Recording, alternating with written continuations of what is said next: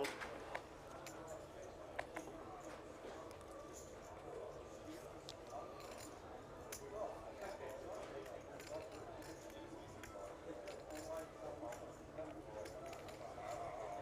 Fold, fold.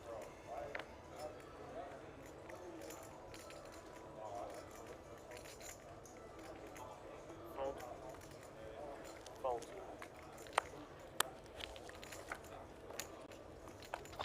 Seven straight.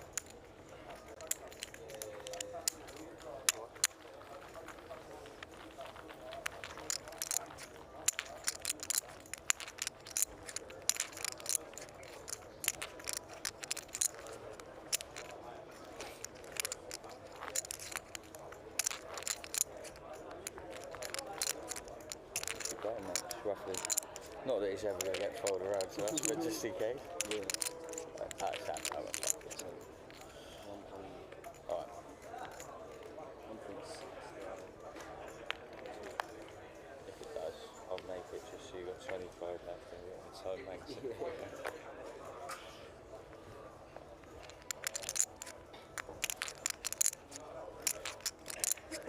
a jump on that one. I think there's a jump after 1 out. There's a jump after 1 out. 6 to 7. 800k. Fold. Just helping us out.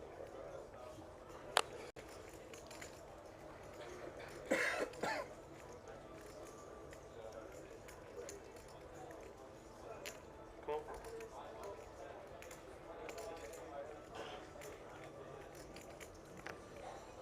Fold.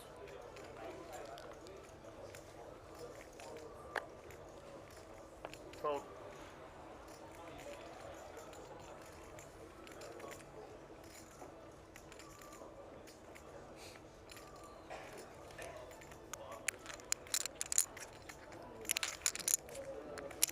Play all in. Do that one.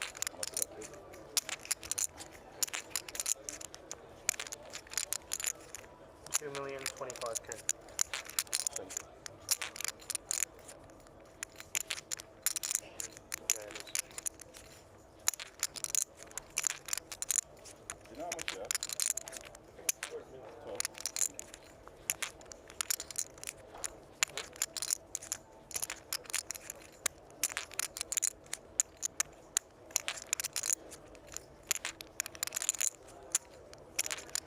5. Cool. All in on a call. Good luck, boys. Keep them face down now, those. 2,025,000. Flat. What? Not for you. I mean, if you're flat, you've just got to see a 3, right? Now I've got 5 bits. Well, it's fine. A lot of time he does his just as they time. Yeah, yeah. And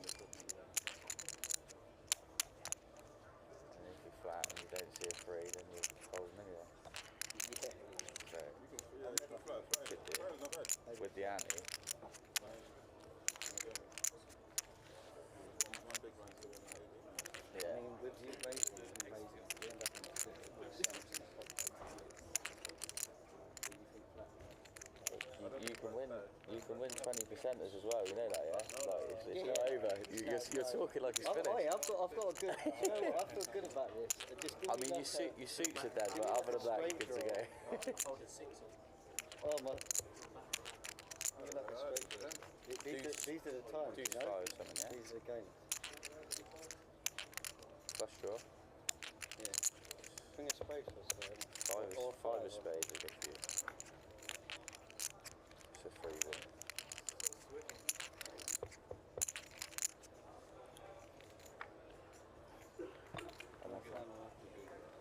Wasn't bad. Tell you what, I'm going to have to concentrate these cards.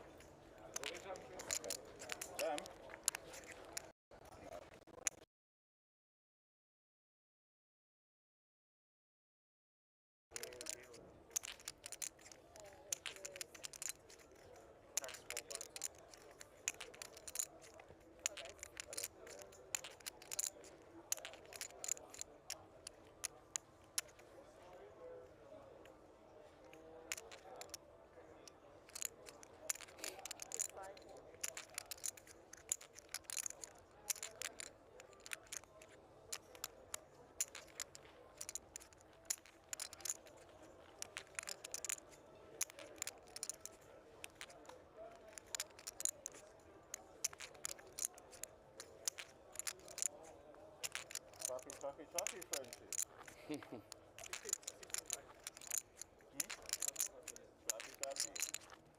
Okay, spot to do. Yeah, that was a good spot.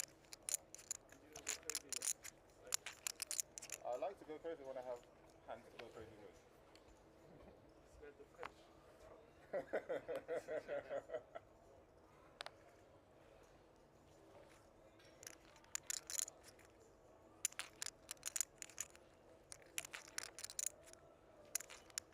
Race?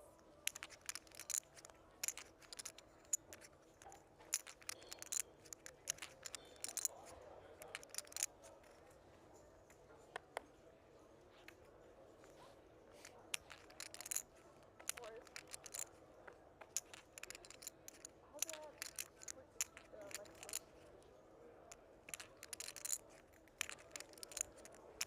microphone? Style is 7.7. Thank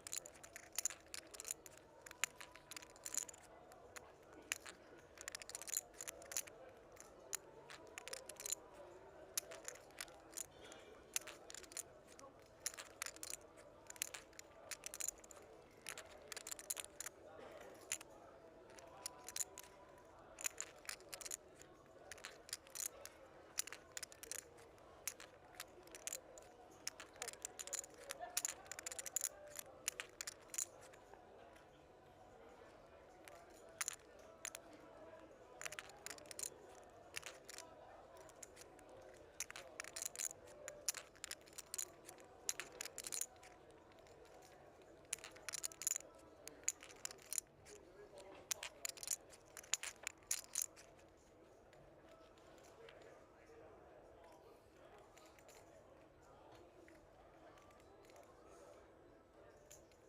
That's 525,000.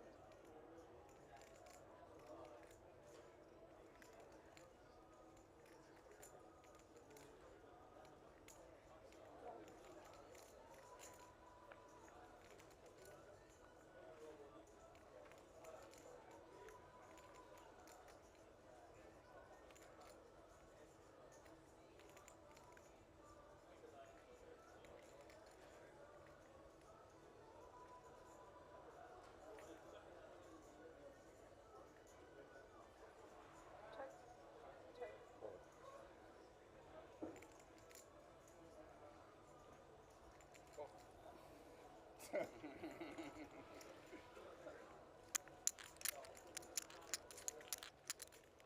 Check. Yeah, okay. Reasonable. How'd you call the turn, you fucking fish, man?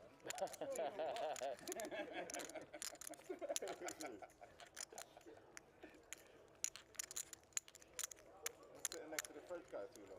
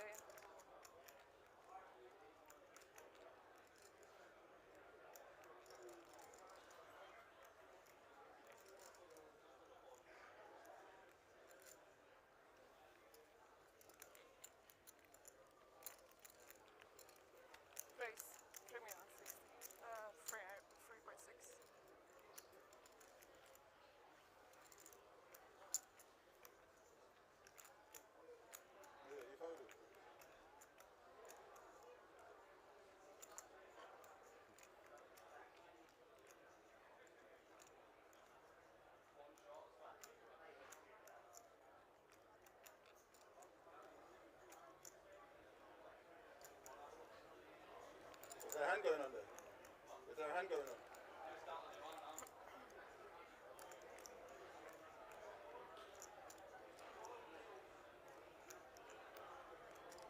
Five seconds. Hold in. Call. Showdown. No run out. What? No run out. Let's chop it. Okay. You're not I gonna. said no run out. No run out. We don't want to run out. What do you mean no showdown? We don't want to run out. Let's chop it. Next time. Really? I don't know. What is it? Because he said something and. Oh, no deal. Oh my god. Because he also saying no deal. And what do you want me to do? I didn't. Okay. I almost finished the hand. Could you tell me no deal? And they told me. I almost chopped it, guys.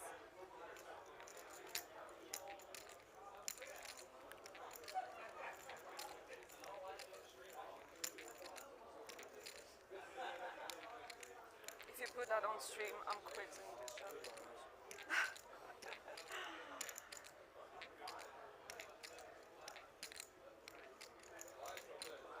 Yeah, good to go. Okay. Oh.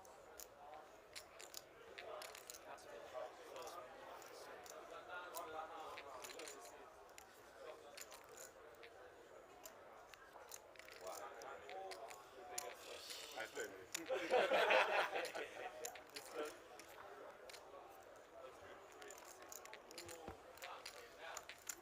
Take care of us back.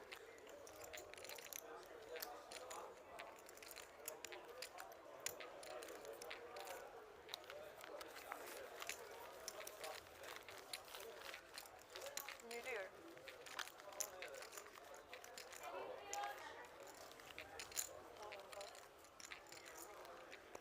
Good luck, guys.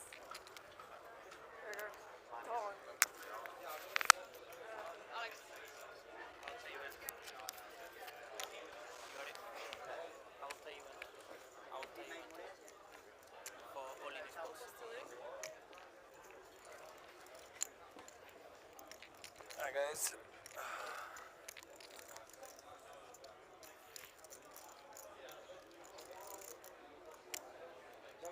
When you got enough time? Was he got enough time? Yeah, I'll pick one.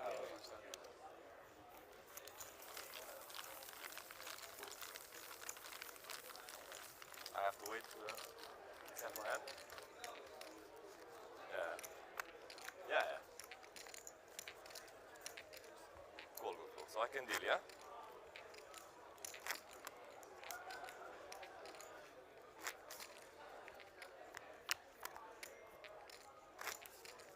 Michael, can I deal this hand? Cool. Yeah, cool. Yeah.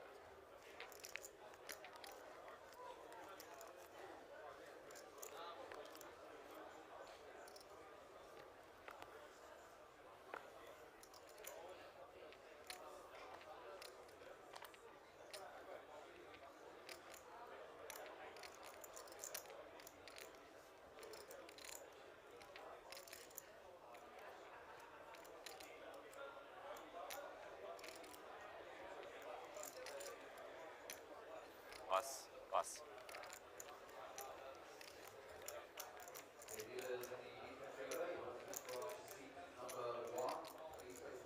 Raise 8, pass.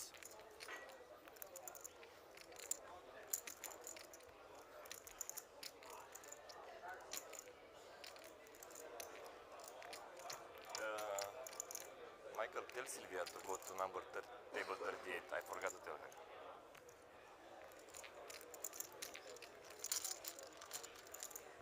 Heads up. It's a call and heads up, yeah. Oh.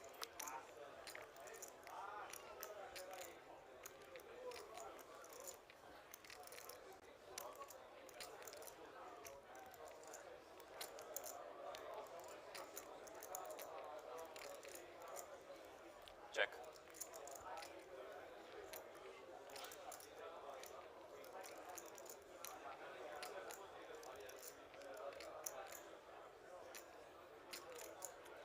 500.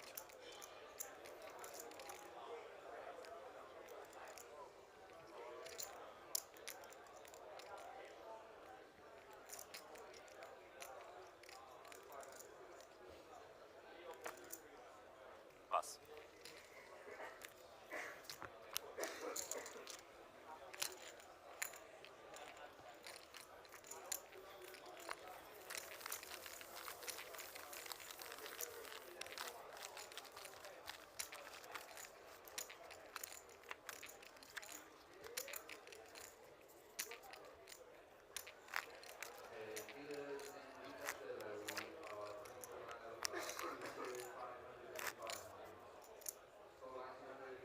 Big blind.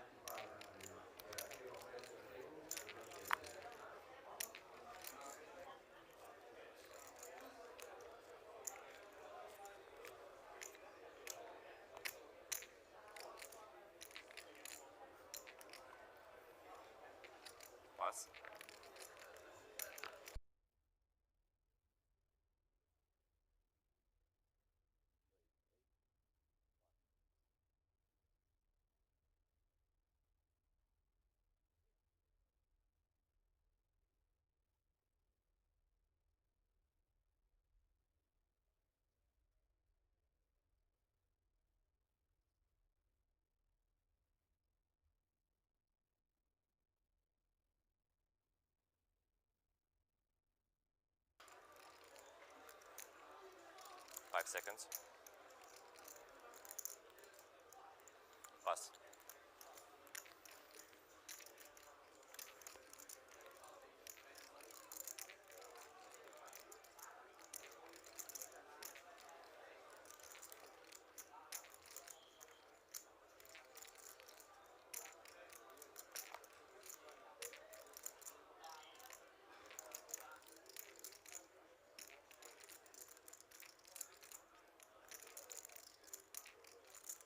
Seconds, pass.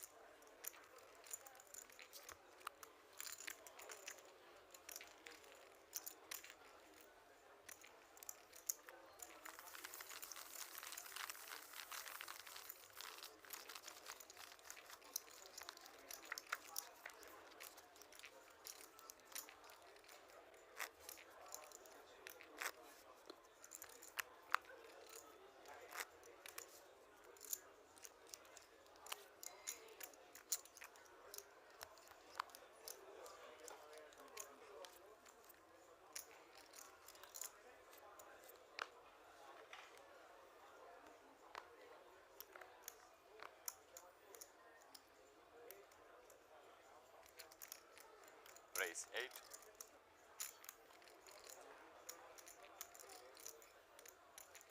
Call.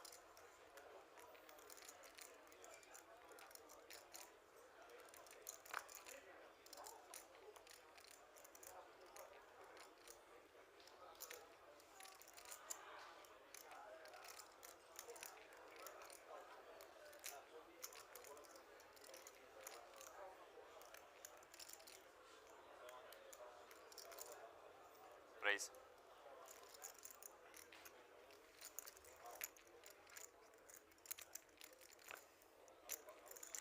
7,500,000.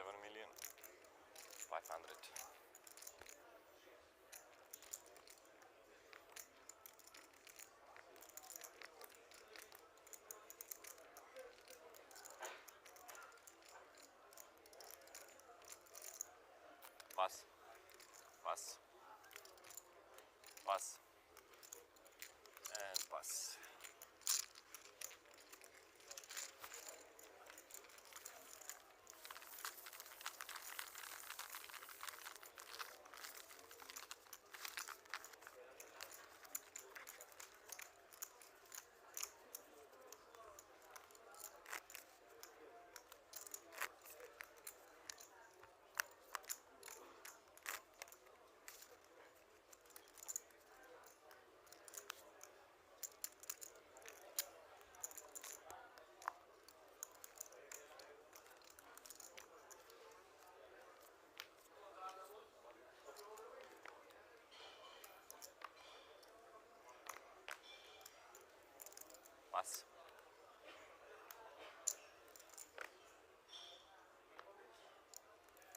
Pass. Feel free to take your time, boys. You're going to be one there.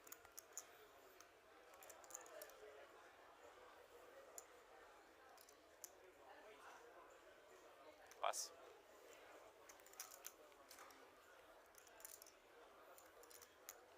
Raise.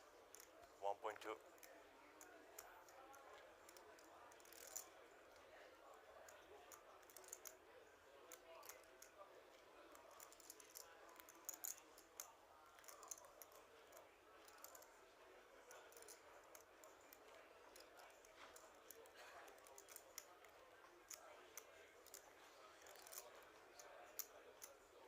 Five seconds. Call. Heads up.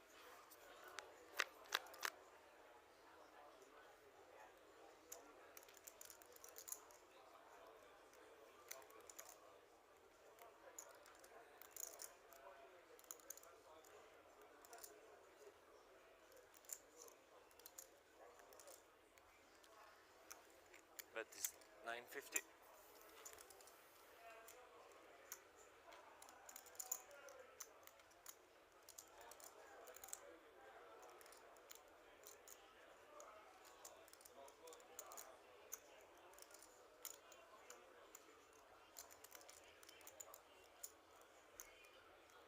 Call.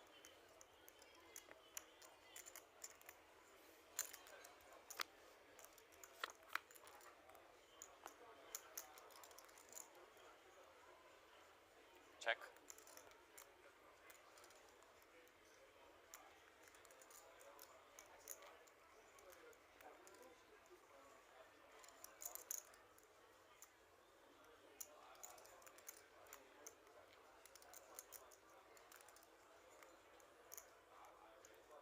Check.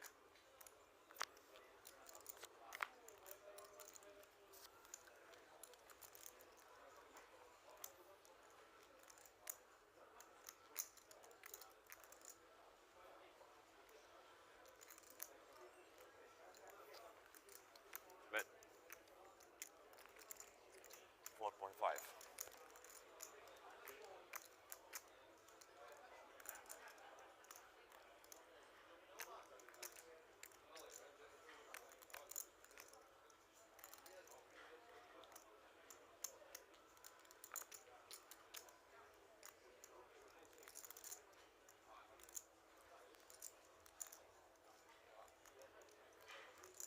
Five seconds. Pass.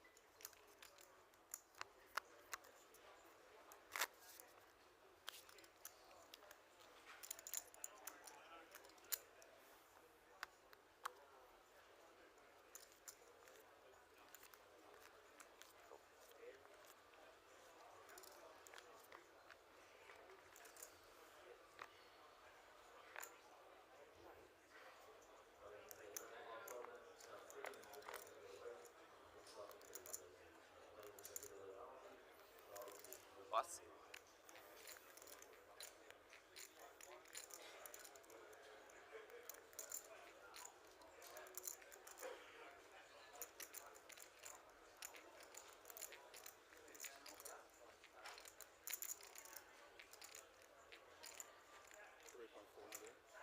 Raise 3.4 million.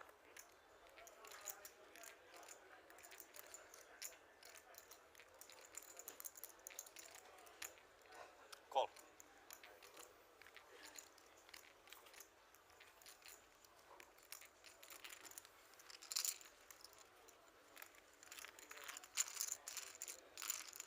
It's a heads up.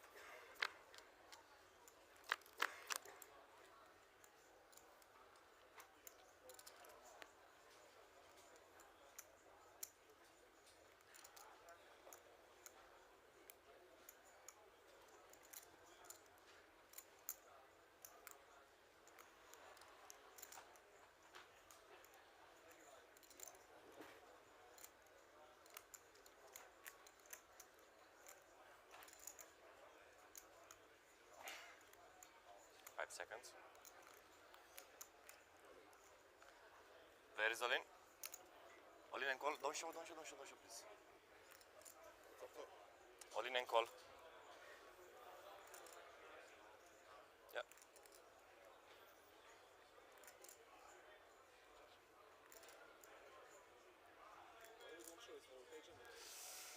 Soft bubble for final tip, but I don't know. They want to keep the face down until the floorman comes. Yeah.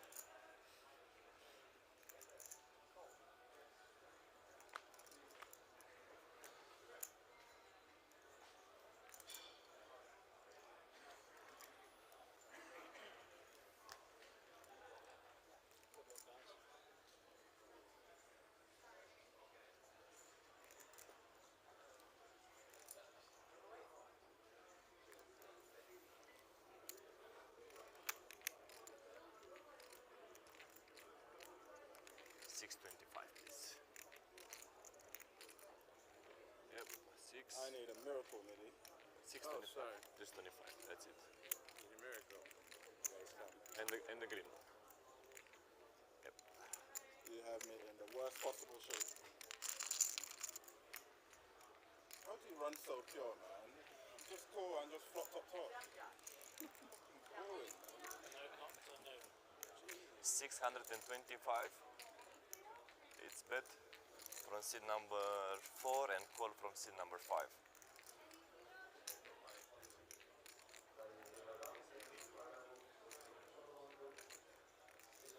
Okay, can I go? Okay, showdown please.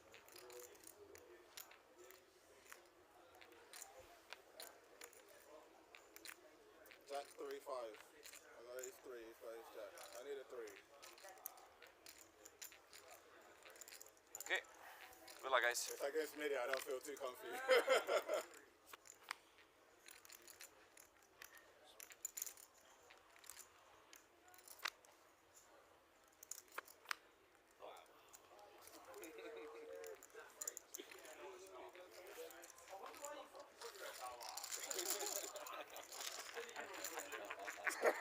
Fucking like, you can lose one, Find a 3, I needed a miracle. Stupid game. Whoever's watching this, where's the cameras? This is a very stupid game.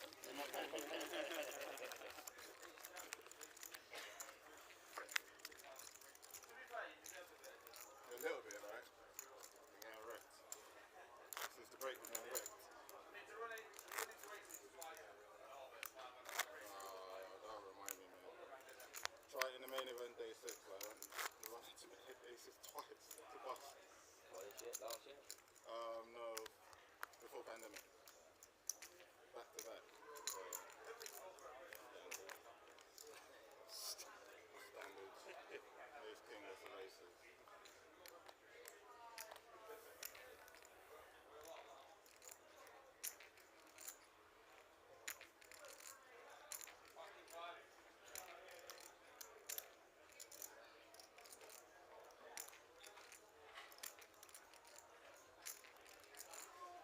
Pass.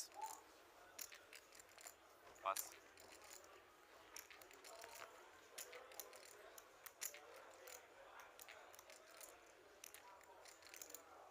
Raise 8. Pass.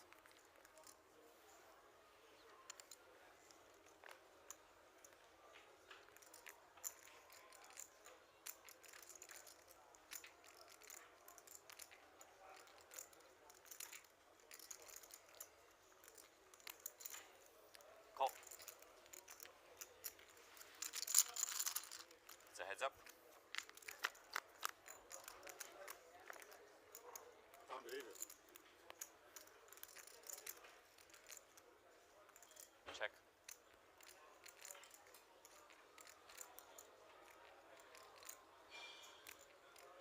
Bet is 4.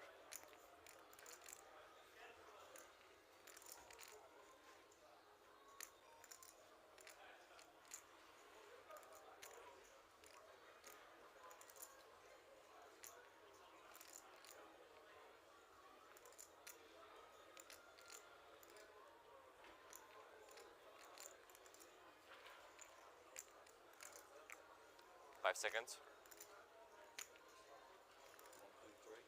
Raise 1.3.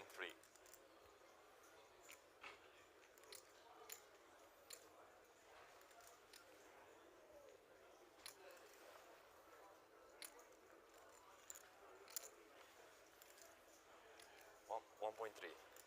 Raise.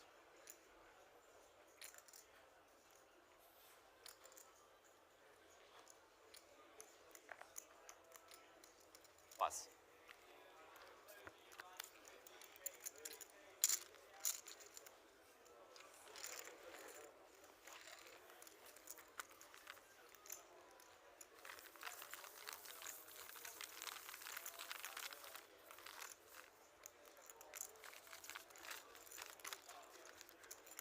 $6.25. Yeah.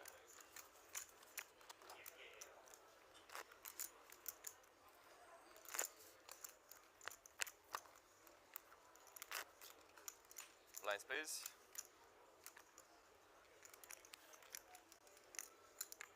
You out, Mikey. Mark, you out. You out.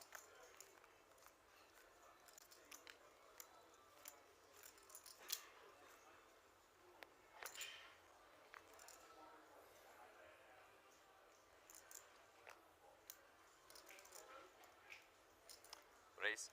8. Pass. Pass.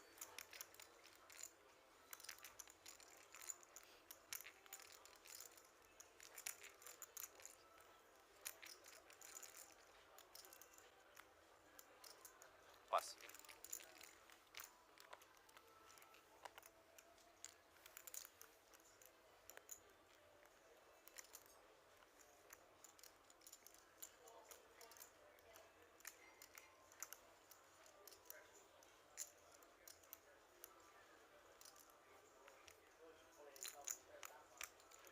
Call it. So heads up.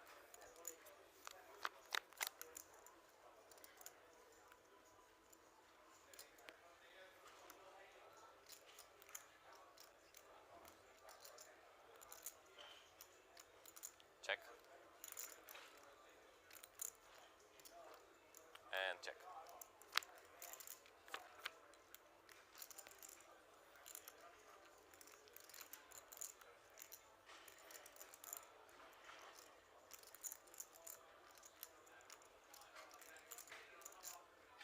Check. And check.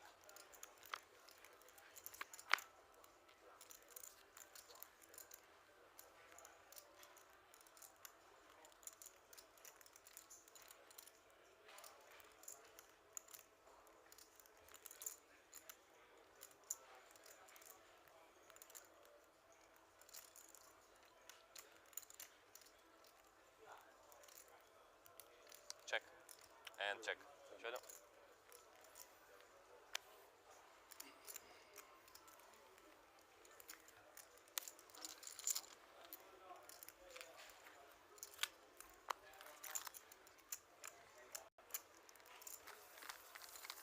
You know much about outer and what goes back there?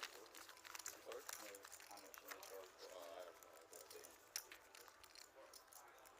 Information would be great. There must be some shots now. Some good average one at least. yeah. You have to look at it, right?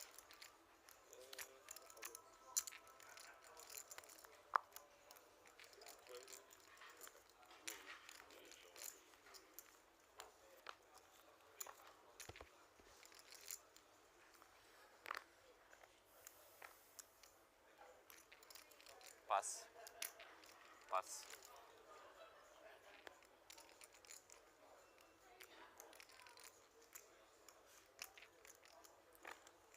Pass.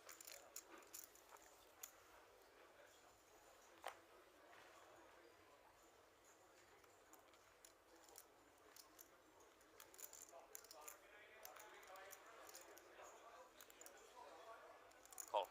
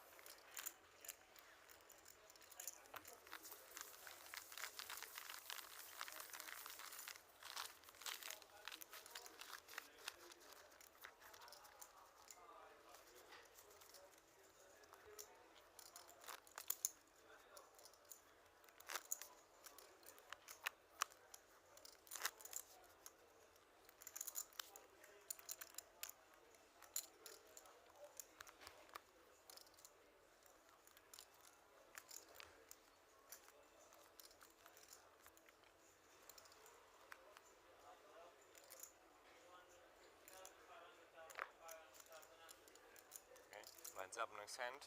Pass.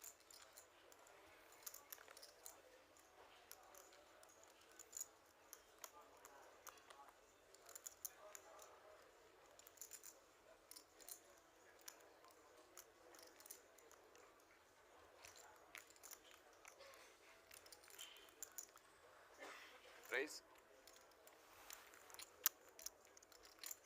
8.25.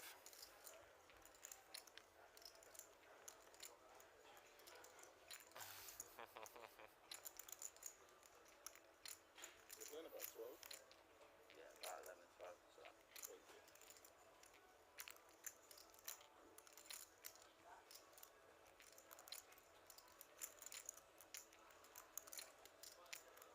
Pass. Pass.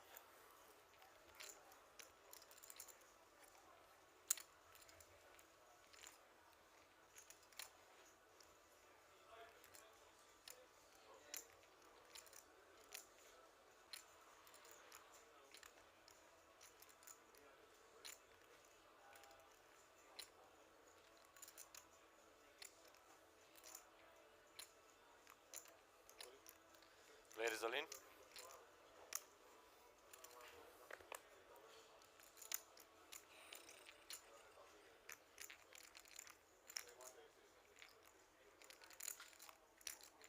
Every song.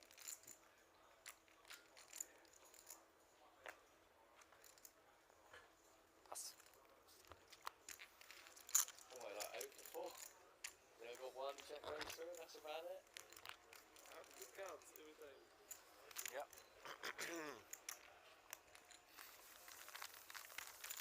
Blinds are up, 250, 500.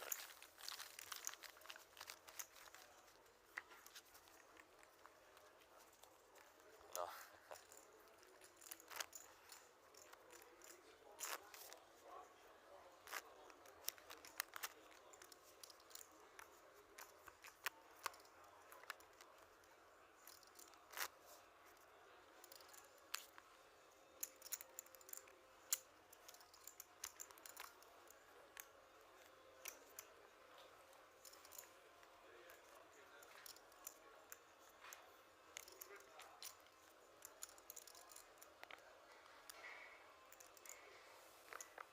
Five.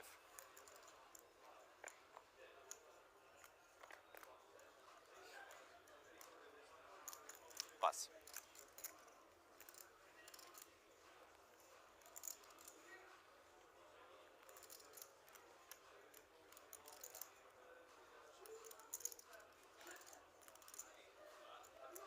Raise to 1 million. Pass. Pass. And call. Heads up.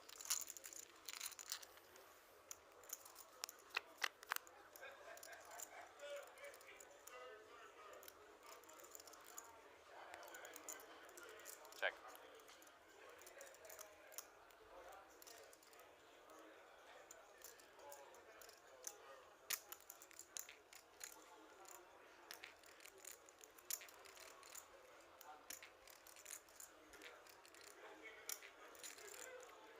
Bet is 500.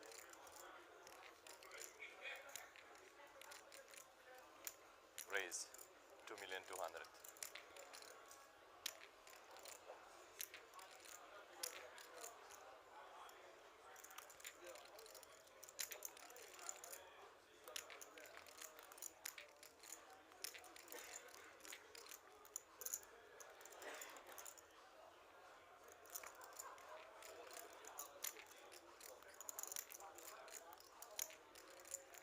Five seconds. Player is all in. All in and call. No showdown, please. Don't showdown. All in and call.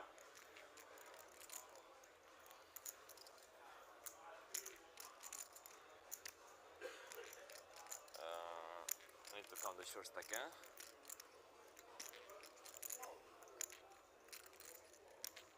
Or 8, 9.5. Set.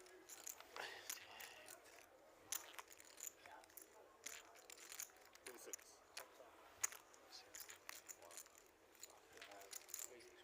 6,450,000.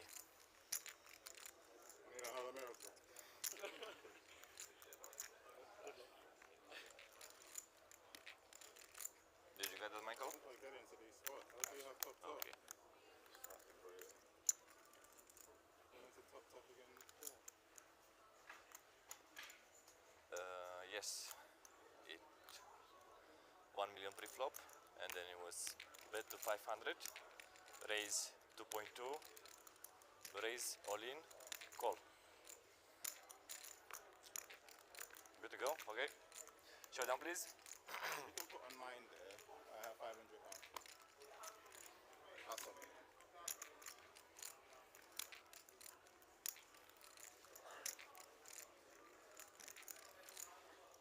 Good luck, mate.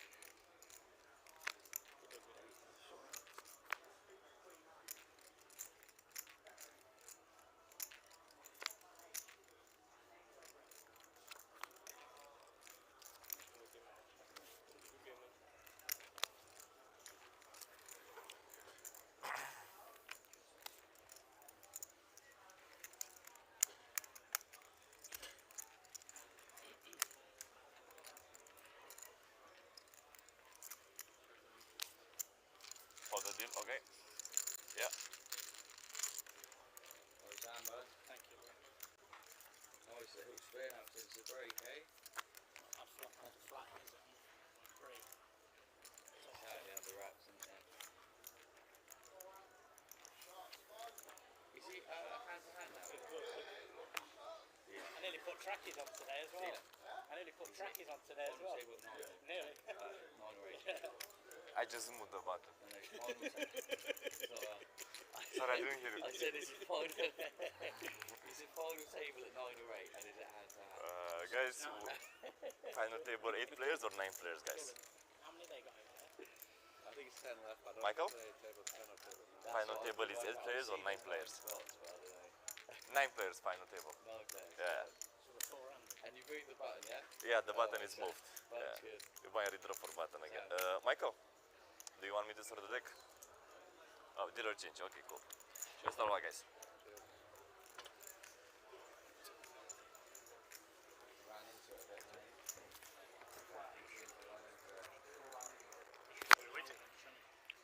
Yes, you have to. Oh yeah, shit, I don't know what I'm saying actually either. I'll tweet on that to you. I'll speak to them too.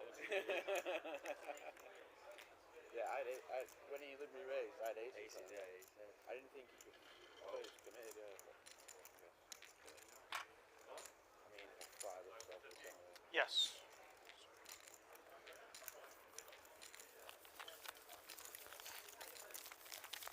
No, you can't go, mate. Not going anywhere.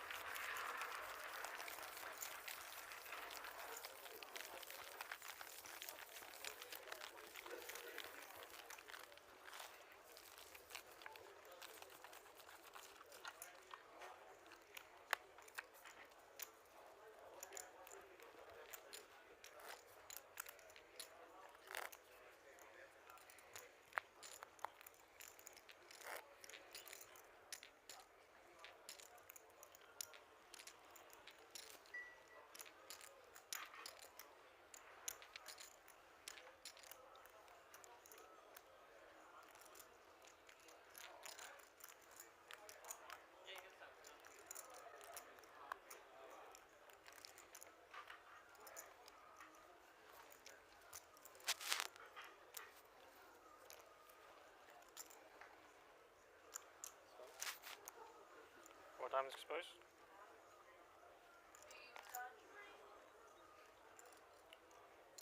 it hand to hand or is it just... Sorry? Is it hand to hand or is it just normal No, they don't normally go hand front. I'll just stay soft hand front like it's meant. Fold, fold.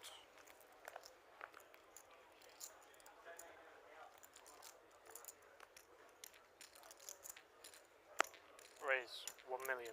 Fold.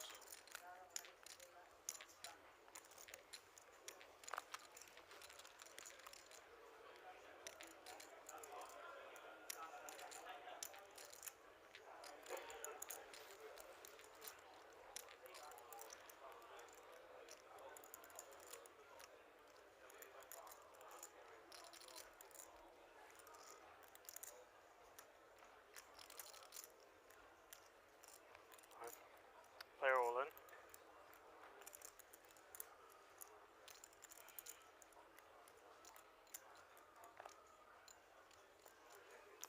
put your cards in the line for me, please? On that line. Yeah.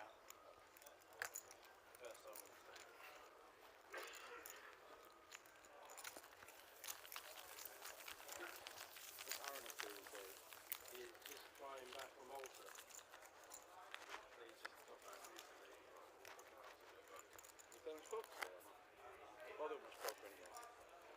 Just cashing basically. He doesn't play much at all. But yeah, he's keeping well. Good. Got a kid now. Is it? I think she's 4. Oh wow.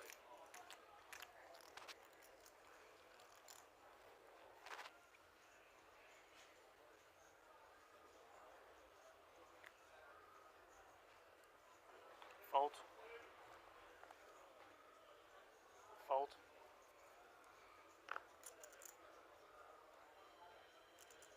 Fold.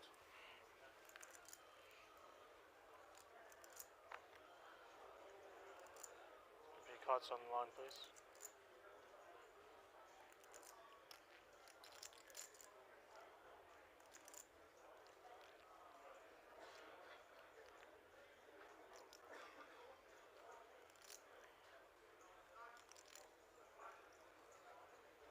Fold.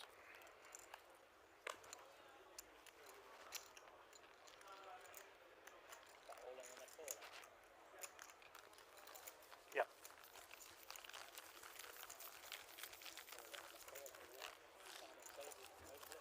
The 7 was funny, probably had a million.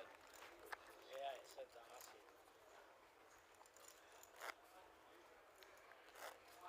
Yeah, we watched the deck. Sorry? We watched the deck. I have, but we are holding.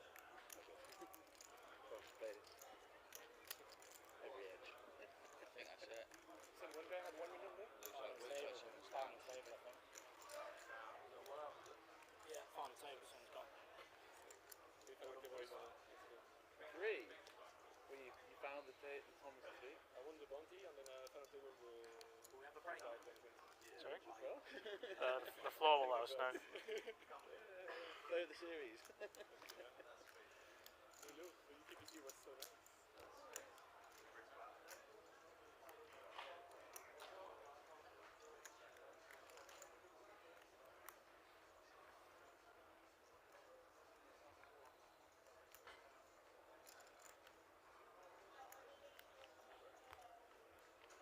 So did you have to leave it there long or just a couple of seconds? No, just a couple of seconds. So, like, if you just leave your cards like on top of the line like that, it should register in a couple of seconds. Like that? Just like that on top of the line.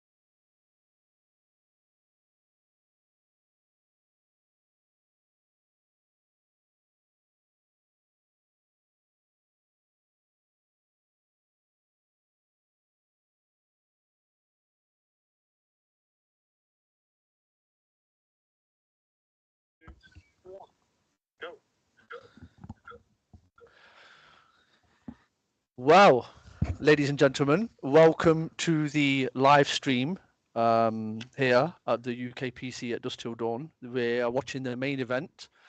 My name is Ali Ayoub. Many of you will have seen me playing on the stream before under the name of Mozart. And I'm joined in the commentary booth by the current Irish Open six-match champion and also the winner of one of the largest fields ever assembled in England of the Grand Prix here at Dusk Till Dawn, Antonius Samuel. Antonius, welcome. Thank you, thank you. I'll let you know when any of those champions walk through the door. No one's here. Yeah, as Ali said, I'm Antonius Samuel, and we are here for the UKPC. It's the final table. We would like to firstly apologise as we are having some issues with the graphics. Basically, you're not going to be able to see the players' cards.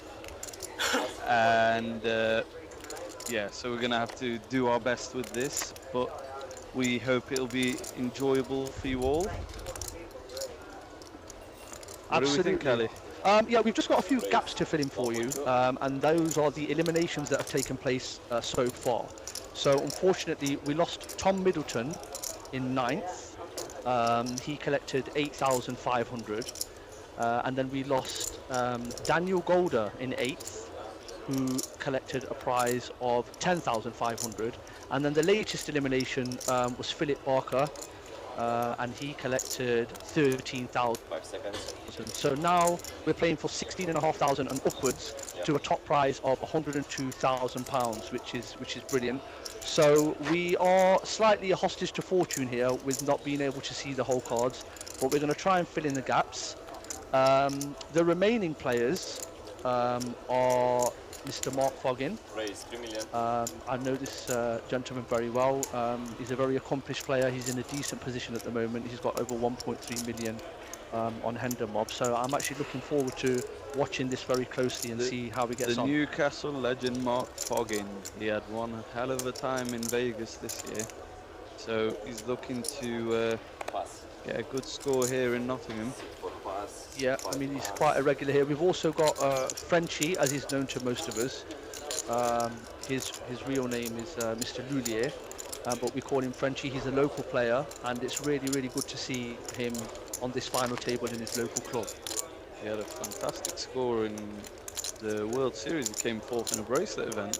Frenchie did. Yeah, we were out there with him. There was a lot of Brits that did well out there, and it's nice to see that he's carried that form forward. There seems to be a pot developing on here at the moment between Sunil, who is got a stack of 13 million. I think he's just taken this one down. You know, this event got 1,258 entries. The smash guaranteed, from what I'm seeing here. Yeah, it's very good to see a turnout this early in the year like that.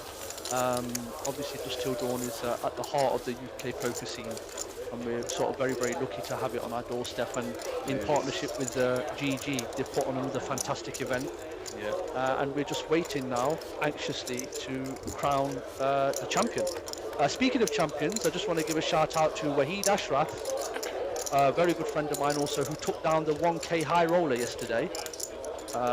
Chopped it with Jack O'Neill, another excellent player. So it was nice to see the good guys getting a result. You know, as it seems, we're getting local legends taking down the tournaments this week, because not only did Wadey win the 1K high roller, Keith Johnson, another local legend, took down the super high roller for £40,000.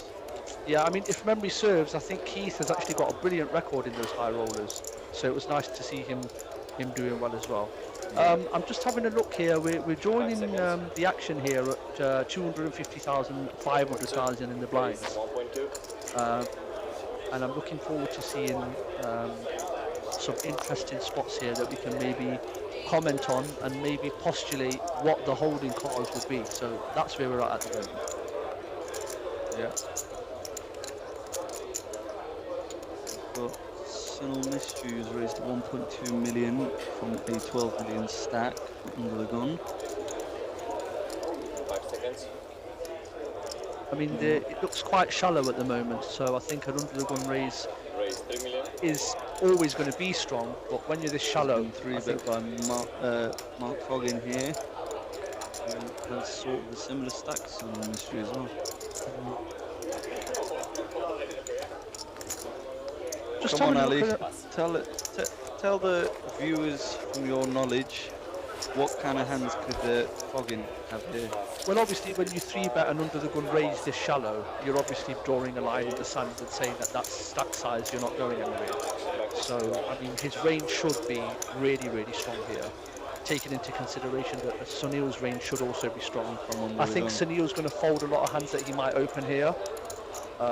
It's put him in a really tough spot, Mark, as we know that Mark's a very capable player, and he can recognise very quickly with the stack sizes that he can put this kind of pressure on Sunil. So, personally, I think unless...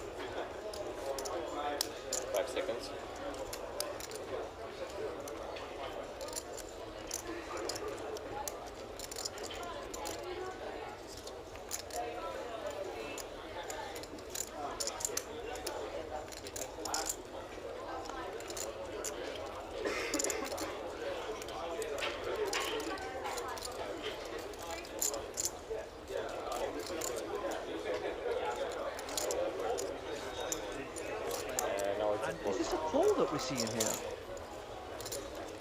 Wow, now this I didn't expect, I must say. This is going to be very interesting now to see what happens post-flop. Sunil having called out of position, and what a texture board we've got here. I think the way the action's gone, I think it's impossible that at least one of the players isn't going to be all in here.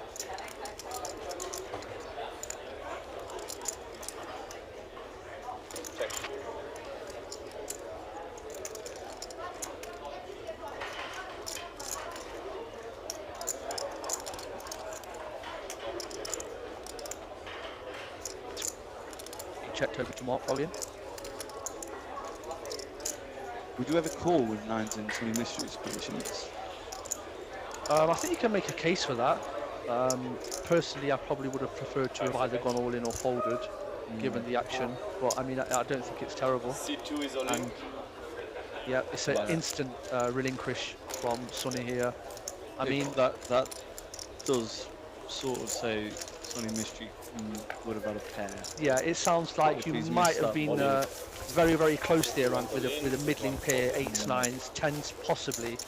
But a nice spot there from Mark Foggin, and he seems to be going in the right direction. I'm just having a look at some of the other players on the table that we don't know as well. Anthony Brown, this Sunil Mystery, Jack Solomon, and also Yong Fu. So I'm looking forward to seeing how these guys get on. But like I was going to say, another excellent event put on by GG Poker and Dusk Till Dawn. Cracking event. It was so busy here, wasn't it, Ant, over the weekend? Honestly. Pass.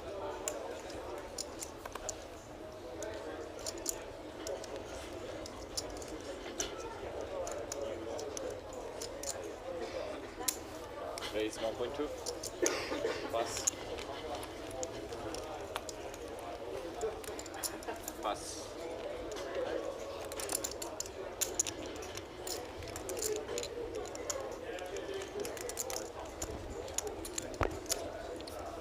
And pass.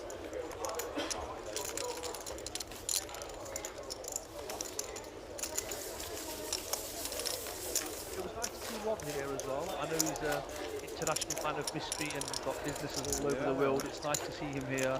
Rob, yeah, glass and ice. Now, cash.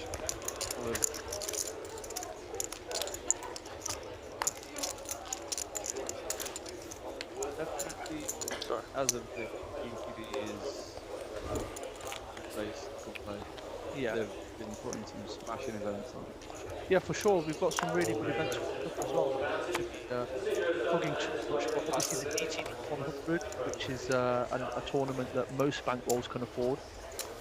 It's a £120 buy-in, and it's and it's a 100k guarantee. I mean, that is excellent value there. It runs monthly. There's one anybody interested in coming down to the club. £120 buy-in for 10k. Yep. Can't go wrong with that. Got a WSOP circuit coming back in March. Yeah, they're always fun. Alright, that last year. So that's the end of March with prestigious 11 ring events. Buying from £170. Wow. Also, I only found out not long ago, when you win a ring event, you get a pass into the tournament champions. Yeah, that's in Vegas, isn't it? Yeah. The main event of that would be another 500k guaranteed. And I believe the full schedule and satellite info should be coming out later this week, so keep your eyes open for that. Absolutely. We wouldn't want to get in as cheap. We've got another multi-way pot brewing here, and Mark, John, and Mr. Young. Check. Stack size is all pretty similar at the moment, with the blinds being so big, every pot is so valuable now. Definitely done well to make it a 3-day.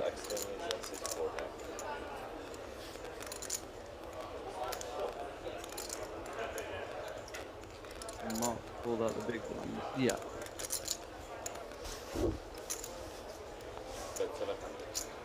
It's checked over to Frenchie. I think he's led out here, 700k. Looks like Pooh Young is just going to flat call this. And Foggin pops out. Heads up.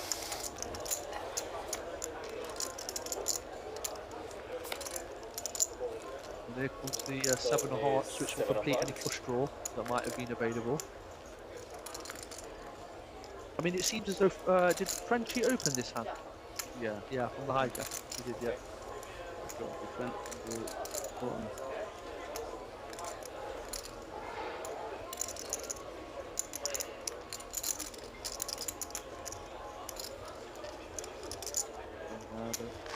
Frenchie's going to slow down on this one.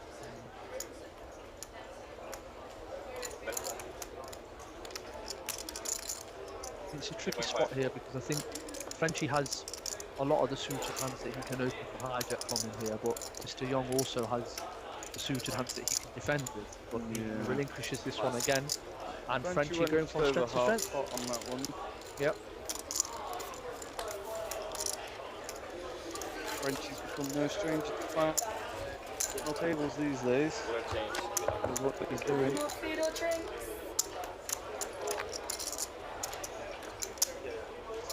I mean, whilst it's a slight lull in play, it has been really good to see so many people at Dusk Till Dawn over the weekend. I mean, I haven't really played much since I came back from Vegas, but this tournament seems to have attracted the creme de la creme, as they say, of the British poker scene.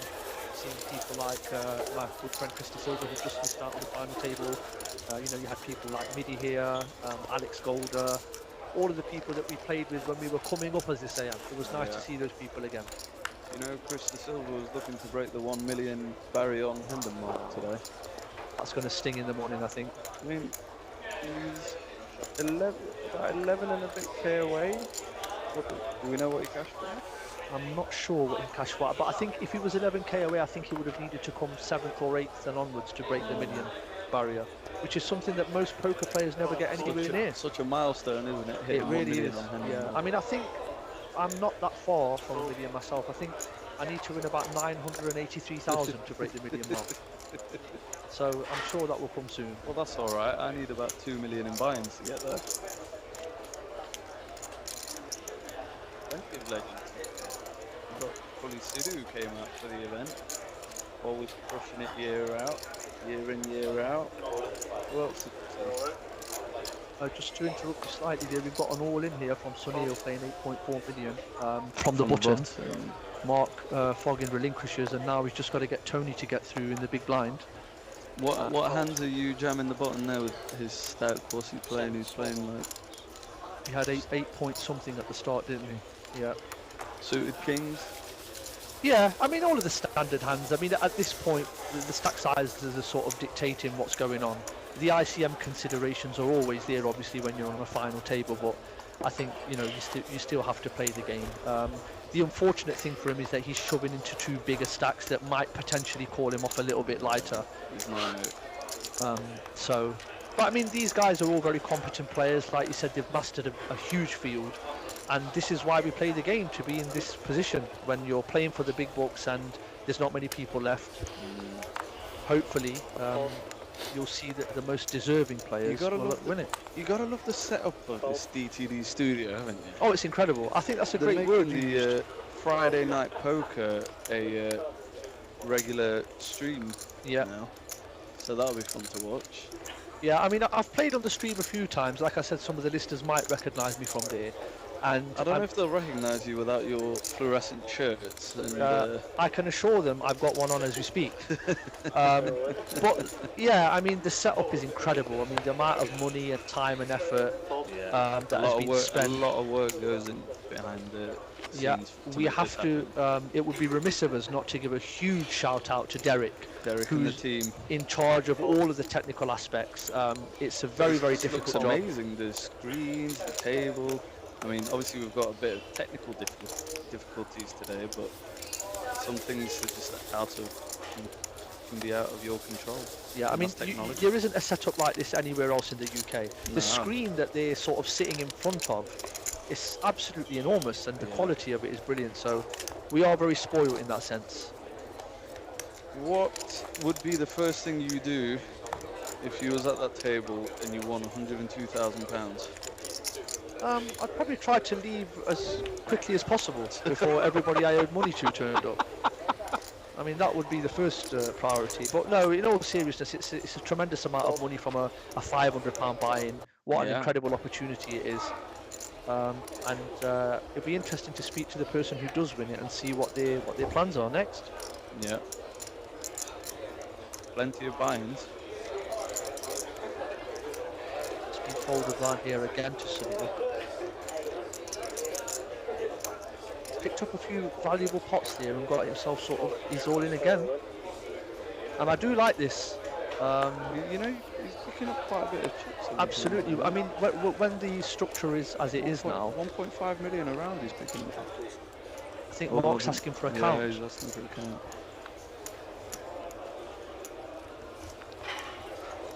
I mean, as a poker player, there really is nothing like this stage of a tournament, is there? This is what we all aspire to do.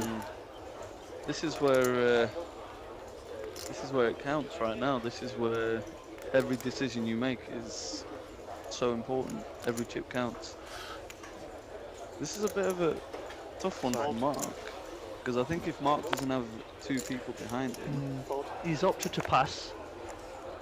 And that's another one, another valuable pot going over to Sunil Mystery. It's going in the right direction. I think momentum's so important as well on these final tables. If you sort of lose a few pots, you can, become a bit despondent. It's very hard to get called off unless they've got the goods in this stage. Because obviously, if you take the hit, if you double Sunny Mystery up, you're now at risk of being eliminated next. I think it looks like Jack Solomon is our chip leader. We haven't seen him in any action at the moment. It may be that he's sort of trying to protect that chip lead at the moment and hoping that some of the smaller stacks clash. Or maybe he just might be carded at the moment. Because we can't see the holdings, it's difficult for us to sort of imagine what's going on there. But it would be interesting to see him play a few hands and see how he's managed to accumulate that stack.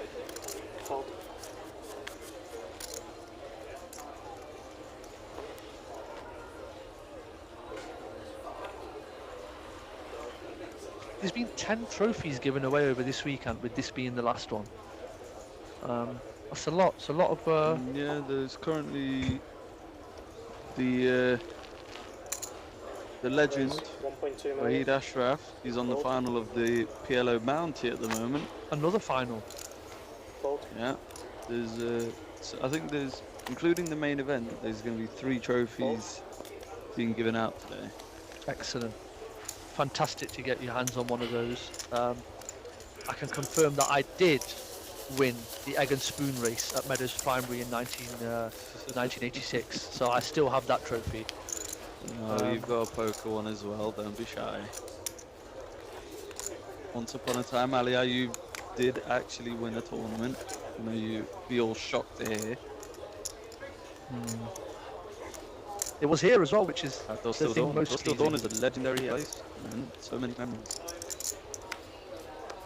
You know, they've got a big event coming up later on this year with a 5k buy-in. Wow. With a $1 million guarantee, I believe. Well, that if this should be juicy. if this Plenty of series is anything to satellites go for by, that.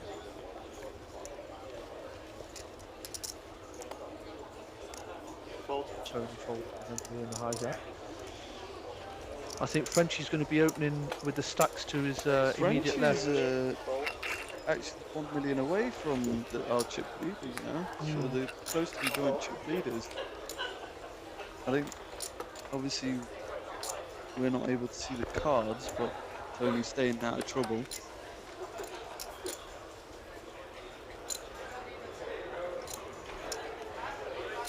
Sunil again. Seems like he's got another decision here from the big blind. Frenchie should be opening quite a few rubles in this position. You know, once the chip leader next to him is folded. Not to overemphasise the point again, I'm sure the listeners will be well educated and know this themselves, but it really is so valuable to just keep picking off these small pots uncontested. It really can change the dynamic straight away. The weaker stacks continue to get weaker, and you just keep solidifying your position. And I think there are a few difficult spots on this table because there are a few really good, competent players who have got proven track records here. So I'm looking forward to seeing some post-flop action actually, and seeing how these guys go about their business on the flops. Picking up these chips for these stacks is, what do you call it? Bad beat insurance. That's chips. right, that's my own term. I think it's a good way of looking at it actually, because the secret to tournament poker obviously is just not to get eliminated. So the more chips that you have, the more you can insure yourself against any bad beats or any positions that you could be put in where you can be eliminated. Well, I'll learn that for next time. It took me 20 years to learn that.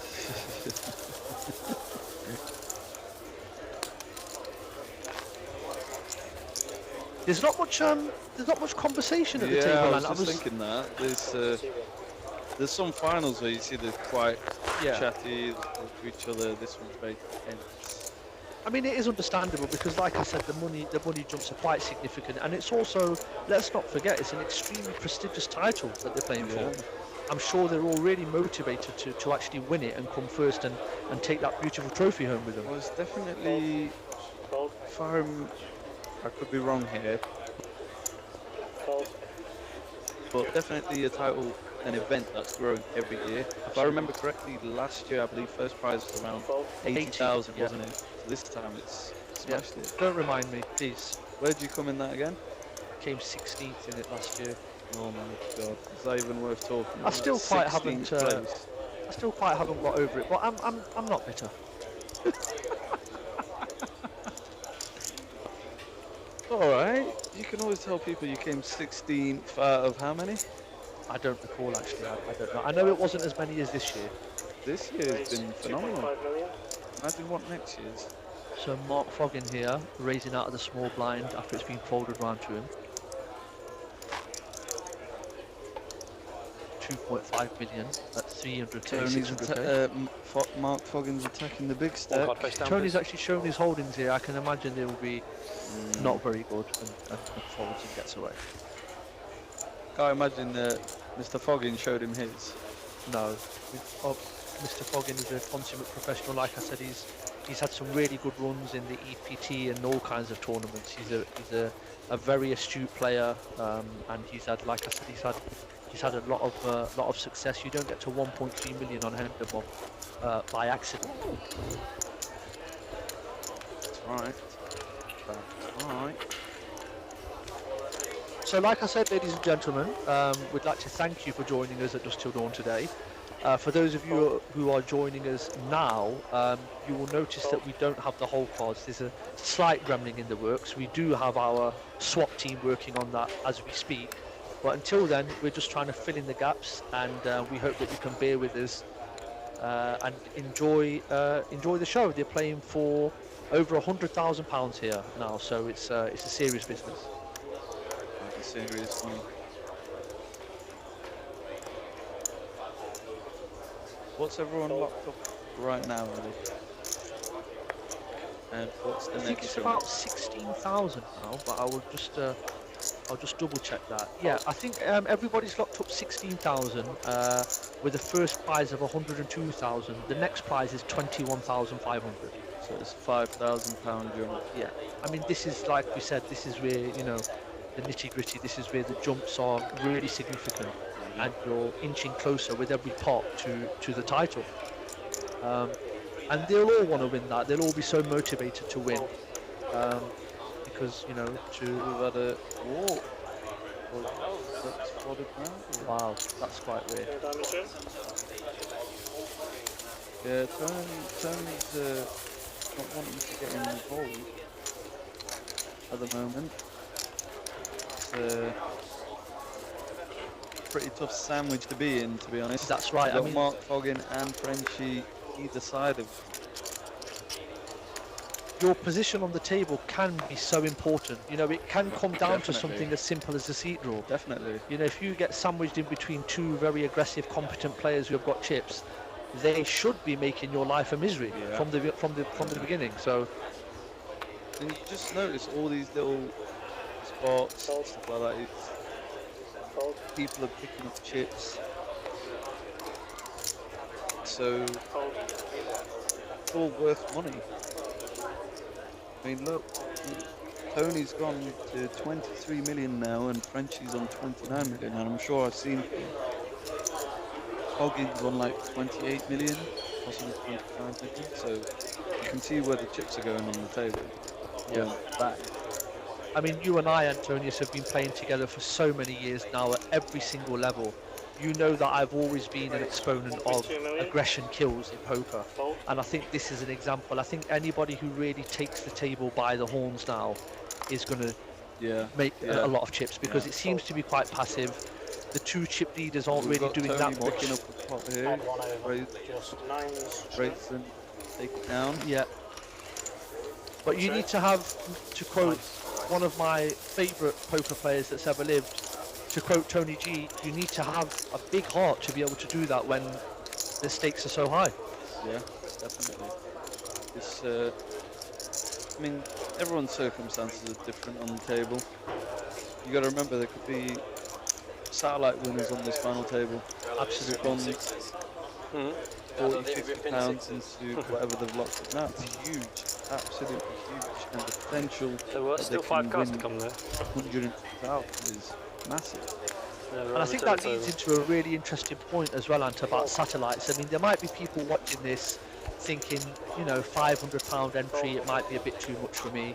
But try the satellites. There's always satellites running on GG, at Dusk Till Dawn, for all kinds of tournaments. So I think that can be a really good entry point for people who are just getting into the game. And even people who are already in the game but just want to consider bankroll management. Play some satellites, you know, try and get in as cheap as possible. How many stories have we heard from people who have won huge on satellite? Absolutely. So many. 1.2 million, fold. Frenchie here opening again on the button.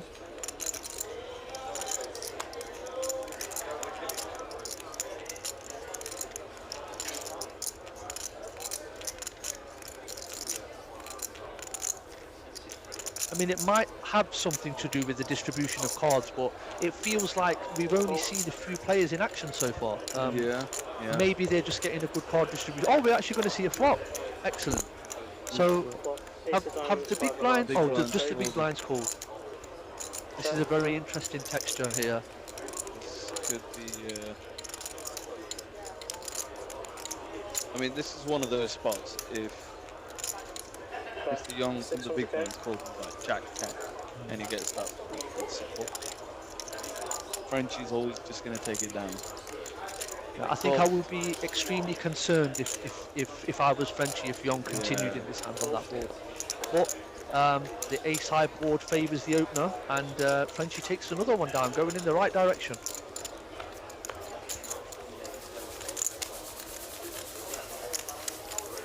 What do you think the next event at Dostildonia, we're going to give the DTP 100 a bash? Yeah, I mean, you can't not do it. Such incredible value. You've got to, haven't you? Like we said before, any tournament that you can put £120 in and potentially even 20,000 is it's definitely something that we'll be playing. You get a £340 PTD series to make the final as well in that. Yeah, added value. Yeah. So the next one is next week, people. Make sure you come spin the 120 into £20,000 potentially. Raise 1.2 million. Another open here.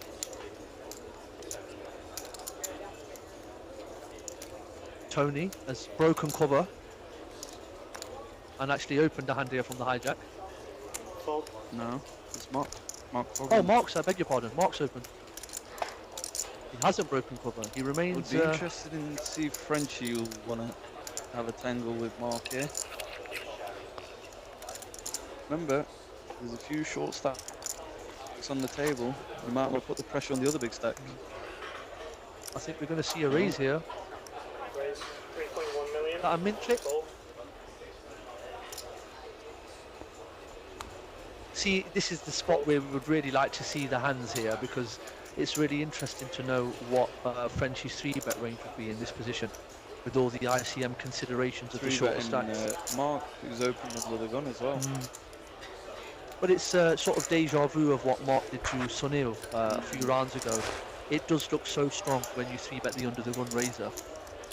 And obviously Mark now will have the ICM considerations with a few short stacks littered around.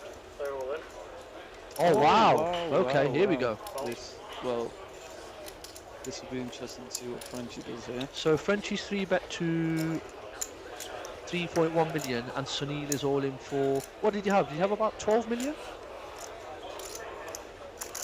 Well, there's not big snap called. It's another 7.5 million to call.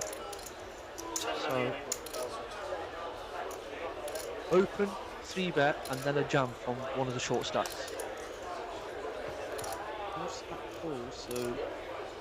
So Neil must be feeling good now. Feeling good about this.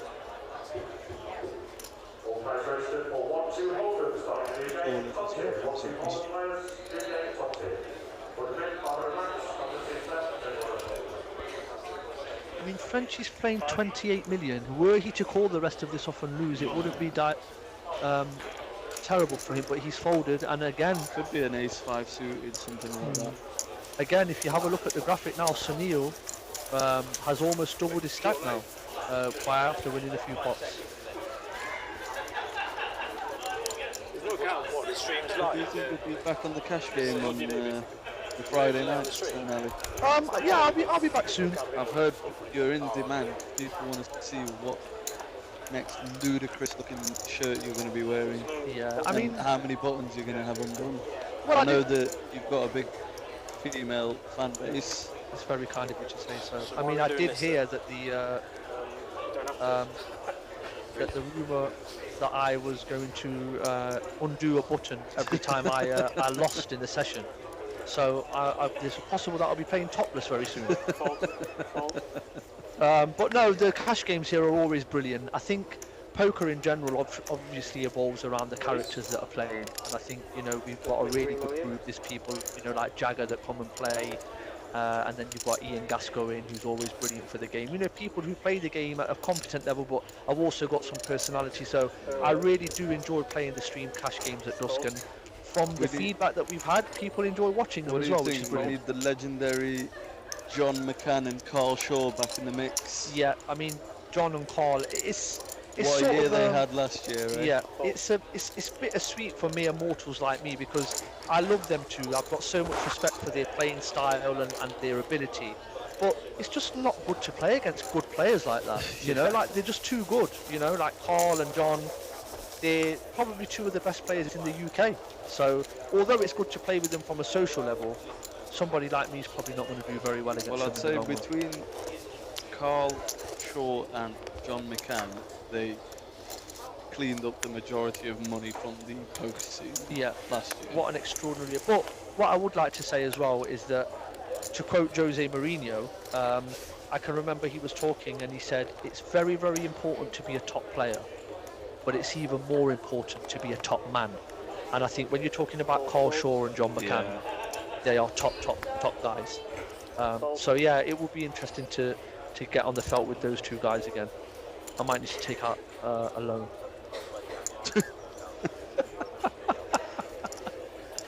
Well, whenever you find one, let me know when they're going. Again, Sunil. Sonny This time Mystery's found some heat. This time opting to open. Now that he's increased his stack significantly, he feels like he doesn't have to just move all in. But it's always good to mix it up regardless. What do you think, Alan? Definitely. I'd love to see what our viewers think. Obviously, because we can't see the graphics of each player's cards. I'd love to see what the viewers think we've got here. Don't worry, viewers. Me and Ali know we're not qualified enough to say what they could possibly have, but we'll give it our best shot. Yeah, we can only try. It's difficult to sort of... We have had a few wins every now and then. Yeah. It's difficult to comment when you can't see the holding cards, and I mean, we did have the choice of just running the stream without any comms, but I thought if the players, if the people, that are watching it, they can't see the cards, at least they can have something to sort of keep them occupied whilst they were watching it. So we're going to just do our best. And then Mark is putting on the pressure.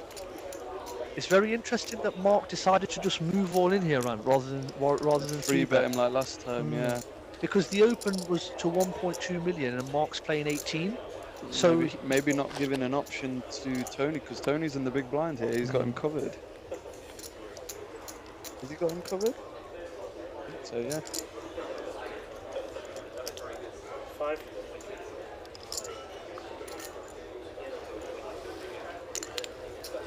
Big blind's out the way. Foggin's really turning up the heat here on Sonny Mystery. Again, and no snap call, but it is for his tournament live.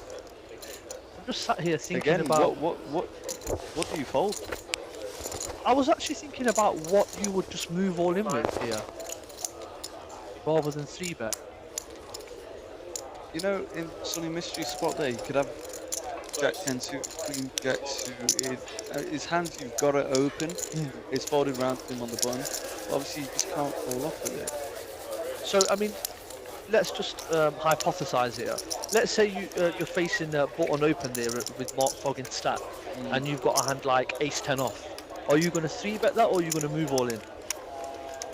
I mean, obviously it's well ahead of his button opening range, but what sort of route would you decide to do? And talk me through it, like the reason for your choice.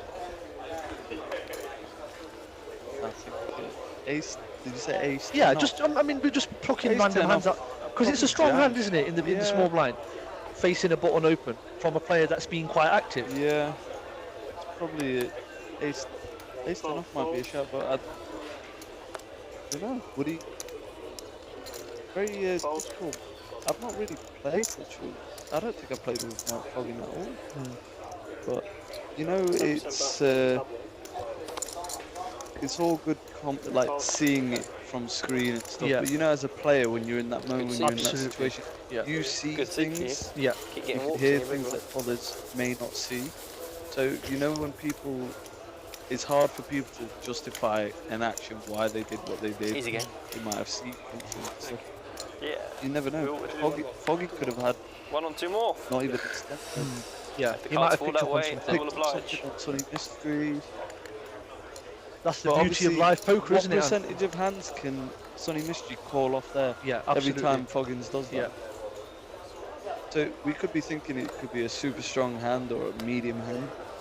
Call. Foggin's a very capable player at turning up the heat. He doesn't take his foot off.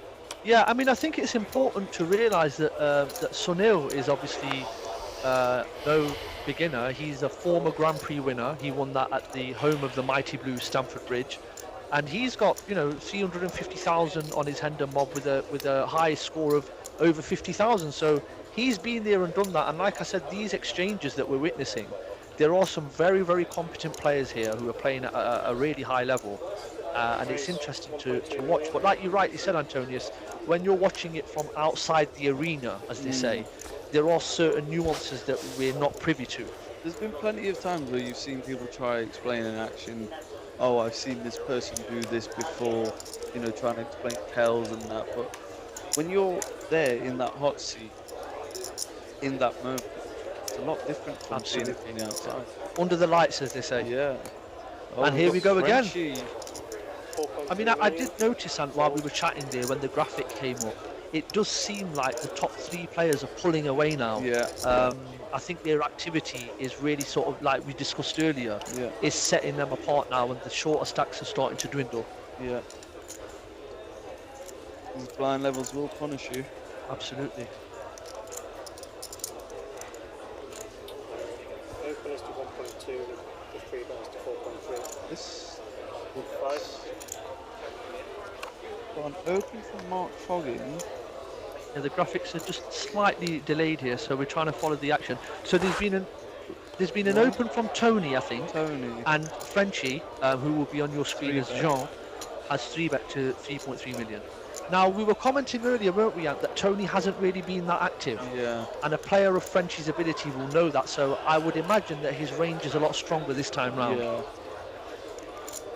5. And it was a very, very valuable pot going over to Frenchie now, who's broken the 30 million chip mark now, and he really is cruising now. Yeah, he is cruising. Here we go, we can see now Mr. Young struggling. Sunil, despite being in and out. Caught some heat, took down a few pots pre-flop, but when you open and fold a few times, you take the hit. I think as well, and it's not a small point, having been there myself, I think sometimes as well, when you do enter this environment of a feature table with a setup like this under the lights that's being streamed, I have noticed myself that it can have a derogatory effect on some players, because they seize up slightly because they don't want to be seen to be doing anything wrong on TV, to coin a phrase. That's the beautiful thing that I do love about myself. When you say, when you're regarded as a donkey, you've got nothing to worry about. You've got nothing to worry about. You can live up to your expectations. So you could just play as free as you want. But I have seen that beforehand, haven't you? Like people who have a certain style, they tend to seize up slightly, and that's all part of being quote unquote a top player, because it's not just your technical ability. Like you mentioned before, it's your ability to pick up on reads. It's your ability to play under the lights and play under pressure when you know you're going to be scrutinised. I'd be very curious, if the players are aware that we cannot see their whole cards. Do you think it'd be? I think there'd be possibly maybe different players. Yeah. I mean, there are some people that just won't affect. Because you've got players who don't want to do things to make show people that they do something wrong in that. But then it's also the other side. We've got people who want to flex on the table because they're on the street. Absolutely, yeah. I have noticed that it's definitely not a small point. It does have an effect when you're playing live stream games. Psychologically, it does affect some people for sure. Mr. Young now, who's one of the smaller stacks on the small blind. Is he just completing here? Yep, I think he's just completed. Curious if the Sunny Mystery lets. I would be quite wary from what I've seen. I would be quite wary of this complete by Mr. Young. Nice check. And I think rightly he's probably checked behind here. I think he might check his entire range here, Sunil. Maybe set a trap. Queen of Hearts, 4 of Clubs, 8 of Diamonds. It's quite a dry board.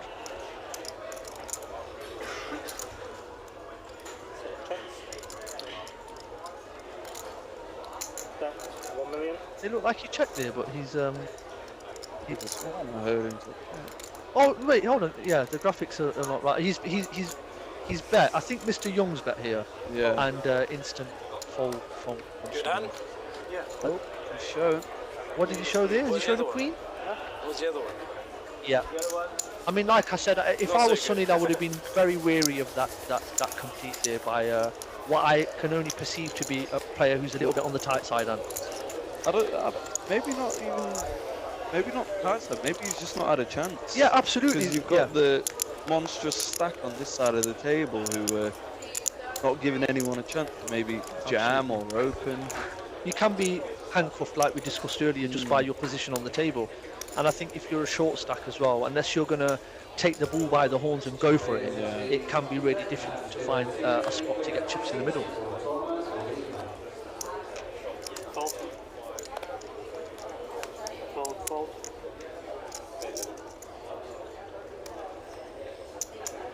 So it seems we had 3 eliminations quite quickly, Anne, and it Yeah. seems to slow down a little bit now.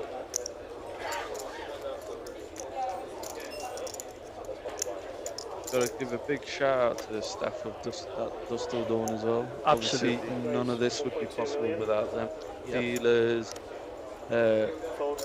waitresses, people down the bar, people behind the scenes, marketing people. Big shout out to GG. Yeah, I mean, that's one of the things that I was thinking about. Qualified quite a lot of players. Yeah.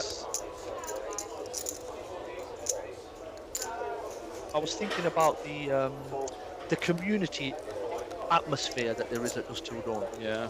I mean, obviously it's been open for about 17 years now. There's still a lot of regulars here that come and play, and there's always new faces mixed into that. And like you rightly mentioned, the staff, they make it a very accommodating atmosphere. As soon as you walk in, you see Maria straight away at the reception, who's been here from day one.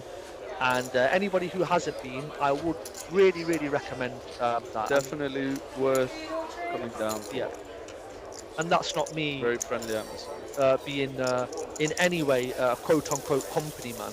That's just me being completely honest and saying that it is one of the better places, definitely in the UK, to come and play poker, for sure. There's some good screens on the roulette. Yeah.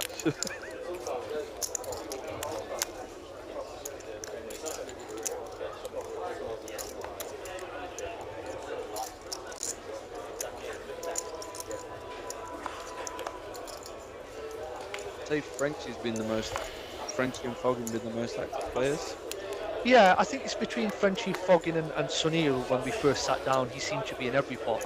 But as we've mentioned, because we can't see the cards, they may have just been favoured by distribution. Yeah. We actually don't know that yet.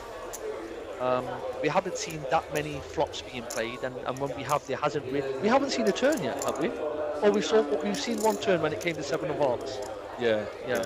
So it goes to show you sort of how pre-flop heavy the action is. Yeah, you have to be on top of your game pre-flop wise on this FT.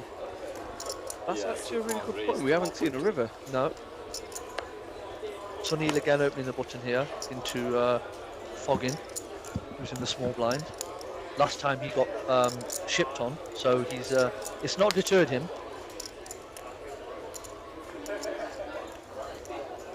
Foggin, who recently got married to his long-term partner, which was lovely to see. I have noticed people who tend to get married in the poker industry tend to run good after they get married. That can't be true. I've had 7 wives. I still can't win a flip. You've got another legend, Stato. Yep, the stat man. Hey? I mean, legend is often a word that's banded around too much. But Stato really is a legend. I didn't really close on myself. Maybe that's where we're going wrong. But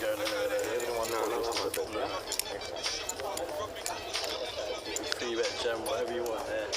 Anyway. Yeah, I still don't do that.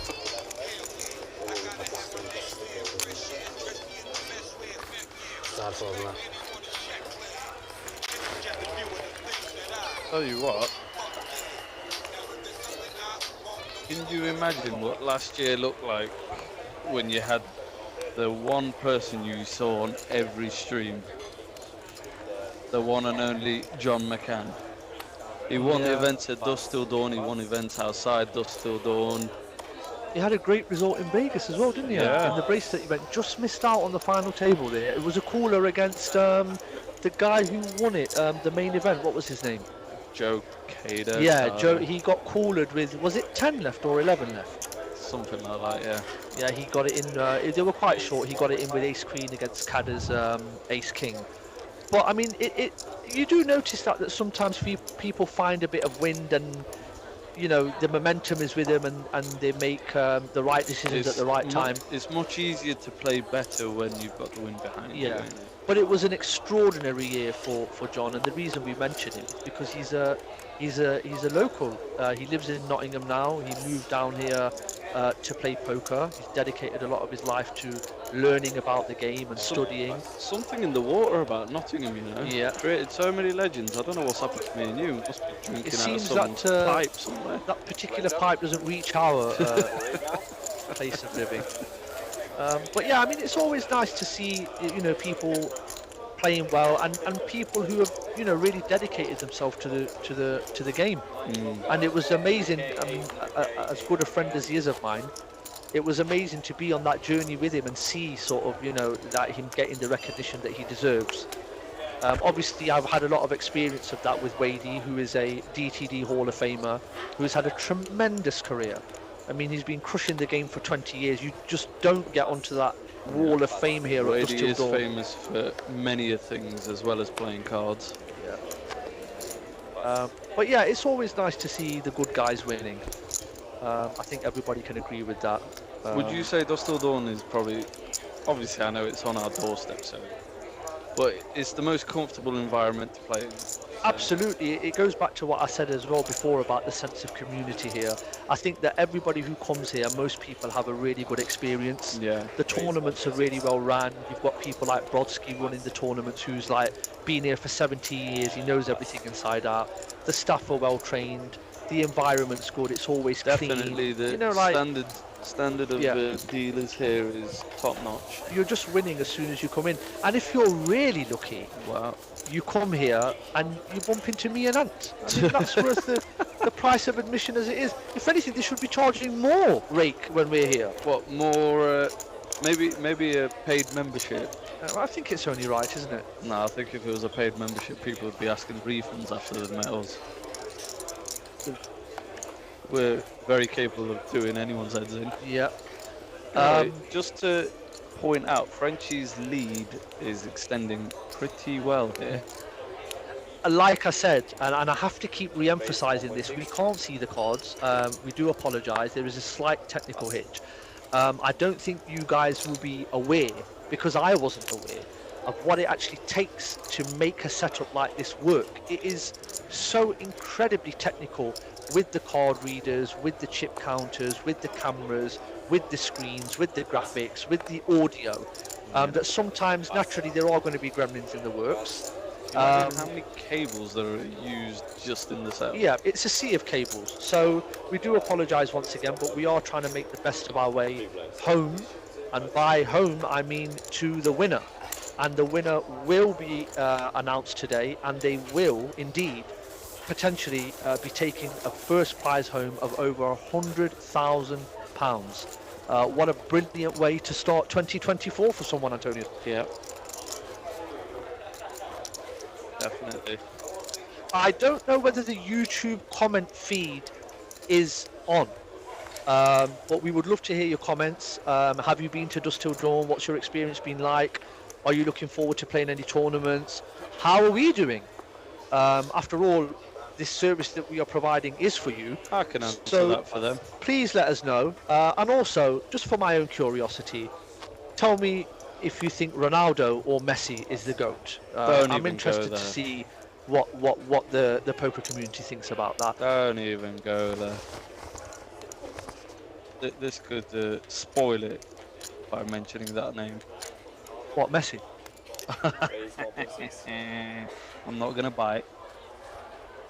Right, so we have an open here. Olympics slightly delayed.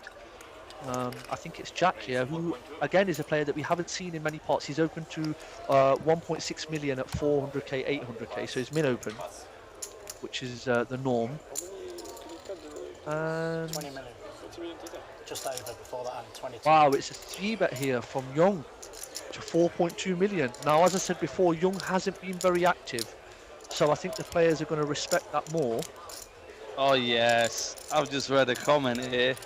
We've got Bradford 999 said Messi, so take that one. We've got another one saying Messi is the GOAT. Well, I Do you mean, want me to show you it? no, I can Because believe you look it, a bit but broken right now. all of those people will be getting barred immediately from Dusk Till Dawn who say Lionel Messi. I think, not to be too unkind, but anybody that says Lionel Messi has to be, at least at some level, intellectually defective. So I'm going to stick with Ronaldo. Here's a good one for you. Ali is so much less annoying in the commentary box than he is at the table. I've told my mother not to comment when I'm working. What is going on here? Well, Mr. John Sibley, you're not wrong, mate. Thank you, Mr. Sibley. We hope you're enjoying the show. We are hoping that there is more action on the felt, because we are trying to fill the airwaves because we can't see the cards. But like we were saying before, there hasn't been much post-flop action here. Honestly, I don't think we've seen a river yet. Connor, the buy-in for this event was £560. Raise 1.6. Yep, it's not bad work if you can get it, Connor. I'm sure you'll agree. Everybody at the moment has locked up 16,500. Declan has said, could we get a shout out to the Skeggy lads supporting Jack Solomon? Yep. Yep. Big shout out to the Skeggy lads. Go on, Skeggy. Go on, Skeggy. I hope you guys are enjoying yourself, whatever you're doing. And who is it they're supporting? Jack Solomon. Jack Solomon. Yeah, I mean, their guy started off as chip currently leader, with didn't he? 21. Oh, he's 3-betting. Yeah, well, ironically, he's in a hand as we speak. I think he'll be glad that Frenchie's out of his way. Yeah, that's a bit of resistance. Aces? Really? No way. Sure. Something else. Give me some good cards. I haven't played on in an hour and a half. You've had aces twice.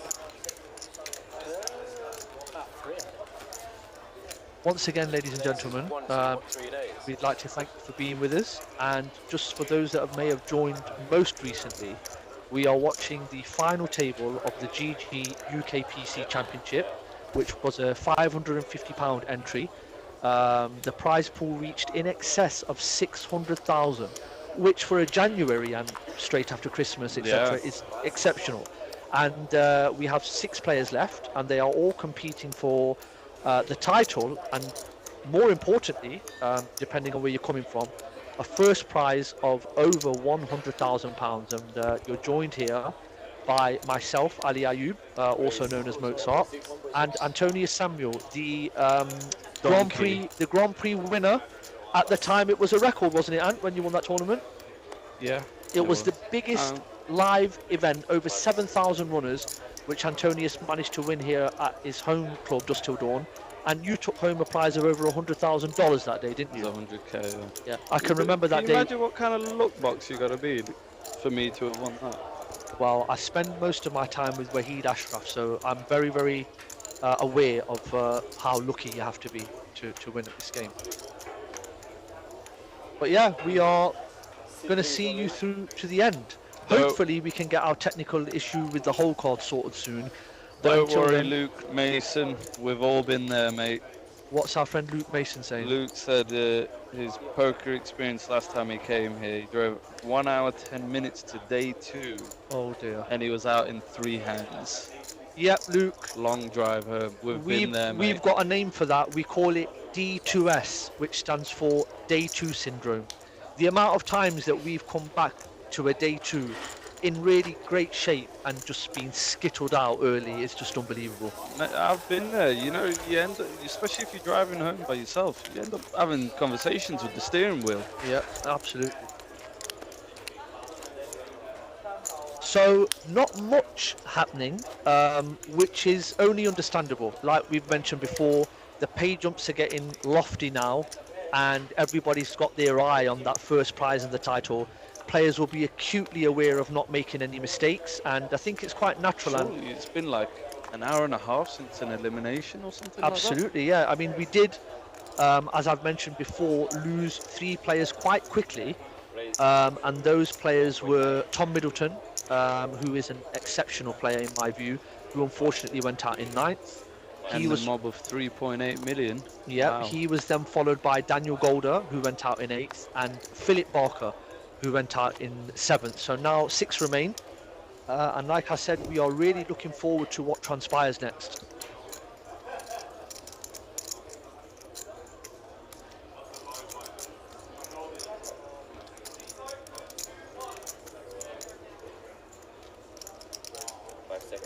Jack's managed to get some back, you know?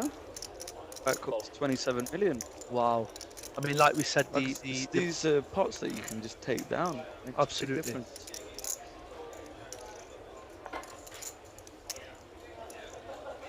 I would like to just take this time to give a special shout out to Aggie, who hasn't been very well. And he's somebody that we've been playing with for a long time. He's a Dusk Till Dawn regular. So I just want to shout out, Aggie, I hope you're okay, mate. I hope everything's going well, and I hope that you're recovering well, mate. Yep. So now we do see a flop, Antonius. Jack versus Mark here. And this was an open under the gun. Mark's actually gone relatively short. What he was, 16 million. Under the gun he's from Jack. What? And a defend from Mark on the button. Would you defend Queen 10 suited on the button? With stack sizes? How much is Mark playing? And Mark was the opener? No, Jack was under the gun. So I'll fold from Mark there. Jack takes another one down. Yep. It's always nice to just raise and take it. When you meet some resistance, it's... When we started on the commentary, maybe you were right about card distribution. He was not much coming from there, but he's been patient and he's starting to find some momentum now. That's the thing with this game, patience. You can be rewarded for it. Absolutely. You know, when you've been card dead for so long, and you see any kind of ace, any kind of king, you tend to get a bit mad with it. I know it's happened to me.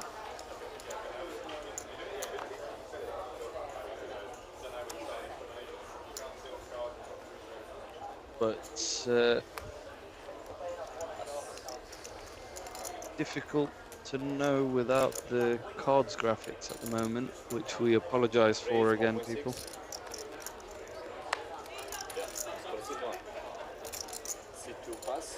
People must have been Wadey winning the high roller last night. The electrics couldn't take it anymore in the building.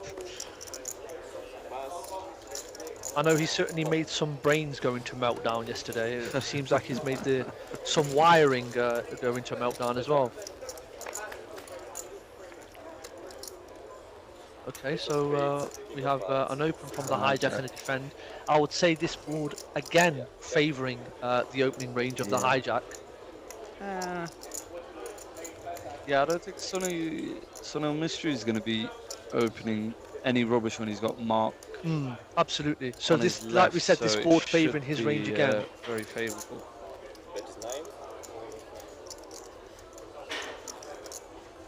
Raise.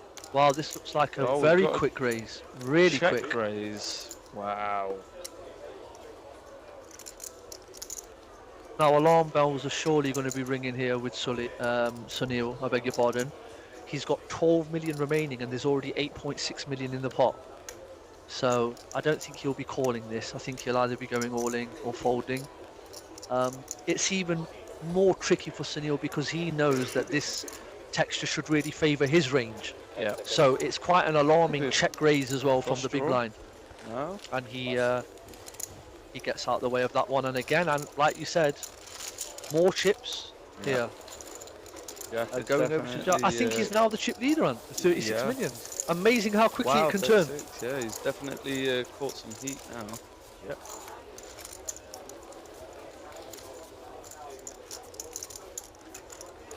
And here we can see And the chip short stacks now. stack is Sonal Mystery with 15 big blinds. I mean, the way the blinds are at the moment, and it can literally take one pot to just elevate you immediately to the summit of the chip If stack. Mystery doubles up, he's on 30 million. Yeah. He's second in chips. Yeah.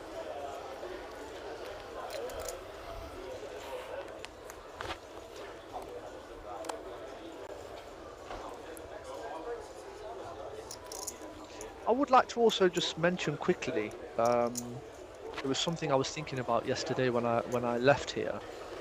Obviously, we have been playing for quite a long time, and I think in the time that we've been playing, it's okay. No, we need to see this. It's Sunil again. I think he's one of the shortest stacks now. Under the gun. I would suggest that if he was to get called here, that he would be in a lot of trouble.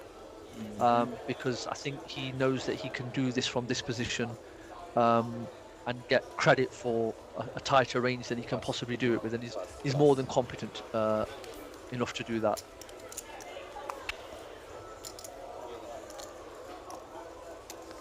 Yeah. And has he taken it down? Yep. Yep, a welcome boost there for Sunil, adding another 2 million chips. So yeah, going back to my point, I was thinking about the amount that the game has evolved in our time compared to maybe when we first started playing. The emphasis on the mental side of the game. Now we've got the introduction of solvers and even the intermediate level is so much better than it was when we were playing. Yeah, the general standard of poker, especially in the UK, is the hardest place in standard-wise to play by far. I would definitely agree with that. Yeah, I mean, having travelled and played throughout Europe, I've also had the good fortune to play in America, the World Series. I would say that the standard in the UK is really high. But the game in general has evolved so much now. We've got crazy.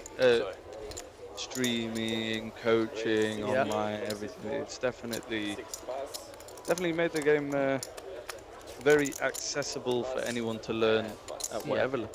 I was going to mention the accessibility to information, because if you wanted to learn anything about poker when we started, you would have to either talk to somebody about it or maybe read a book or rent a video. Now you can go on YouTube, on all the social media. There's free coaching available. Definitely. And I think it's made for a more difficult game, especially in the UK. I think you should make a video. What? How not to win flips? I'm already on volume 6. We've got Daryl Haney in the chat. Yeah. Mr. Haney's. You remember? Yeah. Daryl, Vanessa and Tom, they were just treating Dust Till Dawn like an ATM machine at one point. Yeah. Such a lovely family the Haneys are. I always like bumping into them. Their son Tom, such an extremely talented guy. He just seems to be good at everything he puts his hand to. And I would recommend actually the band that he's in at the moment. The name escapes me. I'm going to think of it, but I was really blown away by how good the music was that they made. And I would recommend everybody out there to check it out. I'm just looking through now to find out what they're actually called, because their music is available on streaming platforms. Oh dear, it's time for some more early retirement for me and you, Ali. Why? What's happened now? Daryl says we're coming back. Well, let's not be too hasty. If they're in the chat now, what's the... The Haneys are coming back. Oh, that's what they're called, ladies and gentlemen. They're called Unit 6, which is Tom Haney's band. Their music is available. That's Unit 6, SIX. I would definitely recommend checking that out. Very, very, very talented guy, and I hope I can bump into him again soon. For those interested, I'll be releasing an album with all of Ali Ayoub's table moans rants, if you're interested in listening. Yeah, I think which most I'm sure many of you viewers have heard that far too many times. Back to the action here. Pondering what to do here. Small blind. It's got a bit of a weird stack size now, and at 16 million. He's sort of not really short, but still a fair bit away from the higher stacks. Yeah. I think he's elected to call here.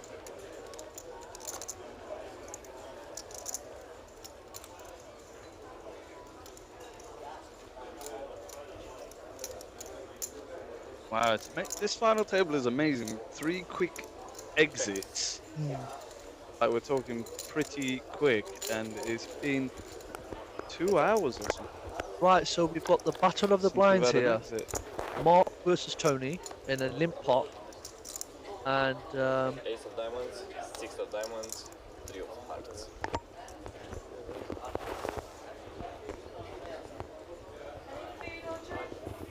I think these blind on blind battles can be really significant as well, and at any phase of a tournament. Yeah. I can remember. Do you ever let ego get in the way of this? Sometimes, yeah. I mean, if you feel like you're getting run over by somebody, then you can get frustrated with that sometimes. But this is what we were talking about. Feel like before. you've got to make a stand. Yeah. But this is what we were talking about before about what makes a top player. And I think if you can have that elite mentality and not be fazed by things like that, it's such a massive bonus, you know. Yeah. But I mean, being honest, of course, sometimes you let ego get in the way and you feel like going after someone. You hear it so much, don't you, during breaks of tournaments? Oh, I had enough of him raising my blinds. He's raising me every time, yeah. But like we said, he could just be getting good distribution, you know? Yeah. Foggin taking that one down, which will be a welcome shot in the arm for him. A huge Newcastle United fan. Made a huge final table in Vegas, didn't he, Ant? It's amazing, actually. The final table he made in Vegas was with Phil Helmuth, Phil Ivey, and some other greats as well. That's pretty special FT to be on. And I remember in typical, almost signature. It was a 10k bounty. Yeah, it was. In signature Foggin fashion, he turned up to the final table wearing a Newcastle United shirt. So big props to him for doing that. He's a devoted Geordie and a massive Newcastle United fan. If you were to make the biggest main event in Dust on Final, what shirt are you wearing? Apart from your quality street shirt that you it would have to be probably be some kind of very loud Versace number. Oh, you're not rocking Chelsea, no? No, no, not really. I mean, if I was in Chelsea, like we mentioned before, a Sunil Mystery actually won a Grand Prix at Stamford Bridge. If I was there, I would. But I think I'd wear quite a loud, colourful Versace shirt. Because Versace is like one of my favourite brands. Yeah. That's another interesting point. Let's talk about that, and let's talk about poker fashion. Are you a hoodie man? Are you a sunglasses man? Do you cover your face with a scarf? What are you doing? I don't cover my face with a scarf, but I'm a very lazy poker player dressed. Right. I'm just hoodie, trackie. Glasses? I'm more comfortable. No, I wore glasses in the one that I won here, but ever since then, probably not. I think I do like the feeling of playing in a hoodie and glasses as well. It sort of gives you that feeling of being cocooned and almost protected from everybody who's like trying to stare at you and get information from you. I think that's one of the reasons why people do it, really. Yeah, I mean, there are some reasons, you know, like this feature table, for example, it can be bright for the lights. Yeah, absolutely. You've got to remember, this is the third day they're playing on the trot. I know it can be tiring. Absolutely, yeah. And the lights is a major factor as well. It's a great point you've made. I don't think people realise how bright it can be on the feature table. Yeah, Sir K, you're like me, mate. Anything comfortable. I must say the shirts have gone down well, Antonius. The loud shirts. Yeah, I like it. But you know me from a long, long time. That's just me. That's just my personality. I don't have the physique for a shirt like that. Like that. Yeah, I do. We saw you in Vegas by the pool parties, with and without a shirt, many times. But let's end that conversation right there. Too many videos of me. Right, there is a pot in progress here. The small blind and the big blind again. I think this texture's more conducive to two people who have just checked out of the blinds. And John takes another one down. What did he show? 4-5 for 3 fives. 4 deuce. 4 deuce of hearts. Did he turn a flush draw there? What's your kicker? Not sure. Frenchie going in the right direction again. It's amazing. The chips have managed to like go around, but Frenchie's stack sort of been on an upward trend and leveling, and for sure. Like Mark's stack's had a bit of a fluctuation. Tell you what, Mr. Young on the end of the table there, he's staying out of trouble quite well, isn't he? Yeah, I mean, when you look at this shot now, he seems to be quite departed from the rest of the table. And I think that's sort of translated in his playing style. He hasn't really got involved much. But when he has, I think his percentage of winning the pots that he actually enters into is quite high. Yeah, sorry, Michelle, we have some technical difficulties and we cannot see the players' hole cards at this moment in time. But we do apologise for that, and I know all the people behind the scenes are working hard to try fix it, but it's a bit difficult at this moment in time. Yeah, we do understand it sort of does detract from the viewing experience, but we are sort of trying to fill the gaps in and maybe think about what players might have, what sort of ranges they might be playing in what spots. But as you can appreciate, it's very difficult for us as well to try and comment on something that we can't see.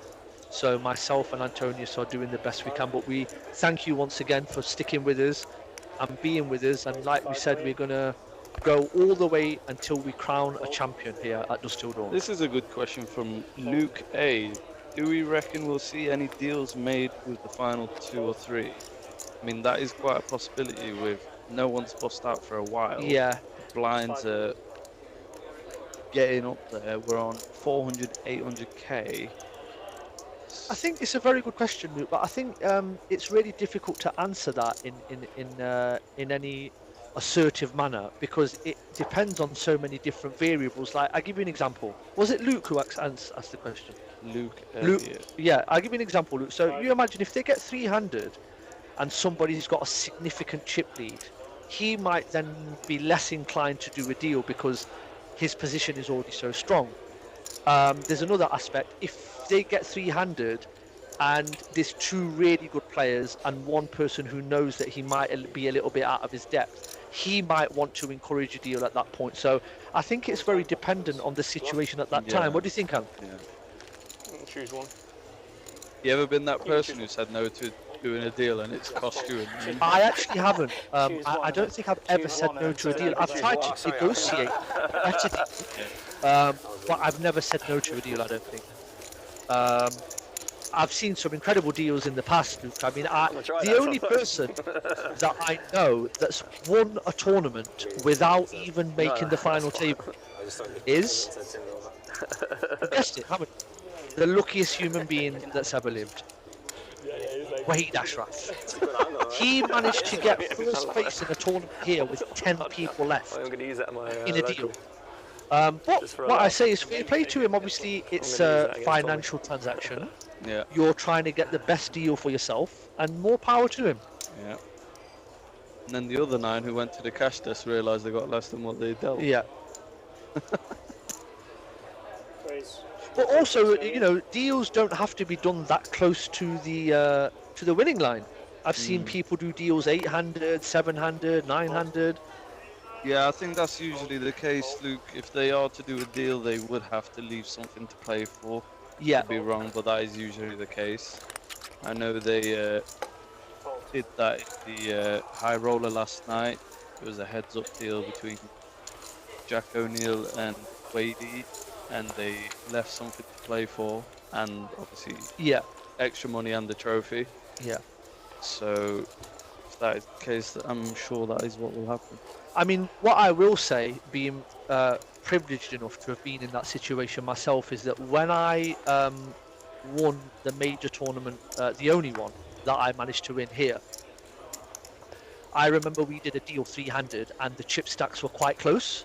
So the other 2 people that I did, I think I got the middle amount. So there was a lady who was chip leader, she got the most. And then I got the second best and the other gentleman got the third best. But I remember from my personal experience, I just didn't think about the money at all, although it meant so much to me, because this was over 10 years ago, I think. My only focus then was to actually win the title, and I think all of these players will really want to do that and sort of have their moment under the lights and celebrate the win, because it's so important. The because win is huge. you don't get the chance very often to be in that position to take a title. Well, that's the thing. Money will go. Money is. I was cool great, if I but wasn't free that often there. later on, What for this? no matter what anyone says, everyone wants that little Oh, yeah, I different mean- trophy being crowned the champion. And not to be too Shakespearean, but history is written by the winners. You know, and whether you get more money or less money, when your photo is up there in the winner's photo, and you walk home and you look at your cabinet or whatever, and you see that trophy, and when you have friends and family coming round, that is an experience that you can't put a price on.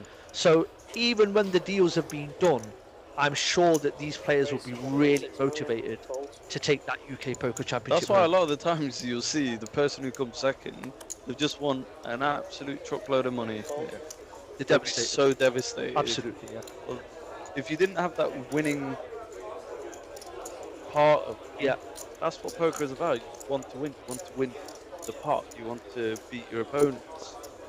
It's Also- huge to get the title. Absolutely. Also, while we're talking about the money and the prize money, just again wants to reiterate, the prize pool for this tournament alone was over £600,000, and the winner, if they don't do a deal, will be taken away over £100,000. And it's at this point that me and Antonius would like to give a special mention to Mr. Philip Clark of Derby, who made an outstanding contribution to the prize pool it's over phenomenal, the week. phenomenal And contribution. we doff our caps to you, Mr. Clark, and we applaud you, and the rest of the poker community applauds you as well for your contribution to the prize pool. Honestly, so thank you. You've got to give credit where it's due. He didn't just contribute to one prize pool, he contributed to every prize pool.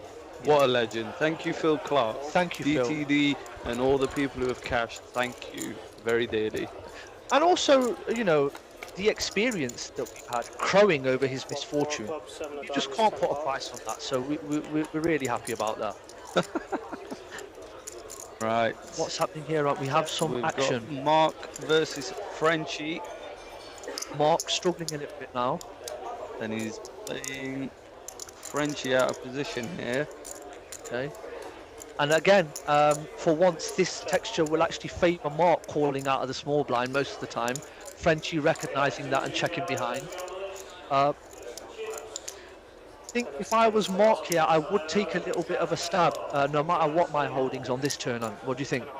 Yeah. Especially when an aggressive player like Frenchie What do you bet? checks 2 million? behind. 1.5? I'd probably bet 1.6. Just try and get some information as cheaply as possible. Mark's checked again, and this might hand the initiative to Frenchie now. I think with Frenchie's stack size, he can probably take a stab now. I can imagine him betting maybe 1.6 million, 2 million at the most.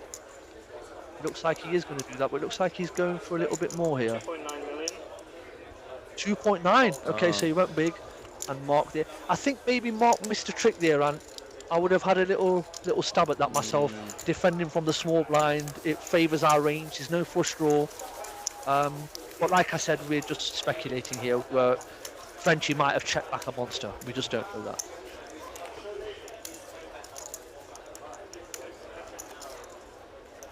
You have to sort of play, you know, the way the action's going, I think you have to play a bit trappy now. Yeah, I You- mean, you- the good you players can't- will mix it up, won't Yeah, they? you can't just play the normal game anymore. Yeah. Everyone's on guard. But this Their is money's not going to go in unless they've got like the draw to the knot or the knots. absolutely, and this is the great thing about this game that we love so much, is that the better you get, the more experience you get, the more of these nuances of the game you can pick up. You can realise which players you can trap, and also which players might be capable of trapping you. And I think in that hand that we've just seen with Foggin, I know Foggin very well. He's an excellent player. He's got a really good style. I think he maybe picked up on something there that maybe Frenchie was trapping him by not taking a stab at that pot. So no mystery has moved all into the cut-off here. Sunil down to 10 million now. Million exact. So Next.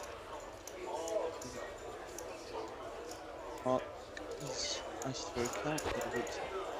oh, here we go. We've got an all-in. And a immediately call. Sunil looked a bit sheepish there.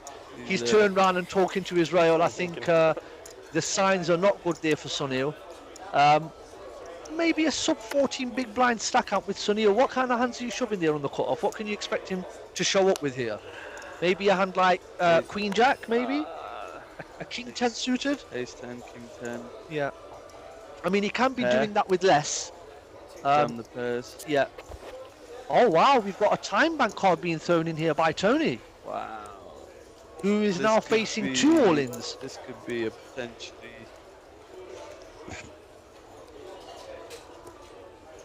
This could be like a 10s, ace queen, something like that. I mean, if it is Wow, the he case, really he's does gonna- look pained here, ladies and gentlemen. I think he might have a hand like ace queen here. Ace queen off.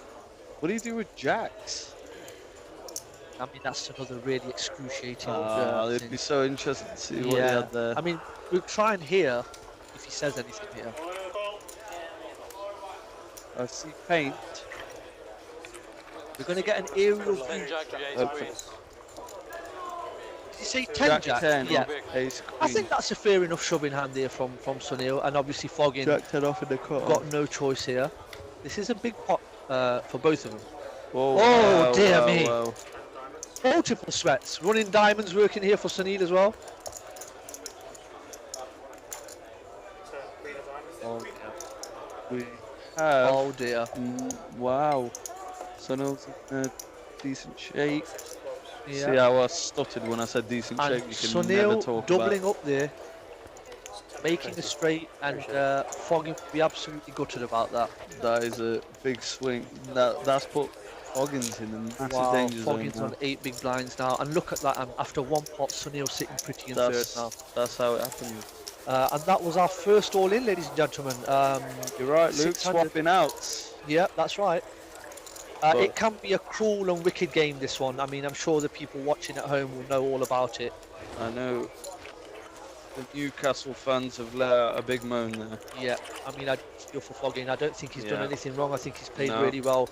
But ultimately, you are going to be a hostage to fortune once you hear those fateful words then on your backs. Yeah. At that point, you So that'd be relinquish any control. control of anything Yeah. that can happen. And this is one of the facets of the game that is really brutal, isn't it? Yeah. So Foggin taking a massive hit there. That is a big But hit. he lives on. Well, we've seen it many a times. Chip in a chair, they say.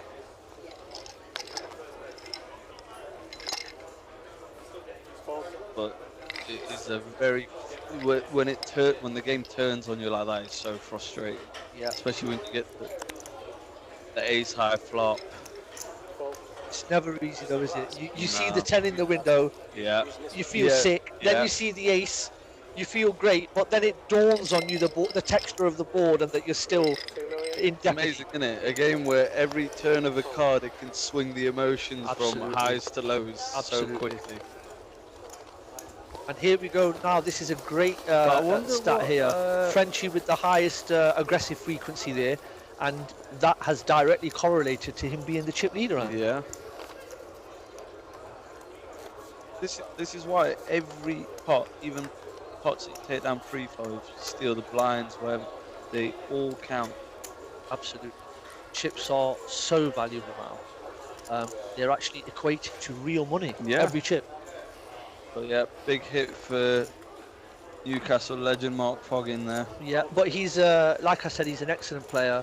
He's got an exceptional, beg your pardon, mentality, and I'm sure he's just going to get right back on the horse now and start. It's opening made up. life a lot easier for Sunil Mystery now, having short stack on his Absolutely, left rather absolutely. than when he had chips. Absolutely, and now he can sort of go through the gears and play his own game again now, knowing that he's built some bad beat insurance up, Antonius, like we were mentioning Oh, before. we've got a comment here for you, Ali. Okay. You're way too good looking. You're way too good looking, Ali, to be behind the camera. I mean, it's amazing all the lies you see on comments these days. Well, glad to see that nobody's noticed me on my phone posting those messages myself. Well, who was that very generous comment from? Moggy. Moggy LUFC. LUFC. 69. Wow, thank you very much for that comment. I will say that as I've gotten older, my looks have deteriorated so rapidly that now only women find me attractive, which is disappointing. But thank you very much. I'm glad that you're with us, and I hope, despite the fact that of our technical issues, that you guys are having a good time and following the action as best you can. So thank you so much. But please, no more lies.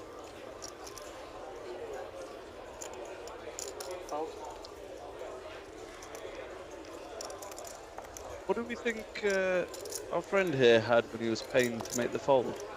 I think he would have had a similar hand to Foggin. I think he would have had maybe an ace queen or an ace jack suited hand, or possibly a hand like 9s or 10s. I think jacks he would have been in the blender as well, very much so, but it's a tough one, Antonius near jacks. I think I would have folded myself. I think if I've got jacks there, I'd have to fold. Yeah. Even if I've got covered, I think I'd have to fold.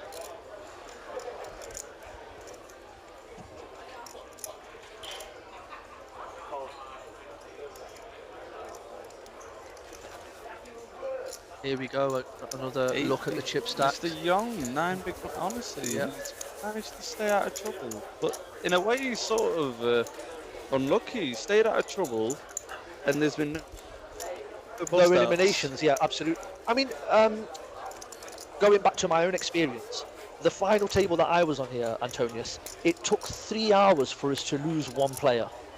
Yeah. And then everybody skittled out quickly because the blinds caught up with them. Yeah. So I'm predicting that the next blind level, we are definitely going to see some. The next blind level is 500k 1 million, right? Yeah.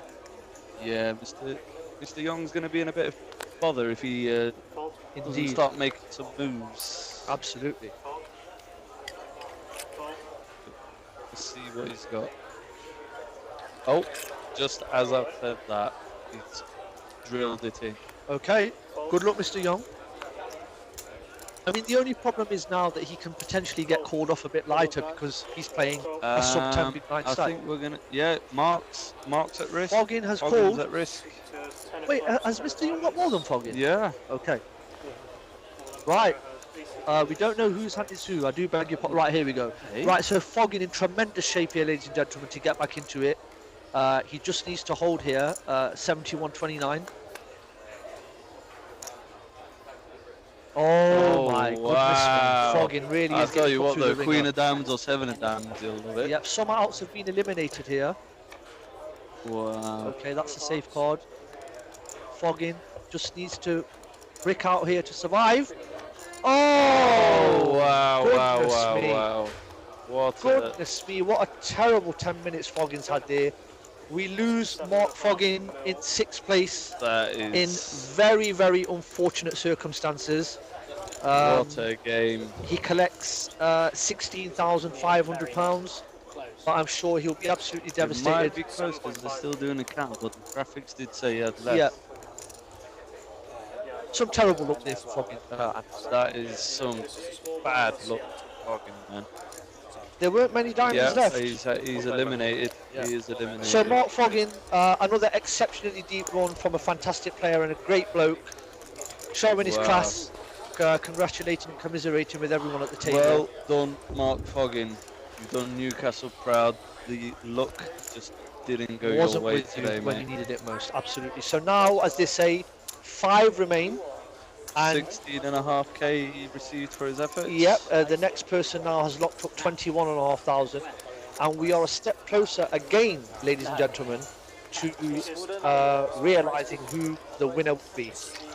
Taking home that beautiful trophy, taking home the title, and taking home deals side, possibly over 100,000 here at Showdown. Massive. He's such a class act as well, Mark. Yep. It's never nice to see people getting done like that. No.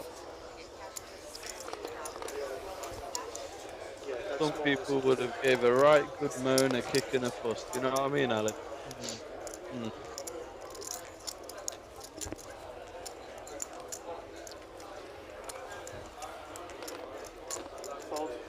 And now we have 5 remaining. One of these 5 is going to be lifting the trophy of champion of the main event with 102,000 getting lodged into their Luxon or bank. I don't know how it goes these days. I haven't cashed for that much. 10 years, so times have changed. It's always I haven't looked yet. it's always sad, isn't it, that when you get to this point, no matter how much you might like the person who's all in, or what, everyone's always rooting for the short stack to get bust. The 5 other people would have been screaming internally for a diamond at that point. It's Tony, isn't it? Big money jumps, isn't it? Yeah, I mean, I suppose everybody wants to win. How many times have you seen people That's a bit of mileage. Yeah. for hoping the short stack and then after, Yeah. unlucky, 2.5, mate. 3, depending on traffic. It's a basic game like that. Yeah, there would have been 5 people at least rooting for a diamond. No, at least it's over an hour away to anything. I tell you what I would like to know by anybody in the chat. If anybody in the chat watching visited Dusk Till Dawn for the first time recently and how they enjoyed it and how they got on, it would be nice to get some feedback from people that don't come here all the time like we do, Antonius. So yeah, if anybody's in the chat... I'd be curious as well for people on the chat. What year was their first visit to Dusk Till Dawn? What was yours, out of curiosity? I was here the first day it opened. I actually used you really? I actually used to come and look through the window before the place was open to see how it was progressing inside. Oh, okay. Because at that point, 17, 18 years ago, apart from playing at casinos, there was no specific poker club. So we were all so excited for this place to open.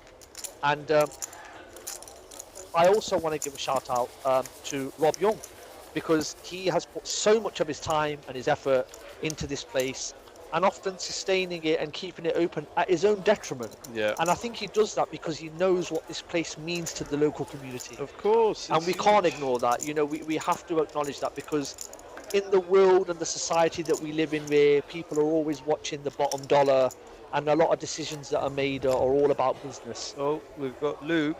Luke's first visit, wow, was 2021. Oh wow! So he had a blast playing the TTD 100. Yeah, great Clearly, tournament. Ali wasn't on your table because your opinion would be a lot different. Yeah, he probably would have been deaf in one ear at least. 1.6 mil. Paul Ho said, I was here when it was collar, shirts and shoes. Wow. Wow! Before Even I can't remember that. Wow. I know I'm sure, first time I came here was 2014. I've lived in Nottingham a lot longer, but I was a student in the car. Wow. So everyone was talking about Dusk Till Dawn. I was like, oh, where is it? And it took me till 2014 to get there. Got a hand in progress here between Jack and Sunil. You are right there. It's not probably the best. It is the best poker room in England. Wow. Proper fan. Got one London event. Oh wow. That is tremendous support there. I'm glad you enjoy every visit. It is a lovely place. Friendly atmosphere here. Until you bump into Wade or Ali. Yeah. I mean, it's always very friendly until I get a bad beat. Win a flip against Ali and see how it changes. But it's not hard. Guys, please wish Tony luck from Colchester. Yep, all the best. All the best, Tony. And hello, Colchester. What we say in Colchester? Oh, we got 2016. Yep, best poker room in Europe. I agree. Thank you very much, ladies and gentlemen, for your feedback. It's always nice for us to sort of bounce off what you guys are saying, especially when we're having the slight technical difficulty that we are having. First time playing from Leeds, staff are the ones who make it. Floor supervisor. Excellent. Thank you very much for your feedback. It is it's interesting. 2021 is that Luke? Did COVID happen? 2020? So it must have been just when they reopen. Yeah, after COVID. absolutely. I mean, that's a really good point that you've mentioned, actually, Ant, about COVID, because it's amazing how quickly poker's bounced back since then, having such a long break where nobody could play. Yeah. You know, like all of the tournaments are getting so many runners, the prize pools are getting so big. I think poker's in a really healthy place I right think now. the live scene's definitely had a boom or in a boom. Absolutely, Should I say? long may it continue as well. You've just got prize pools and guarantees smashed everywhere you see, and the atmosphere and buzz is nothing. There's nothing like it. I just want to give a shout out to Big Ducks, who's watching us from Wales. So I know he enjoys the stream, he enjoys the game, and we're looking forward to seeing you again, Ducks. Don't worry, Docs. Ali will be on screen soon enough, mate. He'll be wearing his Quality Street shirt and have very high V-pips again. Yeah, I did get some stick for that. But we've got a hand in progress here, blind on blind again. 800k. And Mr. Young building up some momentum now, just Oh, yeah, firing really out good a bet. hand, Million. Instant relinquish from Sonny as well. No? I'll tell you what, Sonny Meshi's I'm never sure. Wow. I suppose that. It's still quite close, the stacks are, so I think there's going to be there's certainly going to be a bit of play left in this.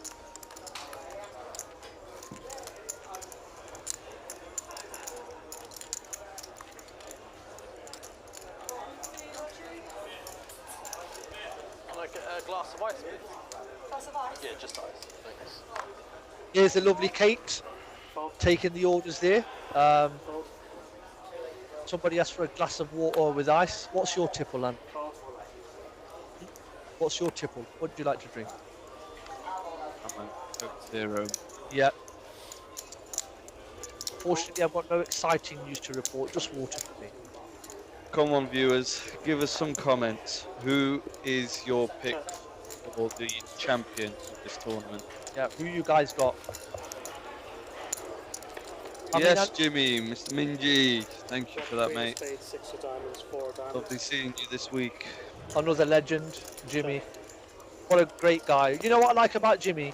He's always happy, no matter what. Yeah. He's always smiling. I mean, maybe I should take a leaf out of his book. Well, you gotta have lucky money. Well, 4 of hearts. Do they serve alcohol at DTD? yes, they do. Indeed. They do indeed. You can order from any one of the lovely waitresses that How work else here. do you think people deal with getting rivered? Right, another blind on blind pot here, Ant. It looks like it was checked through on the flop, and now Tony's going to take a stab at it. And again, Son relinquishing, looking a bit frustrated, but he's done well so far. Sonny has. Tony has gone with Frenchie as his pick. Tony Thornhill. Prettier on the turn. Yeah. Thank you for joining us, Mr. We've Thornhill. got Jimmy Minji who said Sonny Mystery. Oh. He's going for the Sonny I want Mystery. spade. We've got another one. Taking the spade. French flag will be a champ. Yeah. Flag. I had the ace of spades. Oh, and he goes Sonny Mystery. I think from what we've seen Just Ant, gonna check. in the limited Let's see time what you want to do, that post we've flop. watched, French has actually played really well. He's looked really composed. He looks Oh, relaxed. definitely been very composed. I mean, it might be, some people might think it's a boring Yes, view sir. to pick the chip leader, but I mean, I think Frenchie's going to be quite difficult to stop now. I'd have shoved. Yeah. I mean, I said I'd have shoved, but obviously. it's always good to be composed, but can he be rattled? Can he, Yeah, if he verbal. loses a Well, lot? we're yet to see him lose a Yeah. significant pot. That, like you rightly said, will be a test. We've got Um, Maria who said Frenchie's. We've got a lot of Frenchie supporters here. Oh, I think that's Maria Dimitriou, isn't it? Big Another legend. Frenchie fans here. Another legend of the game. Thank you for watching, Maria. We hope you're enjoying it. It was nice to see you over the weekend. It's between Frenchie and Sonny, what I'm reading from the comments Wow, here. so people have really drawn the line in the sand and no consideration for anyone else, it seems.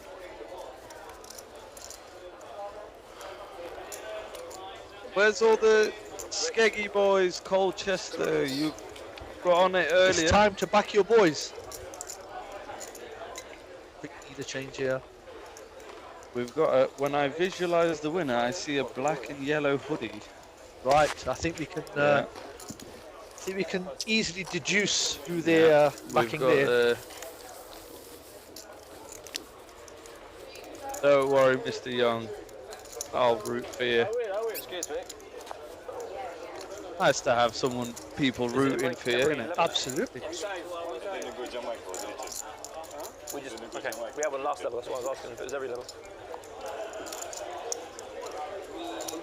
Gotta love poker, man. Was that long? It's a game that can absolutely give you such highs and lows. But when the highs come in, it makes everything worth it, doesn't it? Sat it that long? Raise 1.6. Oh yeah. It was a pulse and then raised to 1.6. So it's one raised, yeah. Simply pass. Sonny Mystery is definitely making himself a contender. That's right.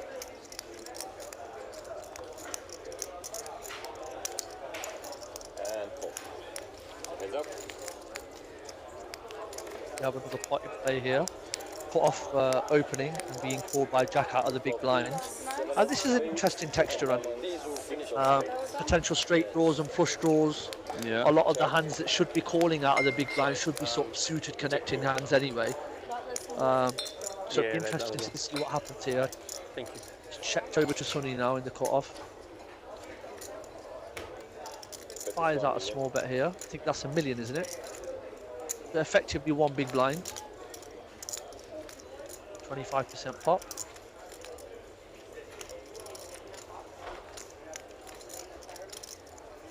And a quick fold from Jack. I know we can't see the cards up, but it doesn't seem like anybody's really getting out of line, does it? Hard to tell without the graphics. But it's also completely understandable. We see the cards that's on your backs. Yeah. Like I said, We haven't had a considering the money showdown though, involved- have we? To the river. No, we haven't. No, not once. Yeah, everything tightens up. Itching for you to raise that. One time. Sorry. It's nice to see that the table talk is slowly creeping in, and the players have been really quiet, haven't they?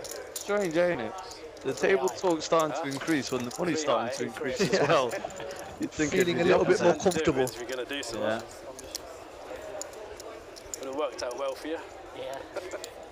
Are you one of those people, Ali? Do you root for if you find out there's someone who's made it through a satellite? Oh, absolutely, You yeah. root for them though. Yeah, absolutely. You always want somebody who is, you know, it's going to make a significant difference to them financially. Like if you've got somebody who's like satellited in for a few quid, and when I was actually playing the Irish Open a few years ago, there was a guy who had satellited in for like less than $1, and he was on the verge of cashing, and everyone at the table was just like so happy for him. Root for him to cash. Do you remember from our time in Vegas last year that guy who wrote a letter? Oh my So goodness. for those of you who might You gotta not be explain aware, this one, Ali.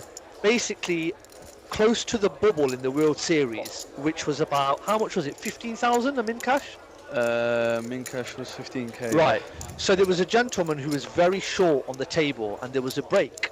So when they came back from the break, this is in the World Series of Poker in Las Vegas, this gentleman who was quite short had written a handwritten letter to all of the other players on the table, expressing to them how much that min cash would change his life financially, and that he would really appreciate it if they, like, you know, basically gave him a few walks or whatever like that. And to be fair to the rest of the players on that table, it seemed like they actually took this to heart. And I mean, I can't comment on what actually happened because I wasn't on the table, but that gentleman did cash. Yeah. So, I mean, I thought that was incredible that he would go to those lengths, but like we said, $15,000, we don't know what that could have meant to him.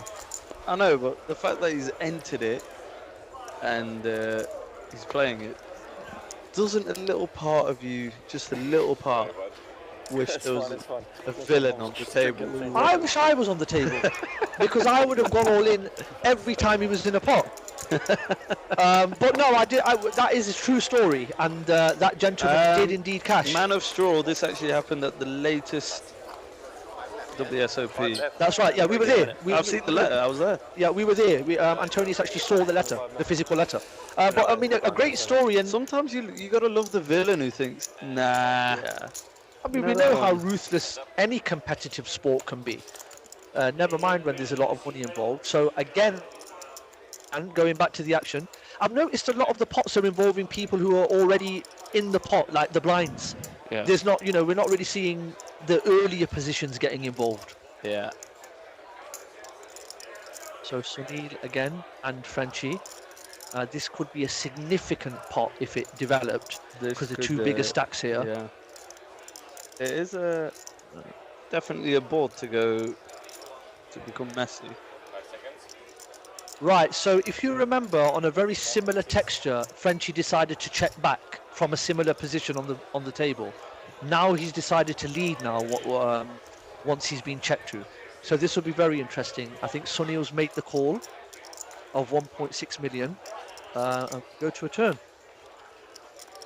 Okay, this card will either complete some straight draws or improve some hands to pairs and straight draws.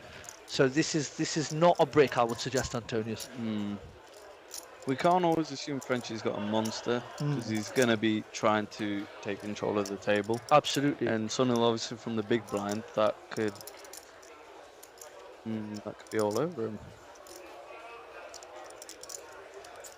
So now I think if Frenchie bets again, I think he's repping a 10x minimum, maybe even better than that. So maybe he's repping a hand like ace 10. 7.6 million in the pot, and Frenchie looks like he's put a big bet in. Yeah, he's bet 5 million. So if you're Sunil now, and what kind of hand are you thinking that Frenchie's trying to rep here? Let's say you've got a hand like Jack 10. How are you feeling now? I'm not feeling great, but wow, cool. Wow, this is the biggest pot, ladies and gentlemen, that we've commentated on. Ooh. Okay, I mean, I would suggest that this again isn't a brick, because Sunil could have easily called the flop with a hand like 6-3 or 5-3 or 7-3 potentially. What do you do with Jack 10? I think if you've called the turn, if Frenchie empties the clip here, what do we do with Jack 10? It's an extremely difficult position, but I think just using the most basic of logics, if you feel like you were good on the turn, that card shouldn't really change much. Frenchie putting a time bank in here. This is a really significant pot, and because it's going to change the complexion of who's in control of the table. If Sonny wins this pot, he's joint. No, he's chip leader. Wow. So huge pot here, ladies and gentlemen, and it's not over yet. Very hard for French to relinquish this pot, you know. It looks like Frenchie's cutting out a bet here. Emptying the clip. Is that a bet or an all-in? I think that's just a bet, right? It looks like 11 million to me. It'll be 10 now. 10,500,000. Yeah, 10,500,000, just to tilt me. So now a significant river bet now being faced here by Sunil Mystery, who's had a few tangles with Frenchie so far. So this is going to be very interesting, Antonius. And like we said, in terms of the table dynamic. Oh wow, I thought it was about to. This is massive, massive spot for Sunil Mystery. He could get it right, and it could be the difference between the win. I think if he gets it wrong, he's he's down to 10 million. I think by the looks of it, it looks like Sunil probably has a 10, and Frenchie is definitely repping better than a 10. He's called. The one. Oh no, he's lost it. Frenchie must have jacks or queens here. Are we going to see? I heard Queen of Spades. I really do apologise, ladies and gentlemen, that we can't see the cards here. We should be getting an aerial shot. Oh, just seeing as much as you are, people. Well, that's you know what? I think we have to go find. Queens. It was queens. Queens. I mean, it's like I said, Antonius, he was representing an overpair there, and I think Sunil must have had a hand like King 10. I like Frenchie's bet sizing as well. Yeah, I think Frenchie was sensible enough there to realise that He had there were so many queens. tens in Sunil's range there, Mm. and he went for the big bet on the end and got paid off, and now he's took a bet. he's in control. I do apologise, we've lost sight of the table here. It's Is it a break, Hunt, or? could be a break. I It- saw them standing Yeah, up. it's a break, ladies and gentlemen. We want to thank you so much for being with us. Me You've and been- Antonius are also going to take a short break now, but we will be back. You've been as I an say. absolute delight on the comments, people. Keep them coming. You've definitely entertained us. Any stories about Dust Till Dawn or this tournament or any tournaments, any stories, share them with us. And give us who you're going with as the winner, people. Yep, who's going to win? So once again, from me and Antonius, thank you very much, ladies and gentlemen. And we will be back, as you can see by the countdown, in probably 15 minutes. So we hope that you will join us then and you can be our prisoners once more. Thank you.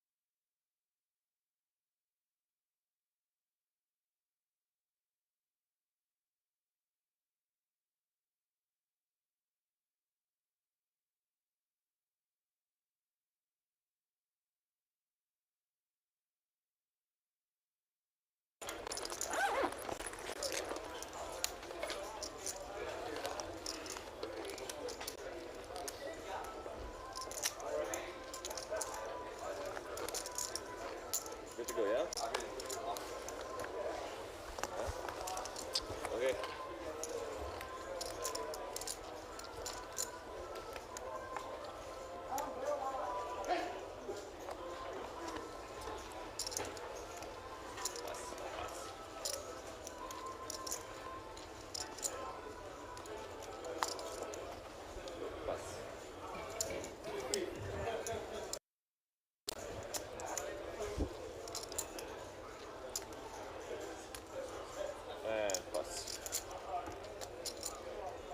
Aces, one time. Aces, one time. No. Green deuce is good. Aces one time. Cruel. But better than losing with them. So. There was one. Button is the seat number 1 now, yeah? Go with.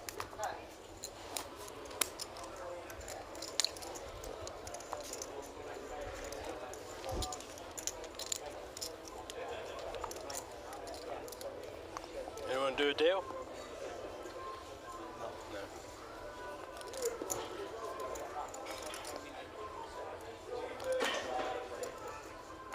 So we have pass.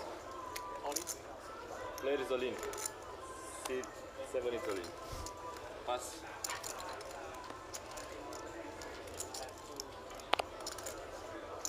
Pass. And pass. I have the all in button, please.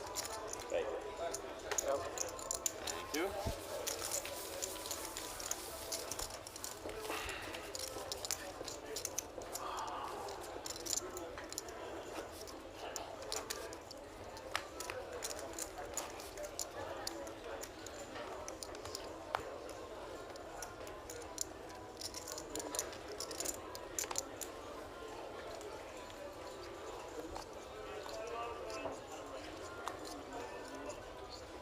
Pass.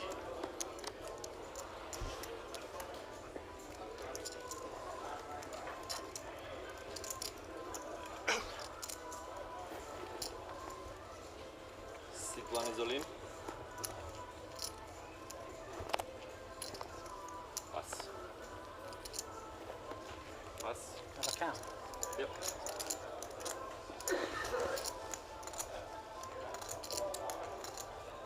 4, 8, 8.8.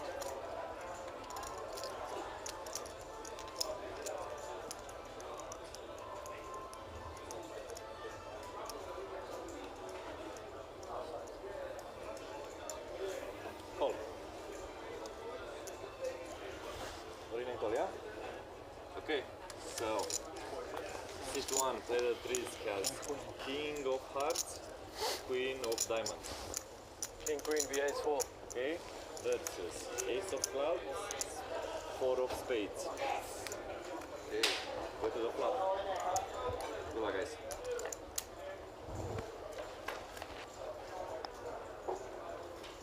The board is Queen of Clubs, King of Spades, Jack of Clubs. Third card. Maybe, yeah, just close it like this. 10 of Diamonds.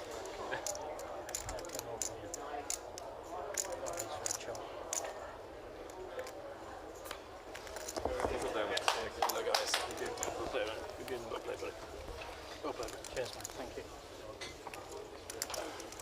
Good luck, man. Wow, ladies and gentlemen, we reconvene here after a huge all-in. It was King Queen versus Ace 4, Cheers, buddy. and we've now lost Sunil Mystery, who was at risk and is now out in That 5th place. was a huge pot. Unless you, watching's alright. Huge pot. What an absolute run out. What was that? King, Queen, Jack flop. Yep. 10 on the turn. That's right, 10 on the turn to give the Ace 4 a nut straight. And just like that, ladies and gentlemen, we are We're down to 4 players. Well, we locked up, Ali. Sunil Mystery, having been eliminated in 5th, took home 21,500. And now the next player is guaranteed 30,640. Wow. And just to reiterate once again, the first prize is £102,000. For those of you that may have just joined us after the most recent break, we do apologise. We are suffering from some critters in the system, and we don't currently have the players' hole cards. So you're going to have to bear with us. You are joined by myself, Ali Ayoub, also known as Mozart, and the Grand Prix winner and the current Irish Open 6-max shootout champion, Antonius Samuel. So we are going to be taking you through to the bitter end, where we will indeed crown a champion, Antonius. Champion will be crowned tonight, ladies and gentlemen. Then again, we do apologise for the technical issues, but we have lost Sonny Mystery in 5th place. Indeed, and now we have another all-in after the break, and right now we have an all-in from Mr. Young here, who's got the danger has subsided, and Frenchie folds. Got it through. But we have a huge chip lead. This is going to be a very interesting conclusion now.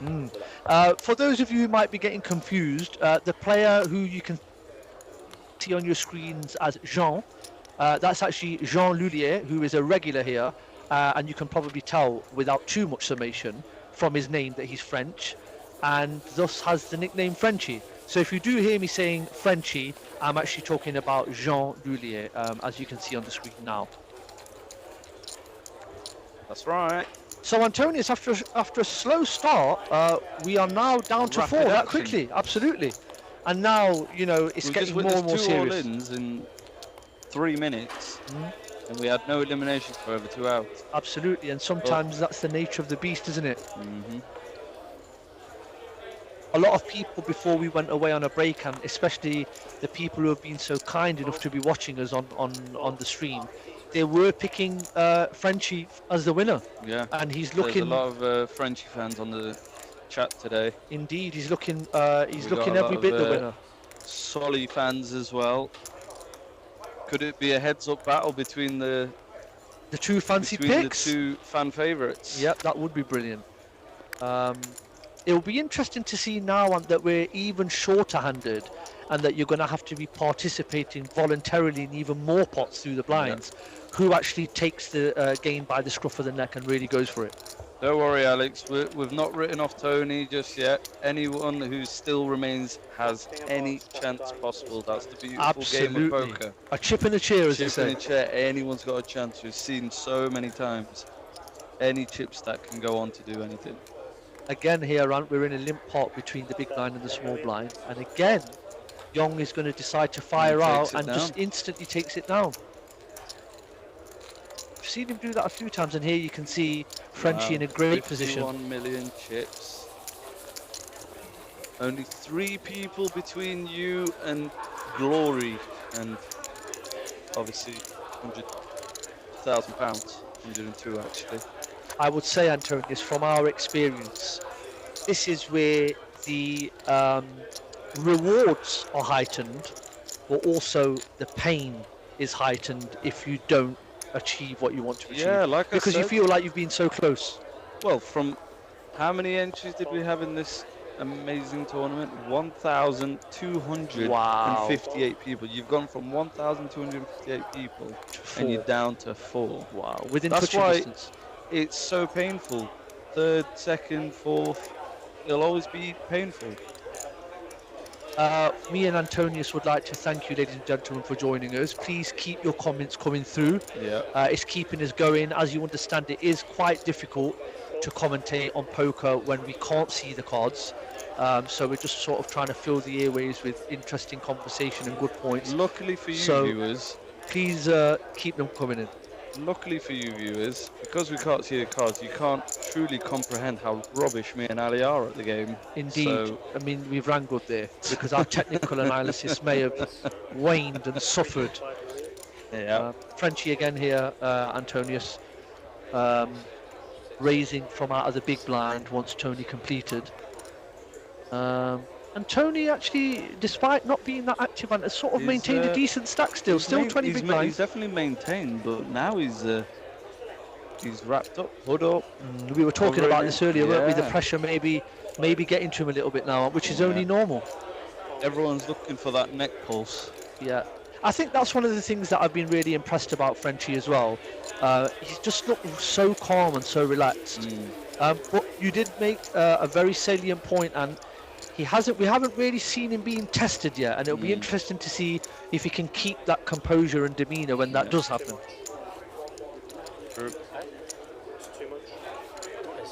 Seeing as we've had so many faces turn up at Dusk Till Dawn this week, people we haven't seen in so long and stuff, who's one of your favourites that you've seen? Oh, that's a difficult one, Antonius. I mean, to be honest with you, there aren't many people that I actually like. In general, I think that is. But it's always nice to see. It's always nice to see Alex Golder, and I'll tell you why. I've known Alex for a very, very long time. I actually introduced him to his wife, Victoria. And I always like bumping into Alex. We've always got on really well, and I've got a lot of respect for him as a player and a human being. And I know that he's been going through a difficult time. One of his children's been a bit sick, so I want to pass my thoughts over to him and Vic, and I hope you guys are doing okay. But yeah, I would say I always like bumping into Alex Golder, for sure. Yeah, I think someone I haven't seen for a while, Boz. Oh yeah, Boz is always a legend a delight. Of the game. Yeah, he's another one who's always in a good mood. That's what I mean. When you see him, you always get positive energy from the guy. He's always a good laugh. Always like bumping into Boz. Another pot here on Limpton. I think it's been checked all the way here, and I think any pair is going to take it. And I think Jack has shown a pair. What are we seeing here? He's qualified in some way. Like I said, we do apologise, ladies and gentlemen. Stacking up, so the pot must have gone to Jack, Yeah, I mean, I think he showed a pair. I was pretty confident that any pair would take it. I think he showed a pair of some nature and has now taken down the pot. But that's one of the things about poker as well, because people who don't play, like one of my best friends, Kieran, she doesn't play, she doesn't have any concept. And she's often, saying to me, she's at pains and like, oh, how do you do it? How do you sit there for 8 or 9 hours and like you've constantly got to be concentrating and doing maths, etc. I think people miss the social aspect of the game. Yeah. It's such an incredible social game. There is a great community. I don't think a lot of people would play if there wasn't a great social atmosphere. Yeah. That's why DTD is one of the best places. Agreed. You bump into your Raggies, your Gordons and stuff like that. It's impossible, win, lose or draw, it's impossible not to have a good time. Absolutely. When you're surrounded by people like that. Absolutely. And I think that's also a major disparity between the online players and the live players. I mean, I don't want to sort of pigeonhole anybody or make a generalization, but the online players do tend to be less sociable. Yeah. Because they play in a more isolated environment, But yeah, I mean, it's an interesting social question at least. Do you think if it wasn't for the social aspect, do you think you'd carry on that Oh, playing? absolutely not. No, I mean, I don't play it's online. A big factor. Yeah, it's a huge factor, you're right. So, we continue on, ladies and gentlemen. 4 left. Who's left. taking it? The title up for grabs. 2 people going away with the chips. But it's anyone's game. 1 double up can change everything. Come on then, Anne. Let me ask you a twofold question. Give me your best memory in poker, and then give me your worst memory in poker. Best memory is obviously when I won the tournament here. I won it in home soil. Yeah. Everyone around, and it was a lot of money.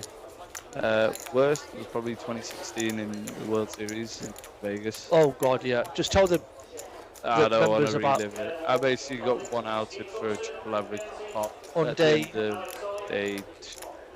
Wow, back in 2016, it was bad. But other than that, like I said, because of the social aspect of it, I've enjoyed my time in the game. It's been so fun. Win, lose or draw. Yeah. I would definitely encourage people who haven't maybe played in a live environment or... Rachel makes a point here. Yeah. Yeah, I mean, Rachel Thorpe has sent a message in. She says, I think a lot of people only play online due to anxiousness, etc. Obviously, everybody's different, Rachel, but I do understand the point that you're making. Absolutely, some people don't feel comfortable in environments like that where there's a lot of people, they don't want to mix, they don't want to talk.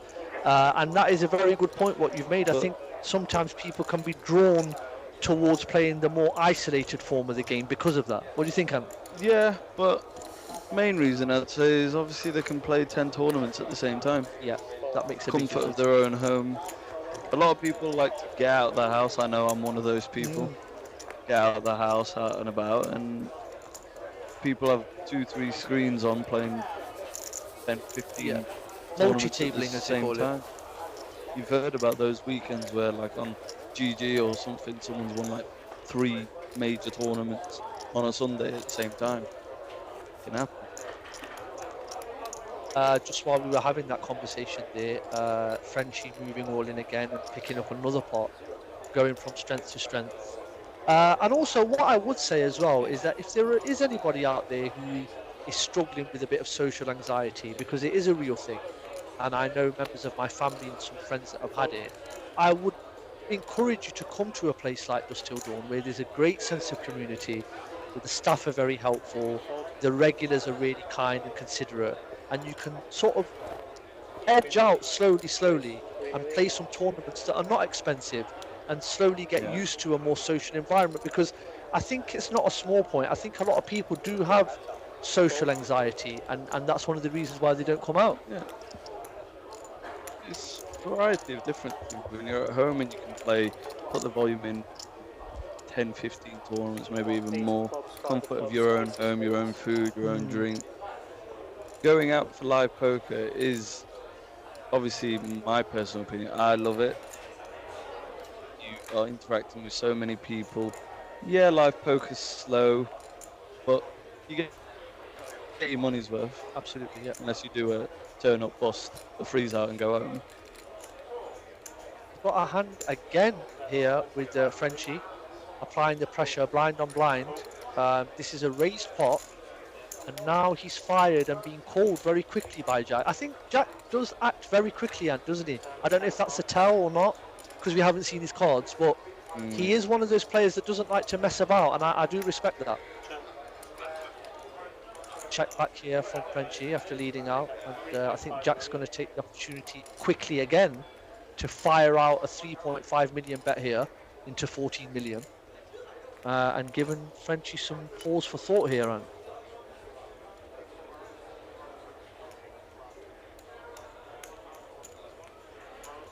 0.5 big blind bet. Frenchie decided to pause, so again, Antonius, we've got a significant size pot here. Be interesting to see a club on the river, and there it is. Just as you said it. Now, I would imagine that at least one of these players was on flush draw. That's going to win, I think. Two players definitely a winner. Yeah. What do you reckon it is, Ant? Ace 8 or 10 8? It can't be. Oh, ace deuce. Oh, he didn't bet that river. Would you bet that river once checked to Ant? Probably. To get some value? Yeah, I think I'd bet that. I mean, I can understand why he didn't bet it, but I think personally I would have put out a little value bet there, maybe 4.5, 5 million. Especially with Frenchie, you've got to try extract what you can. Absolutely, yeah. I think that's the first significant pot that Frenchie's lost as we hurtle towards the finish line here, and a lovely pot there taken down. We've got a comment for you, Ali. Mark has said, first time I played live was at Riley's snooker place in Knots. Wow. I was anxious, and who did I get sat next to? Me. Ali. And he didn't go easy on me.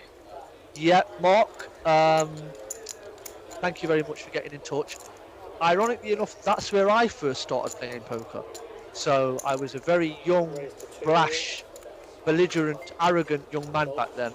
So I can imagine my behaviour wasn't the best. I can only apologise. But I hope it was at least amusing. At least slight. I can't believe what I'm hearing. Back then, like anything's changed.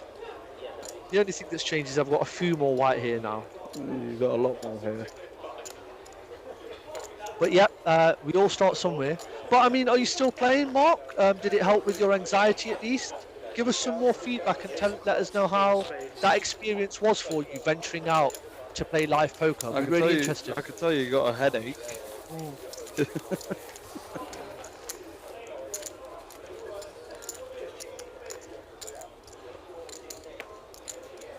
You can see where the chips are being accumulated here on this screen. Absolutely, the two central characters in shot there seem to be doing very well. The gentleman on the periphery seems to be struggling. But I think also at this point, and sometimes it will take a cooler for something dramatic to happen.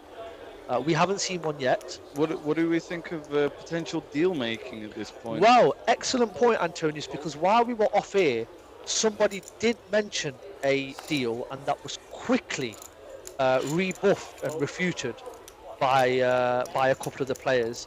So, for some perspective, a deal has been mentioned and has been rebuffed and not taken into consideration. Dismissed out of hand, as they say. Yeah. So it looks like we're playing to the death. Would you ask for a deal if you was the short stack or the big stack? I know it's a very weird question, but you do see big stacks asking. Well, they do say that ICM, which for those of you who might not know, stands for the independent chip model. They do say that that does favour the short stacks. Yes. So it's probably plus EV to suggest one when you are shorter, unless you want to go for it, you know?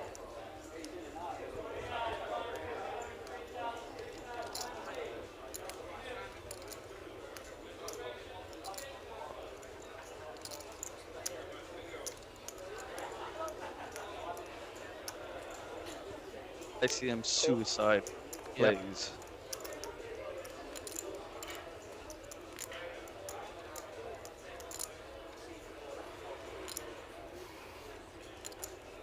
Oh, it's nice to see that Mark wasn't too bothered by my antics and that he carried on playing and is still playing now. That's Bothered or brilliant, scarred. Mark. That's brilliant to hear, mate. 7 of spades, queen of hearts, queen of spades. Rachel Thorpe getting in touch again, saying her first tournament was at Dusk Till Dawn.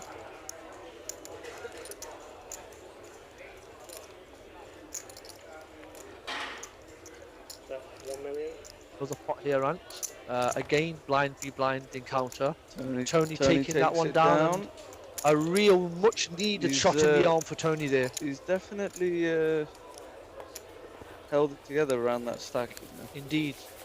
It takes a lot of doing sometimes, and you know, when you don't feel like you're involved in the game and you're not getting any hands in any spots. It can make you do unorthodox things that you wouldn't do. Absolutely. You know the frustration, you know, like I was saying, when you're card dead or you're like dribbling away in blinds and antes, you can get a bit too excited when you get when you see a hand of any reasonable strength after that, after a barren period.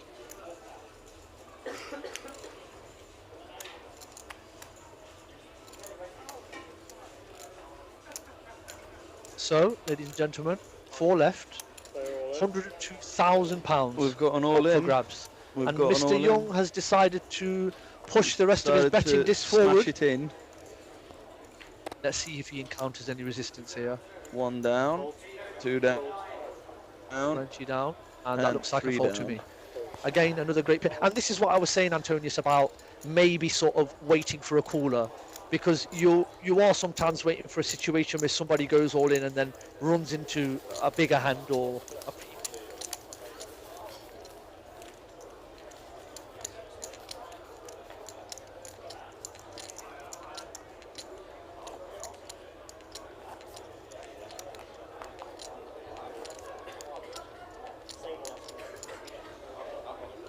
got himself 30,000 locked up minimum. Minimum. What a lovely casual Monday for these lot. Yeah.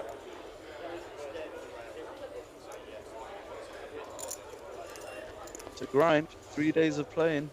I mean, you and I have been so fortunate and so blessed to have been in these situations before, but there might be a lot of people listening and watching that haven't. And I just wanted you to talk a little bit about the mental strength that it takes to play for these long days Not just and mental, go deep. it's physical as well. Yeah. The tiredness, being sat in a chair so long, it's grueling. I mean, it certainly is. I mean, I know that you can sometimes be playing for 12 hours, you're not eating properly, and you have to stay concentrated and focused. So it's a physical undertaking, isn't it? And as well as a mental one. But there's the saying, Miles away. no such thing as money. That's right. If you want to play for the glory, for the big money, you've got to endure it. Absolutely, Anne. That's why these days well, not these days, it's been out for quite a while. You've got like mind coaching apps and things like that to keep you in check. We were talking about this in one of the earlier sessions, weren't we, Ant, about how far the game has come. And I mean, when we started playing, can you imagine if somebody was telling you about like mind coaching and meta and this kind of stuff? It was unheard of. I'd say, yeah, I'm all in. Leave me alone. Yeah. There's been a raise here. Some minds are just too far gone, like ours, mate. Absolutely, yeah.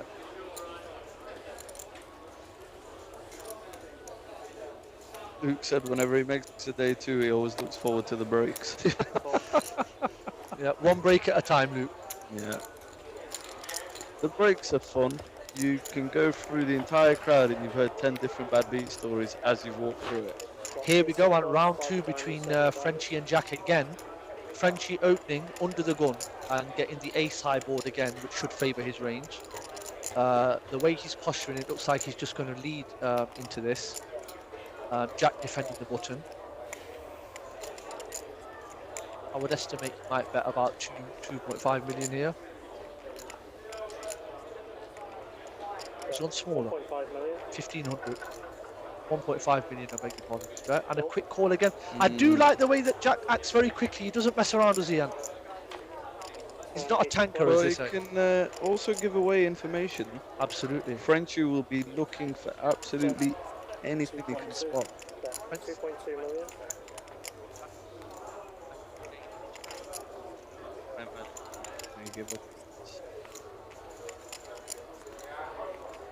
Could be a possible pot controller here. He could have ace-x here. A hand he can open with maybe an ace-9 or an ace-10 or an ace-6 suited. So he might be wary. I wouldn't be surprised if he did continue here. 5 seconds. And, called it right, Antonius. He decides to get rid of that. And another pot. Oh, Jack, he's got 46 million now. He's got shown the cards. Oh, Jack showed? Yeah. Oh, wow. Ace-queen, lovely holdings here. And there you go. Jack solidifying his position at the top. 46 million. And in a great position now, Anne. Fantastic position. What's your thoughts on showing cards? That is an excellent question, Antonius, because this is almost the eternal question in poker. There are obviously 2 schools of thought. Some people say you should never show. I don't believe in being that rigid about anything. I think there is a time and a place where you can profitably and intelligently show your cards in order to maybe set a trap or gain some information or maybe gain the trust of somebody where they might show you one further down the line. And then there's also a case for absolutely not showing. So what I would say in answer to your question is that there shouldn't be sort of a rigidity to that. What do you think? Yeah, time and a place. Yeah. But I do know some people who just, as a rule, either will or won't. Yeah. And I think these people are similar in that way to running it once or twice in a cash game. I don't think I'd ever do it on a final. Obviously, this final is slightly strange because we're supposed to see their whole card, so players would be able to get information at the break on what hands they were up against and things like that. But generally, on an FT, I don't think I would. Again here, on a blind-on-blind confrontation. Just like the last orbit, Tony's limped and French is now elected to raise again from the big blind, putting maximum pressure on Tony.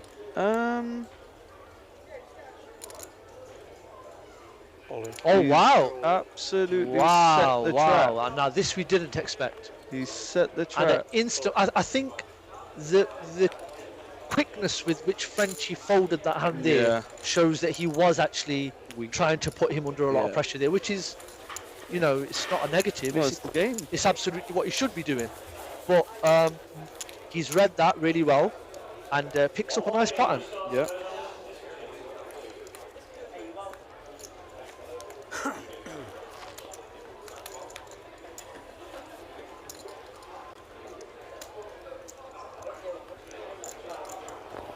Frenchie's not really had much resistance on this FT. I mean, he's battled with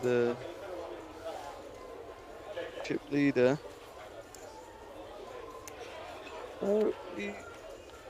Everyone looks comfortable at this table, you know. Absolutely, and I think they're They dealing say with the they're pressure playing really for well. 102,000 pounds is. Could be, you ever used to get the shakes? Fold. So it's like playing football.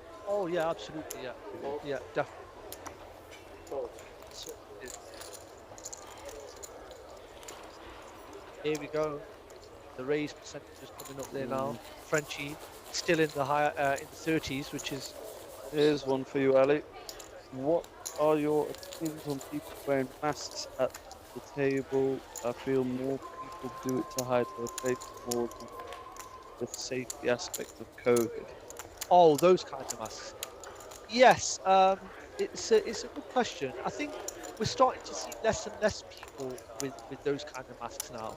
But I think you do raise an excellent point, is that we were talking about this earlier. I don't know whether you've been with us the whole way, but people do sort of wear hoodies and wear glasses and wear scarves over their face because you sort of feel cocooned from the outside world. You feel protected. You feel the fact that the person can't see any reactions from you.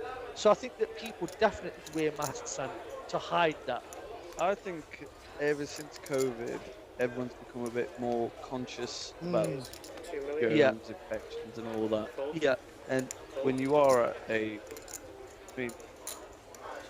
place where there's hundreds of people, some people about it. Yeah, absolutely. I mean, and I can understand why. Well, if you don't take it off for your winners, yeah. I mean, Ike Haxton still wears one, doesn't he? I remember him in Vegas just walking around with a mask on. Yeah, but he does also wear it for his winners photo, and he's won plenty last year. I think it's a bit much to wear it for the winners photo. But it depends how many people he owes money to. He might not want to be recognised. Yeah. But yeah, thank you, ladies and gentlemen, for joining us again. And we do really appreciate your questions and your comments coming through, because as you know, we are suffering some technical difficulties. We can't see the cards, so we are, to use a phrase, winging it slightly. And your help and assistance is really helping us out, so thank you very much. Yep. Much appreciated, people. You really have made the stream as good as possible with your comments in chat. Keep them coming. Frenchie again opening. Min clicking, which is pretty much the norm, to 2 million. And Tony in the big blind here, not looking like he wants to surrender just yet, Ant.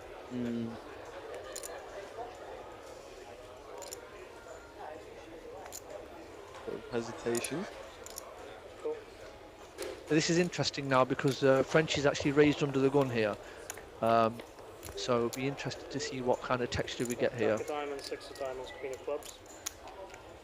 Reasonably coordinated board here. We've got some straight draws and flush draws that can work. This could be a... I mean, Tony's actually up there in the... He's not that far from Frenchie now. Obviously, whoever takes the spot down will go a bit clear, but... Bet 1.2 Yeah. million. A bet and a quick and fold take from it Tony down. here. And Frenchie getting back on the horse, as they say, and stacking more chips up. I've been very impressed with Frenchie, Ant. Yeah. They're all been playing very well. I mean, you've got people who've been grinding the whole way. Grinding is an art in itself. Absolutely. When you're in a position where you can't put your foot on it, you've got to learn the art of grinding. I was talking earlier about my friend Kiran, and she's my best friend in the whole world. I've known her since I was a child, and sometimes I try to explain to her why we love poker so much, and you know, some people, they just don't get it. And I was explaining to her as well about the different facets required to be a top player. So if you translate that into football in terms, if you want to be regarded as a top player in football, you need to have a left foot, a right foot, you need to be able to head it, you've got to be quick, etc. And it's the same in poker. And I go back to your excellent point about being able to grind. That's one of the key facets. If you want to become a great player, you've got to know when to be aggressive. You've got to know when to click down the gears and grind. You've got to be able to read people. You've got to be good at maths and working at pot odds. Yeah. So there's so many different facets involved in becoming a top player. And I don't think the good players get enough credit. Of course. It takes a lot of dedication. You see a lot of top players now, they start looking after their actual health. Physical health as well, yeah. That's a new thing, isn't it? Back in the day when you would just see a plume of smoke at the table when people are playing and they've got whiskies and cocktails and smoke. The good old days, as some might say. I wish I was there. Well, while the deal is shuffling up, I will do the obligatory advertising. There is a DTD 100 coming up, ladies and gentlemen, next week. Excellent tournament. All of you in the comments, you better be down for that. Yep. £120 buy-in and a potential first prize of £20,000. £20,000 and a £340 DTD series seat for all the finalists. Yep, the live day ones will be on Wednesday through to Saturday, and day 2 will be on Sunday. So we would love to have you down here. Also, please keep abreast of the website. You'll be able to see all the upcoming events like the DTD series, the WSOP circuit events that are coming up, and also if you do miss, I'm sure at least some of you will be able to see the future on the Friday night cash stream again, where I will be producing more buttonless shirts and more rubbish films and more losses for myself. Got to keep the graph going. If you're going on the downward trend, keep it going, man. I've run out of paper. Friday night poker cash game stream. Yeah, there'll be plenty of special guests in those, I imagine. Yep. Hashtag Mozart if you want to see me on that stream, ladies and gentlemen. We'll try and make it as lively as possible. Yeah, so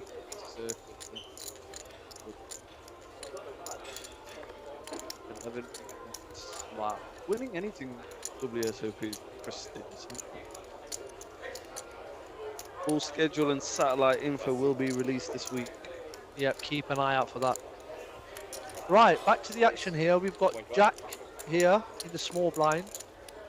I think he may have raised. Yep, he's raised to 2.1 million into Young's big blind. He's Young playing 15 bigs now. So every chip is even more valuable to him, and he decides to call, and we're going to see a flop. 40 million plays 14 million.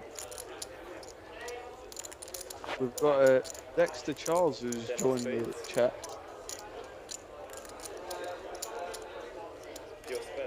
10 of spades, 10 of diamonds, 9 of diamonds. Check on the flop. Here to add to the comments. Ah, Dexter.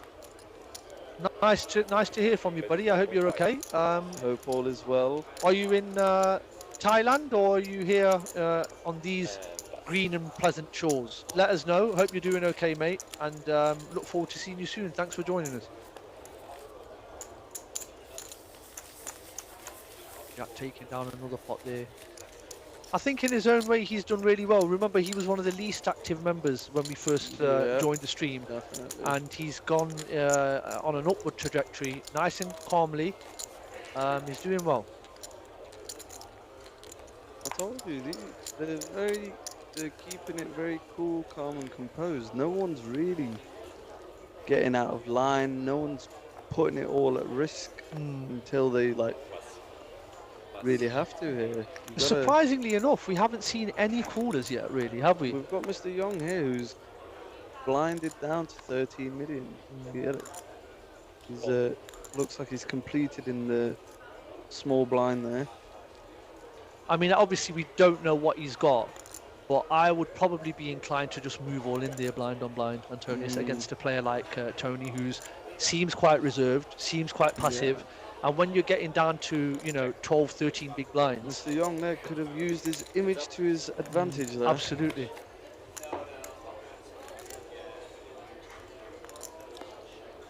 King of hearts, 6 of diamonds, 8 of hearts.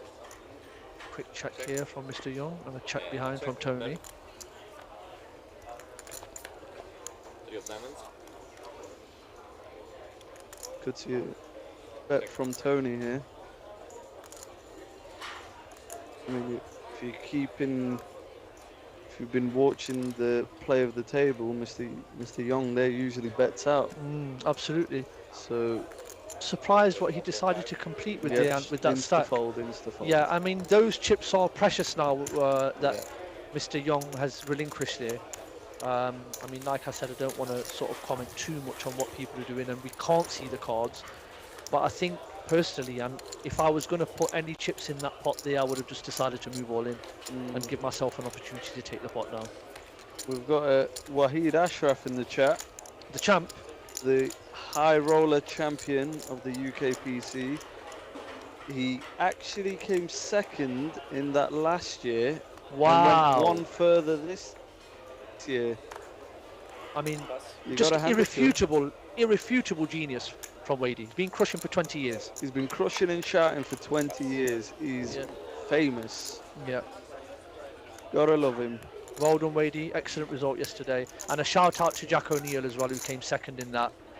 Excellent showing from both players, and Jack two O'Neill, great definitely guys. one of the most gifted players around. It's always nice to see the home team doing well, isn't it? Yeah. Is Frenchie going to keep the trend going? Well, he's in a good position to. We've had a super high roller champion, Keith Johnson, Nottingham boy. Yeah. Wahid Ashraf, 1K high roller champion, Nottingham boy, and Frenchie's also a Nottingham lad. Jack of diamonds. 10 of There's a blind on blind confrontation here. Tony just decided to complete again, having been raised the last 2 times out of the big blind by Frenchie. Frenchie deciding to check this time, and now it's been checked over to him on the Jack 10-6 flop. Oh no, I beg your pardon, it hasn't been checked over to him. Tony's going to lead. Bet is 1 million. Could be a fold. Another nice pick up there by Tony. All these pickups are crucial. I'm ready when you are, Wadey.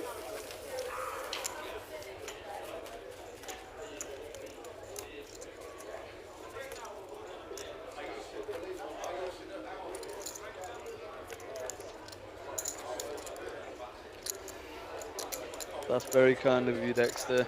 Much appreciated. Hope you're well out there, mate. Yep, Dexter, another one of the old guard. I had some great times with Dexter. It is nice to see, and so many of the people that sort of started on their poker journey around when we did are still doing well. It's quite humbling to see that. Dexter out there now in Thailand full time. We've got an living the dream. All in for 13 million. 13 big blind all in. Mr. Young now is deciding now to go all in under the gun. Get looked up by one of these two now. Yeah, this is the danger now, man. That's for a count. This is the danger, isn't it, when you go solo, that now you can potentially get called off a bit lighter, but it might be a good thing if you're shoving with a strong hand. I mean, at some stage he will need an actual double up. Absolutely, yeah. It's going to be hard for him to. Is all well, but to be in the game, he will need a double up. The body language is telling me that Tony's probably going to fold this one. I've been wrong before, and as soon as I say that, he instantly calls. What have we got? Here we go, ladies and gentlemen. This is a significant moment for the rest of the table as well, because we've got an ace queen, which I believe is for Mr. Young. Oh wow! Oh He's wow! run into ace king. This is an unfortunate circumstance now. This is a huge moment because were Mr. Young to lose this all in, the rest of the players would make £14,000 via that elimination. 30%. Oh. Oh my goodness me! What a game! How cruel! How cruel! stood up. Incredible. He just flopped the absolute flopped nuts and the stood nuts up. and stood up. Wow. We've seen this a couple The of times, haven't we? window Ian? cards are king. Wow, what a game we play. We Wow, love there it is, ladies and gentlemen. The ace queen absolutely destroying the ace king on the flop. Wow, that is a big hit for Tony. Leaving Tony in tatters. That is so unlucky for Tony. Unlucky. And even young. Feeling young. Feeling fresh. Feeling alive. Wow. Said it. Coolers. Yep. Wow, wow. And that was a real body blow there. Mr. Young is still in the game and he's here to stay. I didn't realise he'd won when he stood up. He might have done a Cully Sidhu. Have I won? Yeah.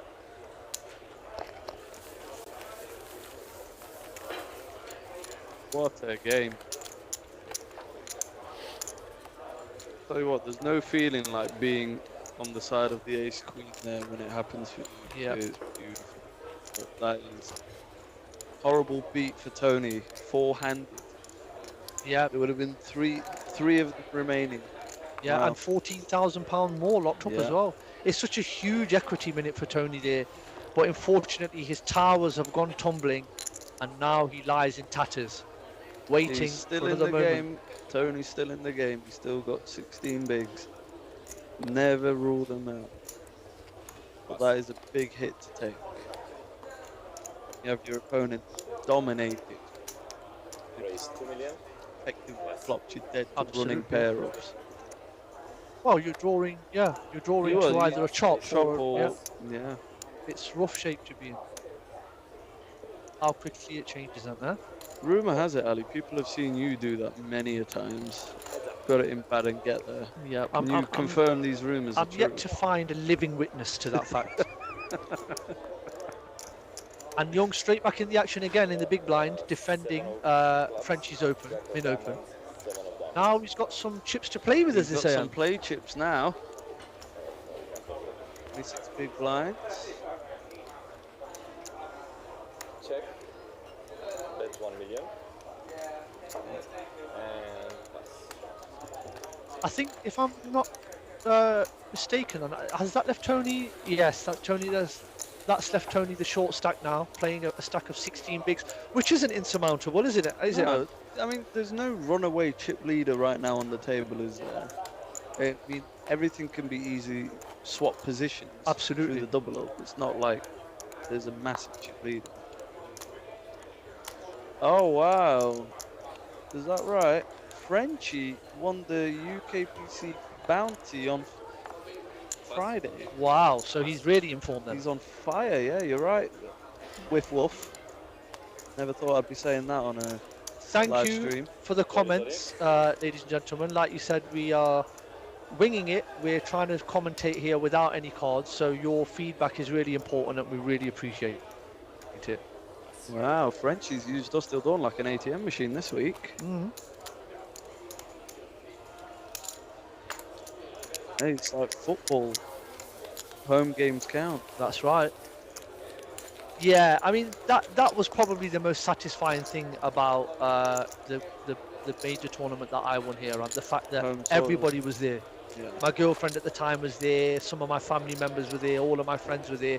Whereas if I would have won that tournament, even somewhere not as far from here, like Sheffield, yeah, I probably wouldn't have had that same experience of being around all of my people, if you know what I mean. It's the same for you, I yeah, suppose. most definitely. I had a massive crowd here. Uplifting. And you've still got that iconic winners photo as well. Yeah. Who was in that? Me, you, Raymond Kassam, Charlie Rimmer, Gordon Goodall, Gordon, and who else? Asif Ilyas, yeah. Amazing, amazing memories. Makes it worth it.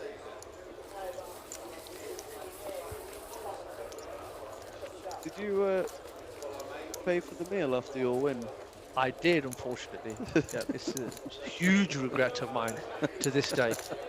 Set a precedent. Yeah. Well, ladies and gentlemen, 4 remain. £102,000 for the winner, and the glory, the immortality of winning the 2024 UK Poker Championship sponsored by GG. Incredible. Big shout out to everyone who made this happen. All the staff members, all the dealers, everyone, GG, Dusk Till Dawn. It's been one hell of a week. And also, let's not forget, and many thanks to me.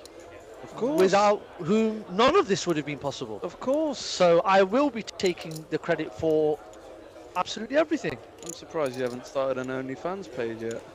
Well, another one. More buttons undone. There's all in.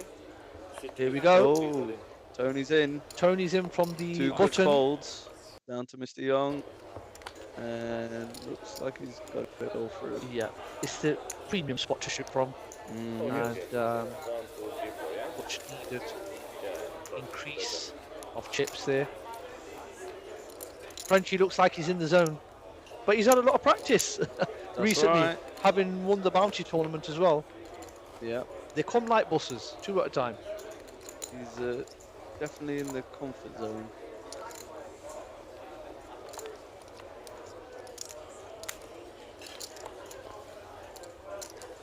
I think this is the point in a tournament that everybody who loves the game really envies being in. Oh, you know, the last 4 or 5 in it. It's really is it's almost like a different game, isn't it? You can't emulate or get the same buzz from anything else. Absolutely. I Even would the agree. Final 4 playing for that kind of money. A prestigious title. Yeah. You know, Champion. being streamed. Who doesn't it's want to be incredible. crowned the champion? Absolutely. What's the difference between first and second? Have you got it there, Ali? Yes, I have. The difference, we know that the first prize is 102,000. It's 64,000 for second. So it will be a significant heads-up battle, won't it, Anne? 42,000? Was it 64 for second? So 36, 38,000 pounds. 38,000. There you go. That's a nice bit of fun. It's a very significant heads-up match, that 38,000. Another hand in progress here, and under the gun open by Tony. As you can see, he's very short, defended by Young, and now I think it's gone check through here.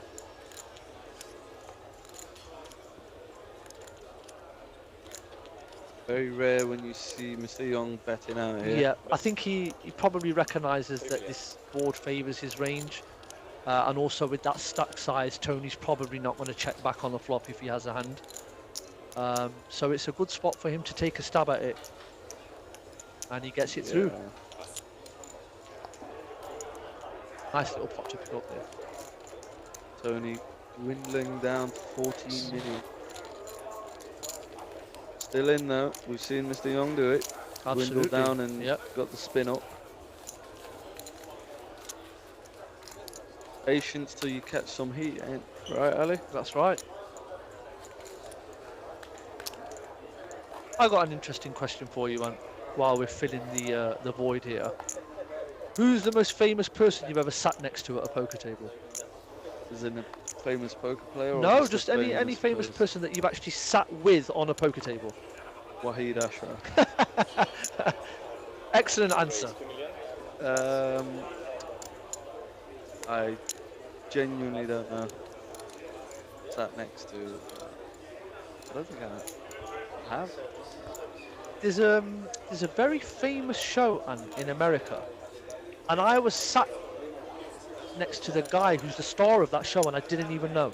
Was that when it was in Vegas? Yeah, in Vegas. Oh, do you remember? Ray Ramondo. Yeah, what show is he in? What's the show called? My mind's a blank. Let me look it up. But yeah, he was. I mean, I've sat next to a lot of other people. I've played with Chris Eubank Jr. a lot of the times, who's a nice chap. But obviously, we've seen loads of famous people in this game. But I'm talking about actually played with them. I actually genuinely don't know about actually playing with them.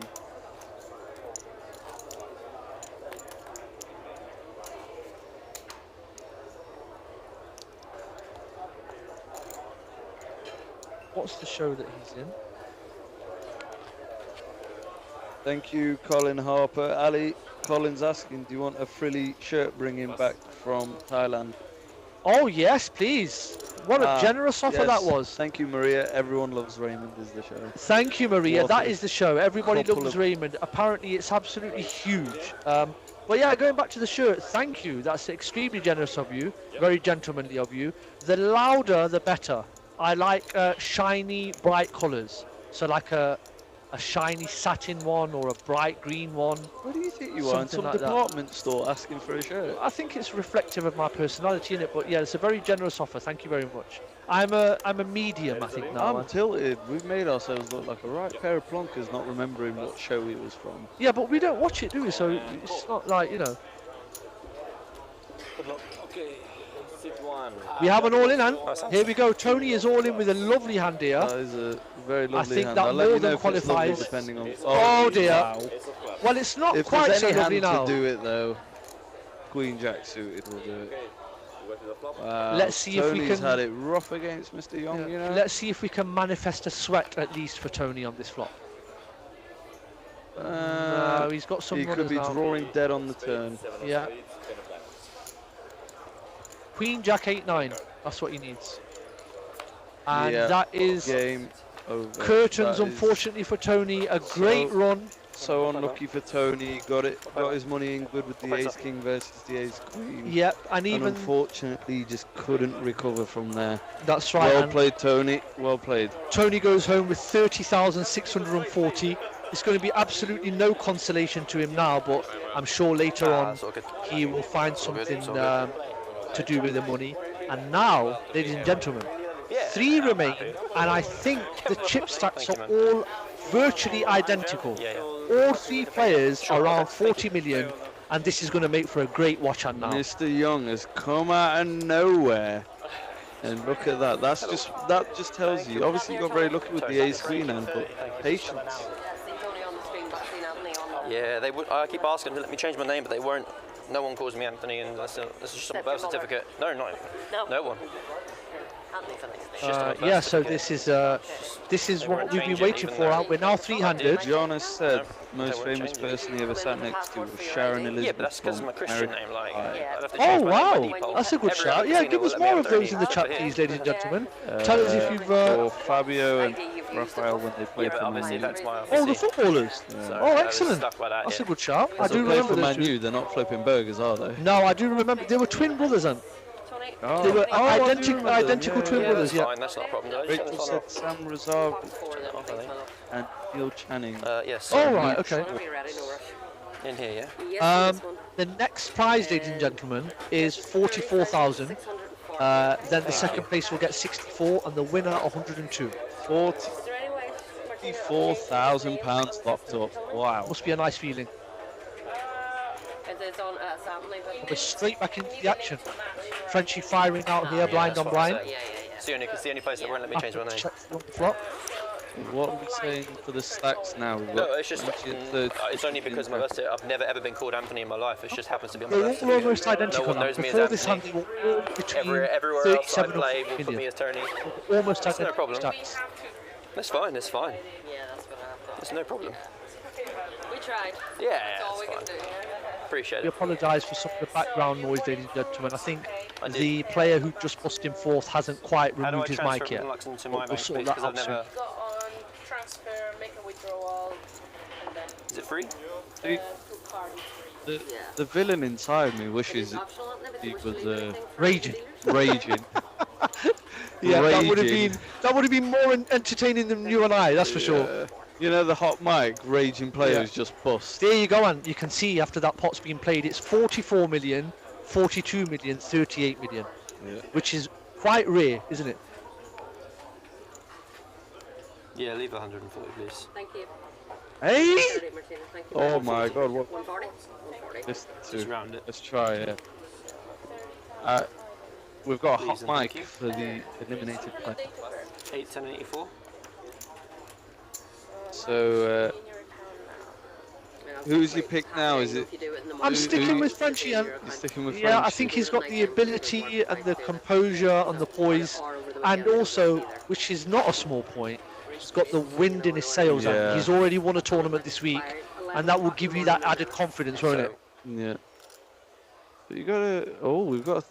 Is that a 3-bet to 8 million? Wow, here we He's go, ladies and taking gentlemen. it to Frenchie. An insta-fold from Frenchie there. Wow, He's not looking very 47 happy million. about that at all. And now all of a sudden, Antonius, the meek and mild Mr. Young is the chip is the leader, aggressor and the chip three-handed. leader, and this is how quickly it can change. Maybe he might turn the heat up on these two now. He was extremely inactive, and I remember we did say, Antonius, he may have been struggling with distribution because we can't see the cards. It looks like that may have been the point, but I think he's played really well. I told you, grinding is an art. Absolutely. At some stage in any tournament, you will have to grind.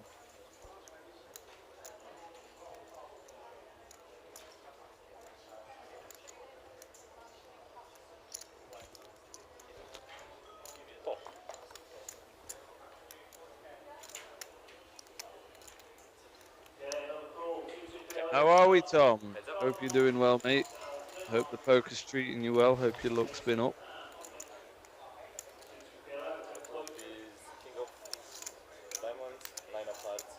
Another blind behind encounter here, Ant. It's Young and Frenchie again. Firing out again, Ant. Has I think he's done that most times, hasn't he? He's looks like he's catching Frenchie by a bit of surprise. We haven't seen Frenchie's facial reactions change much. He's twitching more now, isn't he, Ant? I think it's an excellent point that you made earlier when we were talking about his composure, that he hadn't been tested. I think now he's starting to encounter a little bit more resistance. Do you think maybe people are a bit comfortable with money they've locked up, so now they're thinking, go for it? That certainly can play a part for sure. I mean, I know that I've done that myself. I've certainly done that. Locked up an amount of money. Oh, yeah, let's absolutely go for it now. I mean, in the context of this pot, we would have to consider that turn a brick, and now it's been checked through. Oh, I think. And here comes a completed flush draw. Frenchie. Oh, it's checked down on the river. And Mr. Young picks another one. He showed the king of clubs. I picked it up on the audio, Mr. Young. King 8. Yeah. That's fair enough. Bet flop, check turn, check river. I think Mr. Young would probably be a value bet on any river that wasn't a diamond there, but with a diamond completing it. So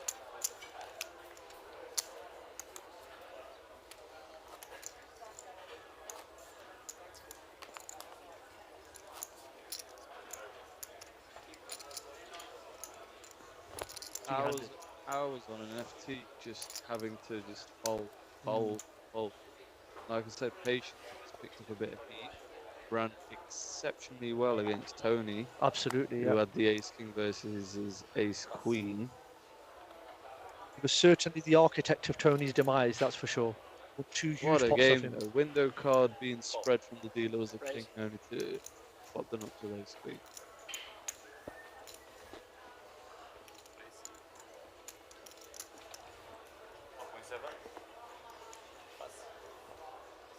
Another raise and take it there from Jack. Who's also played a really steady game. He's played very steady. I like it. Been I impressed. Like it. He's not been out of line. Got out of the way when he needs to, and picks up here and there. Honestly, you can't fault none of the players on the table. And we were talking earlier about callers, and on this final table, I think that's been the biggest one we've seen, the ace queen against the aces. Yeah. Is that what it was? It wasn't, was it? No, the ace king versus the ace queen.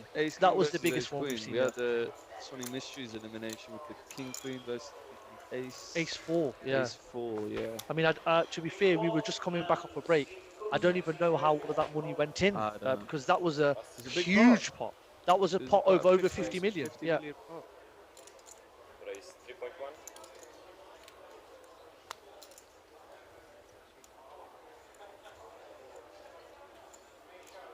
Young, cool, calm, and composed. 3.1 is the raise, yes. He's holding that one. Another one for Jack. Yep. Skeggy's going mental right now. I can feel it.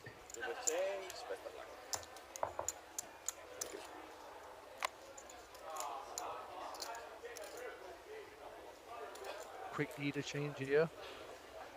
I think one of the things as well, Antonius, which is not a small point, is that you realise that the pace of the game changes as you get shorter-handed. Yeah. So, for instance, when you're 9-handed, you can sort of zone in and zone out and give yourself a mental break. But when you're 3-handed, you're constantly involved in the action. Yeah. And that's when it really can become quite testing. Yeah. To answer your question, Man of Straw, the person out of the remaining 3 with the most earnings is Frenchie, I believe. Am I wrong, Ali? I think you might be correct, Antonius. Yep, Yeah, Frenchie's got with $276,000 on Hender Mob, and his biggest score was 137,000, and that came about 6 months ago in Vegas when he came 4th in a bracelet event. That's right. So he's actually been doing really well over the last year. Well, his Hender Mob's certainly gonna, even with what he's locked now, gonna rock it.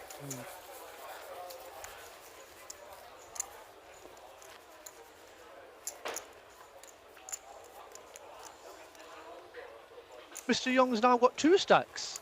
Maria said she played live sit and go once with Teddy Sheringham. Oh, okay. Another icon. Yeah, but is Teddy Sheringham anywhere near Wade Ashraf?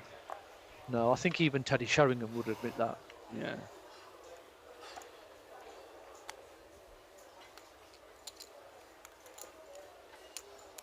Sorry. Raise 2.5 million. We've got another raise incoming here.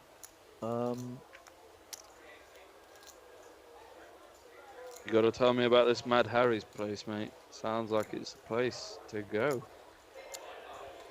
Mr. Young here and opening to 2.5 million on the dealer button. Frenchie getting out of the way in the small blind. And Jack decides to call. We're going to see a flop here, 300. 6.8 million in the pot, and both players playing 40 million plus stacked behind. Flop 80 hearts. Interesting. 2 hearts. Check. Oh, he's looking at his chips. Yep.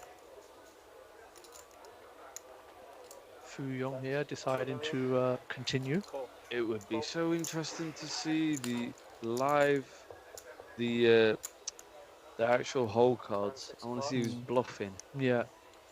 I mean, just to reiterate the point that Antonius is making, we have got a gremlin in the system. We are not able to see the whole cards at the moment.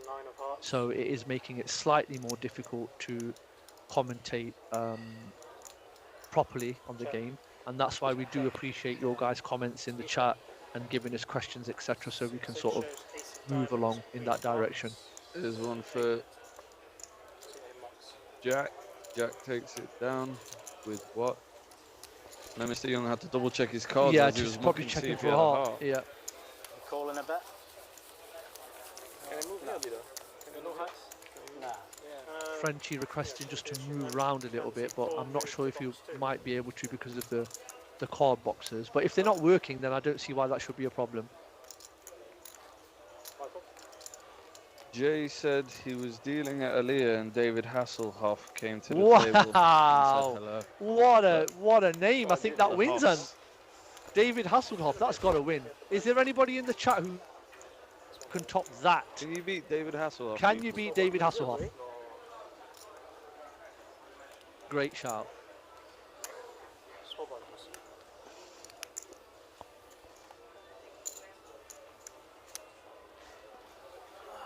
I hope he walked in like he usually does. Yeah. Raise 2.4 million. Fold. I bet he walked out different after he played roulette.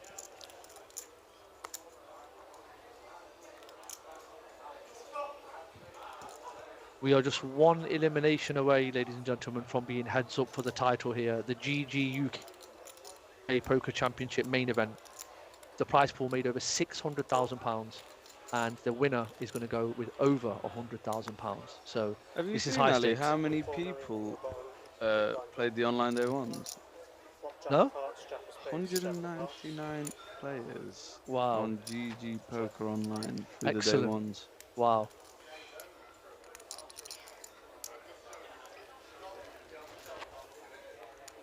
Another paired board, and we've seen a lot of those, haven't we? So they do make the the boards trickier to play, and Frenchie And just they're always betting a and taking flushing that one board. down.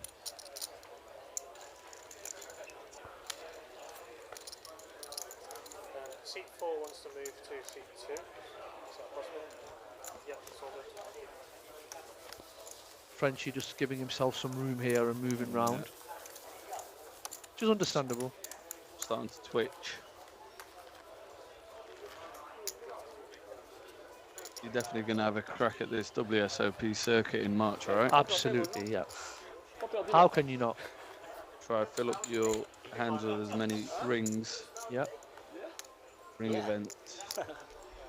It's really brilliant that they have got that partnership here with Dusk, where we can access something like that so readily. Yeah, I'm It's looking fantastic. looking forward to seeing the schedule and satellite info this week. Yeah, so be sure to look out for that online.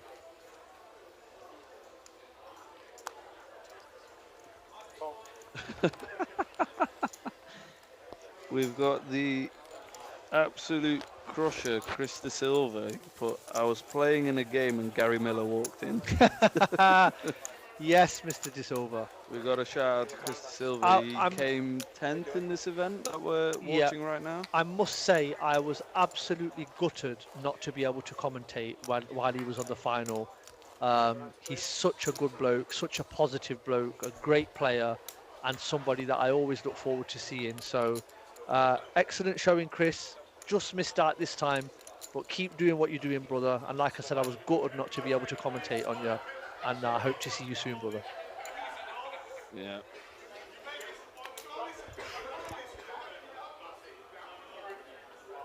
Chris De Silva, one away from the FT. Would have been really good to have watched him on this table. I've got a funny story about Chris, so I'm not going to go through it, but he gave me a pretty horrendous beat once in a really important pot, which was just before the seat in the satellite, and I took it really well. I mean, if you believe that, you'll believe anything. Yeah. And then the next time I saw him, which was months later, he came up to me with that amazing smile that he's got, and he said to me, "Have you got over it yet?" I said, "No, I haven't." People know you oh too well. Yeah. But your chips went to a good guy. Yep, they did. They went to a good home. Another pot here, and we're on the turn. There's already 8.8 million in the pot. Tell you what, Mr. Young's taking control a Yep. little bit here. And a call on the turn as well, and here between the dealer button and the big blind. And like I said, this surely would favour the big blind's range, but the dealer button hung around. Just check. Check. Oh, he had ace-5. Okay, so he had an overcard and a gut shot. Nice pick up for Jack there. Yeah. What, did ace-high win? I could have sworn I've seen an ace on the river. Yeah, me too.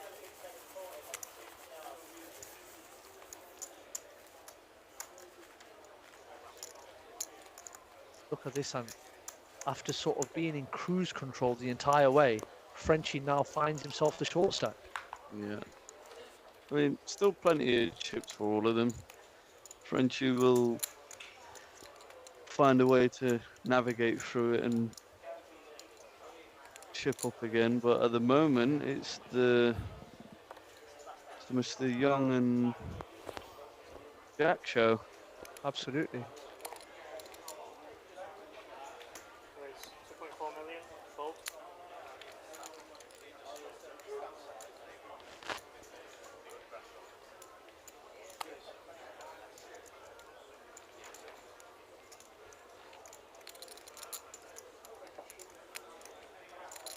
All in 4 million. Oh wow! I had to lip read though. He's had all in, right? Mm-hmm. Snap fold there. He's, and Frenchie's starting to gesticulate now and gyrate in his chair. He's already swapped positions. He's scratching his head. He's not looking now, Antonius, like I said, as composed as he was. Is Frenchie rattled, ladies and gentlemen? Please, In the comments, tell us what you're thinking. What do you think? He's not as cool, calm, as collected as before. But could that be just due to tiredness from constant play day in, day out? Is it getting to him? I mean, he is wearing a Vitality hoodie, but... And this is the thing, you cannot underestimate the impact that pressure can have on you in any form of undertaking that you're doing in life. But I think he's just biding his time. He's letting them do what they do and just waiting for the mistake or slip up. But here we are. And again, straight back in the action against Frenchie, blind on blind. He decides to complete, and we go to a flop.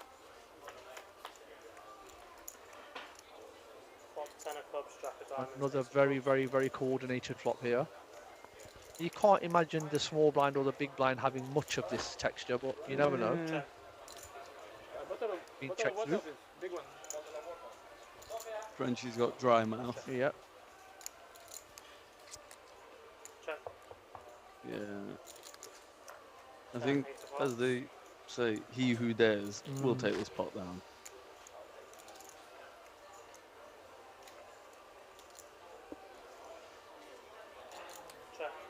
Young slightly hesitantly deciding to check there.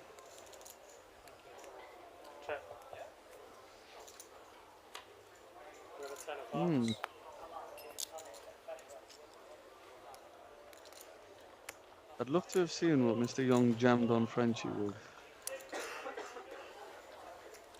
Oh, he's taking the stab at it on the river. Now a one.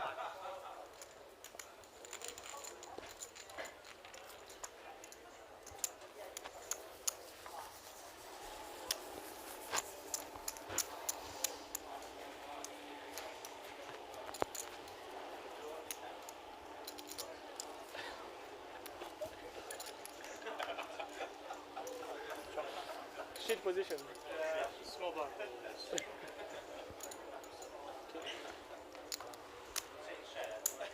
Can I go there?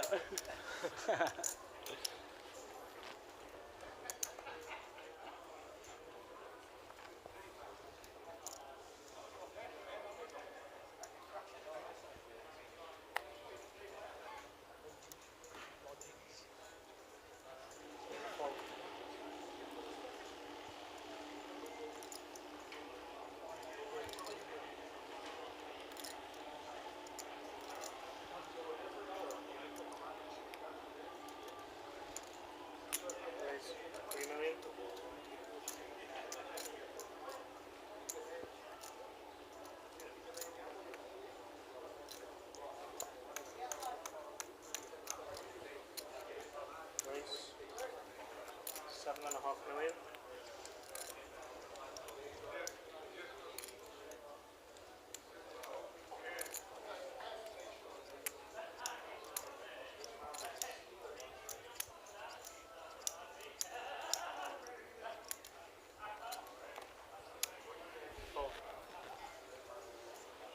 Two shows ace of spades, king of diamonds. Nice one. Ace of spades, king of diamonds. Those in poker who know, there's no such thing as a compliment. Yeah, I mean, what I would say is that there's more chance of Wadey losing the flip than him paying anybody a compliment. Well, very lucky he's not in the building, that's all I...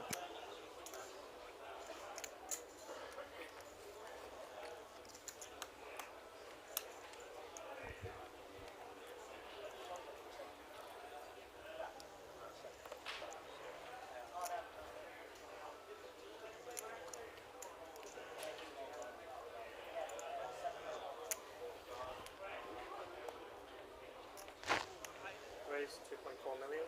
Cool. Cool.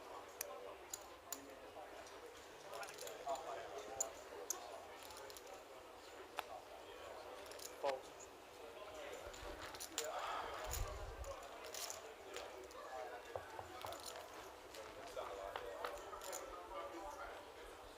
Top 5 hearts, ace of spades, 4 clubs. Check.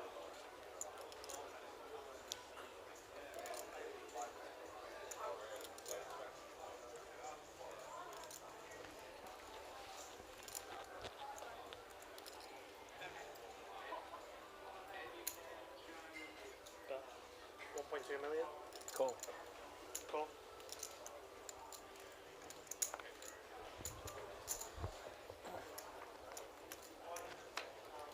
Turn 10 of clubs. Check. Check.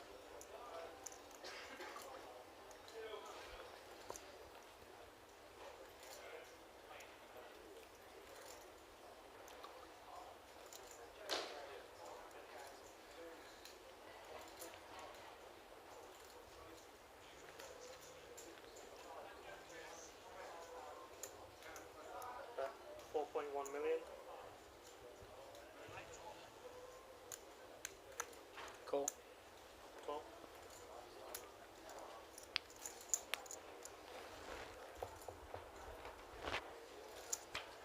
Give it 5 of spades. Check. Check.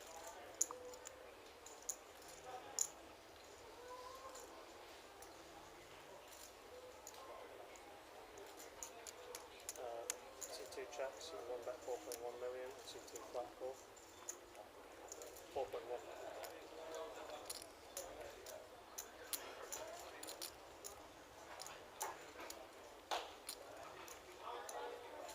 Seconds.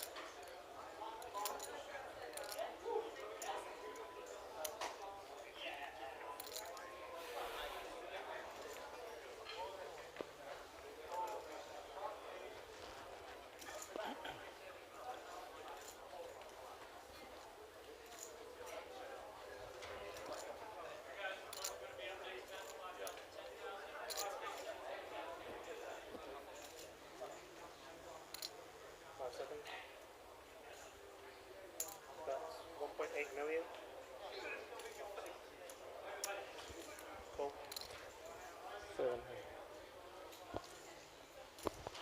C1 shows 7 of clubs, 6 of spades. C2 shows ace of hearts, 2 of spades.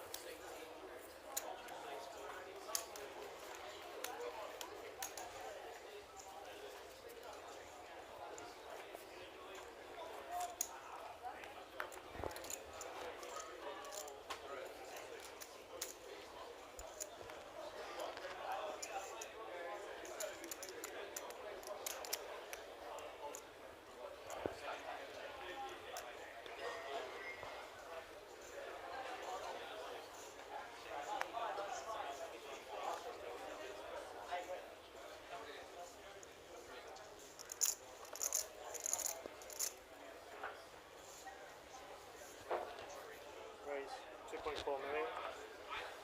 Fold. Call.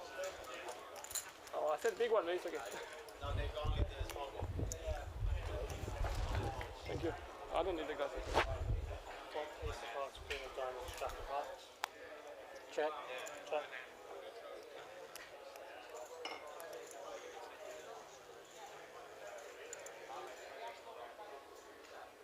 That's 2.5 million. Cool. Cool.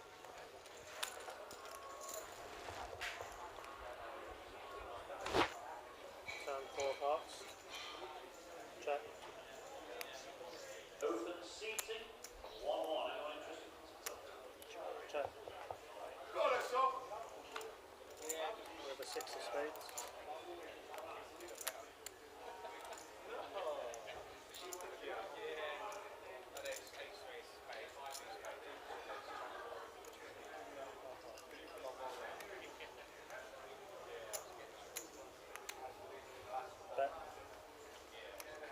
million.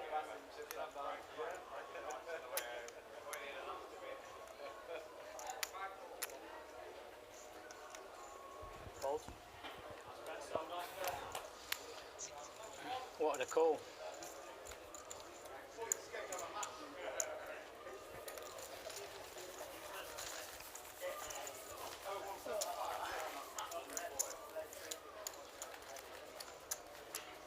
Good form. Lines and answer, please. Good form. Thanks.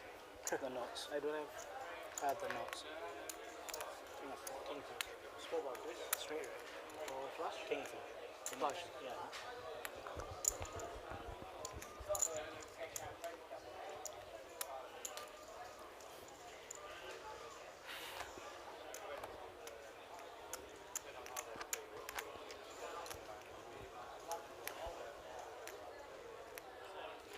Raise 2.4 million.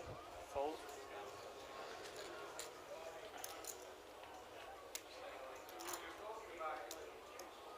Yeah.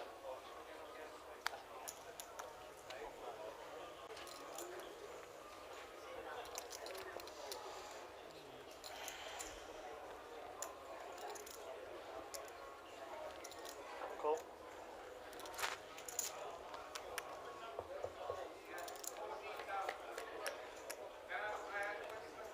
What, 2 diamonds, jack of clubs, 2 of spades. Check.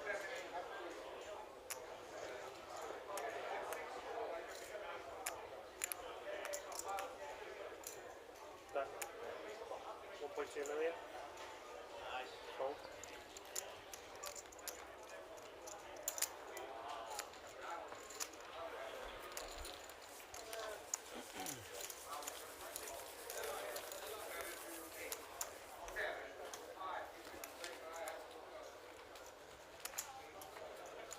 Hey, listen, so they're all trying to be the king, but they don't realise.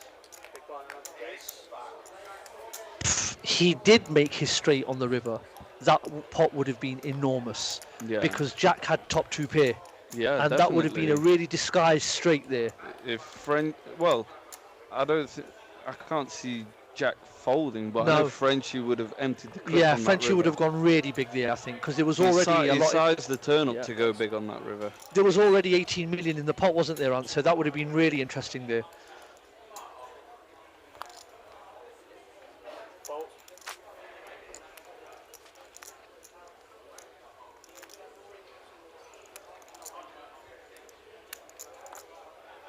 Fold. Frenchie giving up the big blind to the button raise of Jack. Jack is building 77 million now, Ant. stacks. Drawing away down the final furlong, which is when you want to be drawing away. Answer, please.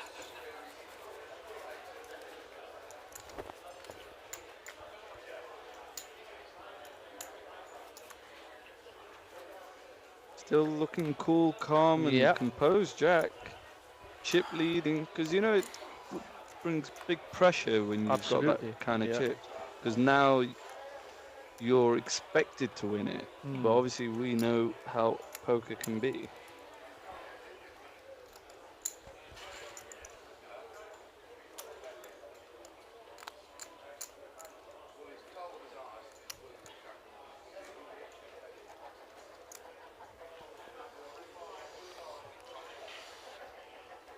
What's the blind? Still a 0. Raise 2.5 million. Next time, John. Yeah. Thanks. Fold. How much, sorry? 2.5 million. Call.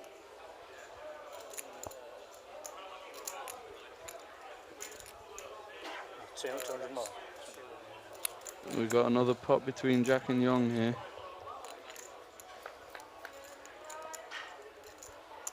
What, jack of diamonds, 7 of diamonds, 9 of hearts. That's an interesting board. And again, another really coordinated board, and straight draws, flush draws working. Check. Turn ace of clubs. I could see. Check. Check. It'd be very interesting if he checks here. Yeah, you'd expect him to lead out on that turn. Bet 2.5 million.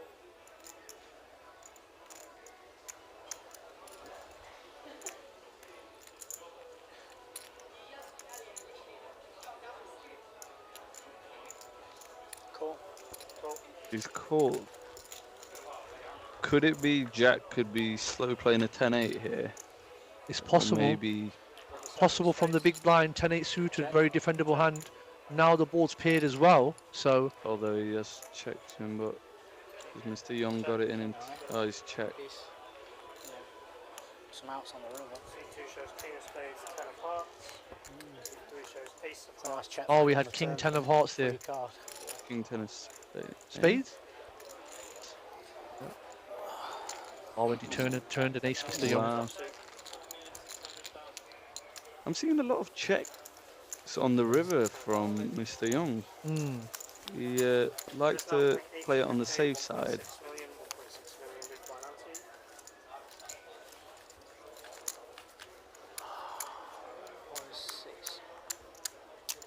Come on then, Ali. Now the stacks are the way they are. Are you still going with your original pick? Well, my pick, you won't be surprised to hear, has plummeted down the order.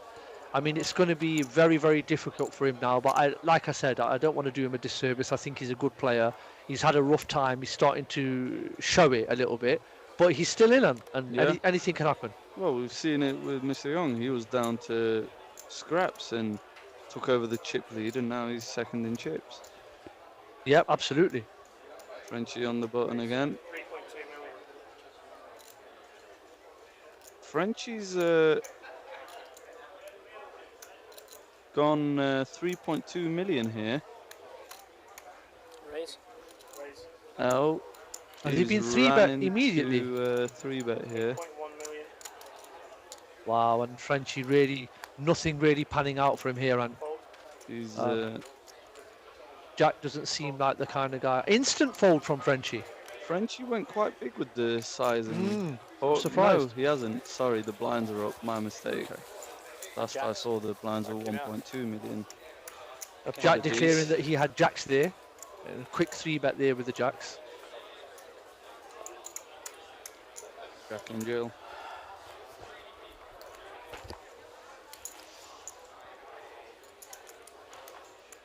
It's all going to come down to an all-in.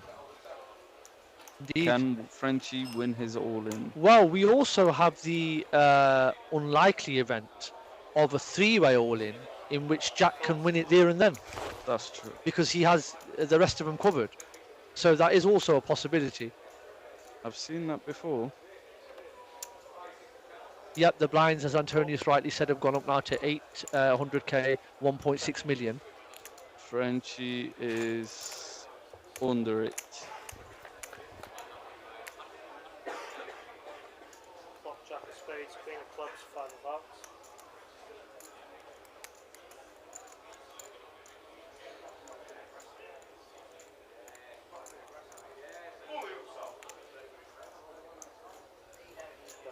$2 million. Fold. And again, It's all about now C3 shows the queen of patience. 8 big I know blinds the now for Frenchie. blinds are huge, but you can still work with 8 big blinds. As mad as it seems to say you can work with something below 10 big blinds, you still need to lose your all-in for you to be out. So chip in a chair, we've seen it before. Yeah, many times. Never rule Frenchie out. But Jack is a monster chip lead on this table. And that is, ladies and gentlemen, the time to be a monster chip leader when there's 3 left and the title is within your grasp.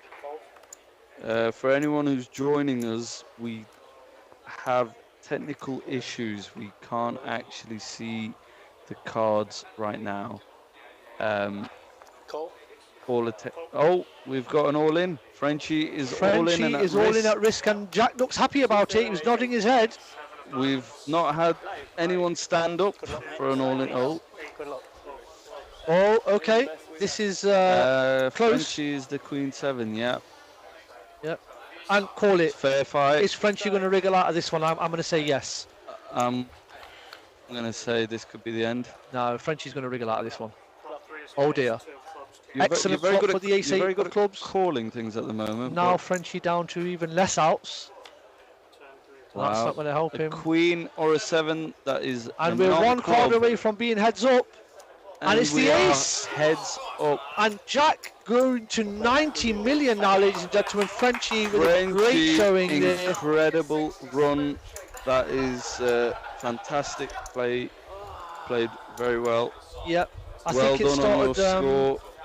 I know you'll be a bit gutted not to win it. We're having a little break. It started to go downhill very quickly for Frenchie, didn't it? His demise was instantaneous almost.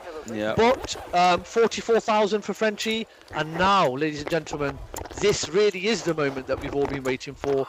We are now heads up for the GG UK Poker Championship main event. We're going to be playing for 106,000 £1,000. And Skeggy have come out.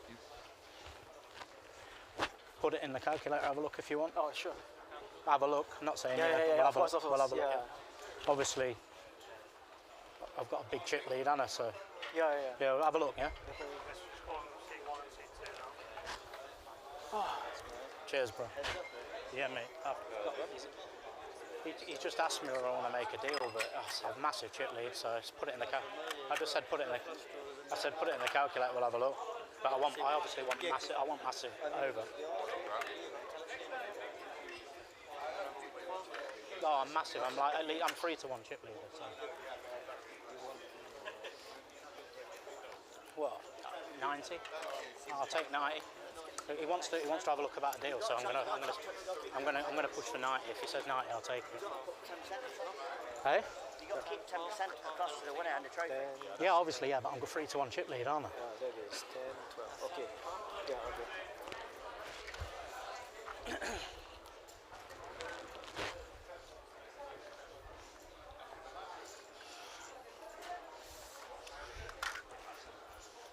Two left.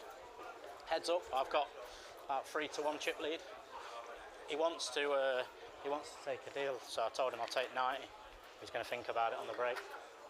I've got massive chip lead over him, and he's got. I'm like 3-4 to 1 over him. So.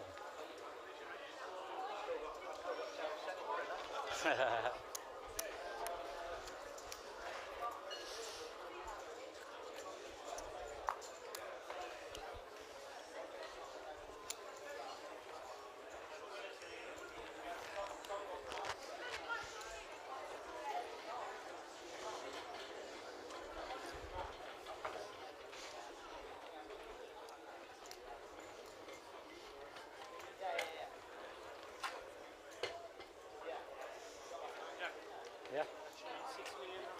Yeah. Thank you. They're in 10 millions anyway, these are. What's going on, Rocky Shots?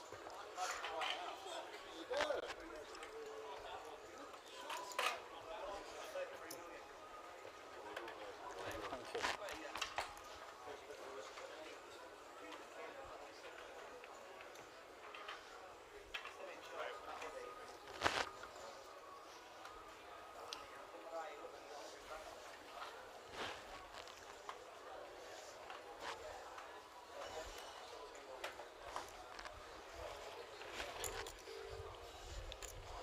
You're right. I told him he's going to have a look in the calculator. I told him I'll take 90.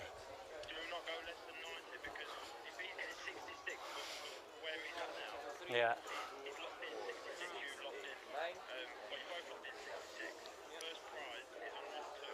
I told him I'll take 90. All right. So it's just I don't know. They're putting it in the calculator and having a look anyway, and then we'll go from there. All right, bro. Alright, okay. I know, yeah, it's alright. Yeah, it's alright. It's alright.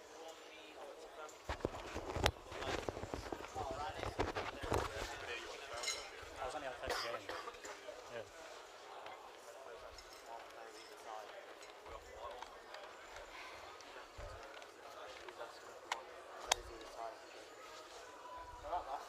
Want to take a look?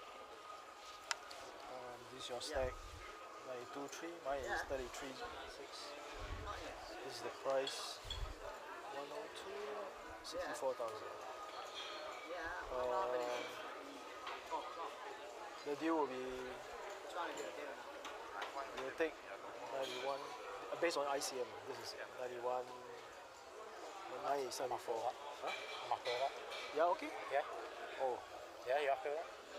And we leave maybe, okay, we take out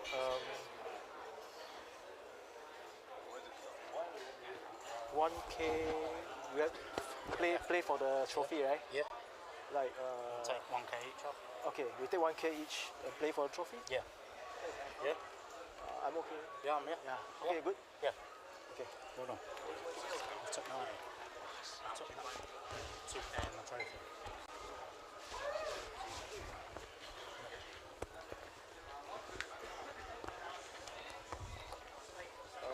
Can we do a deal? 1 second. Yeah. We'll explain you how it works. Oh, how it works. So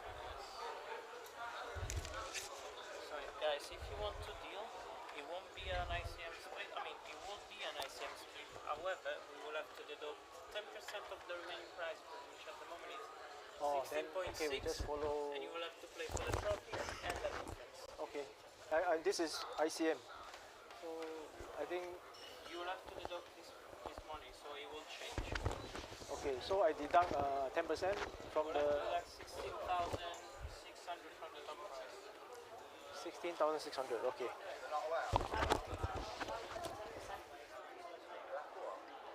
So it's 166.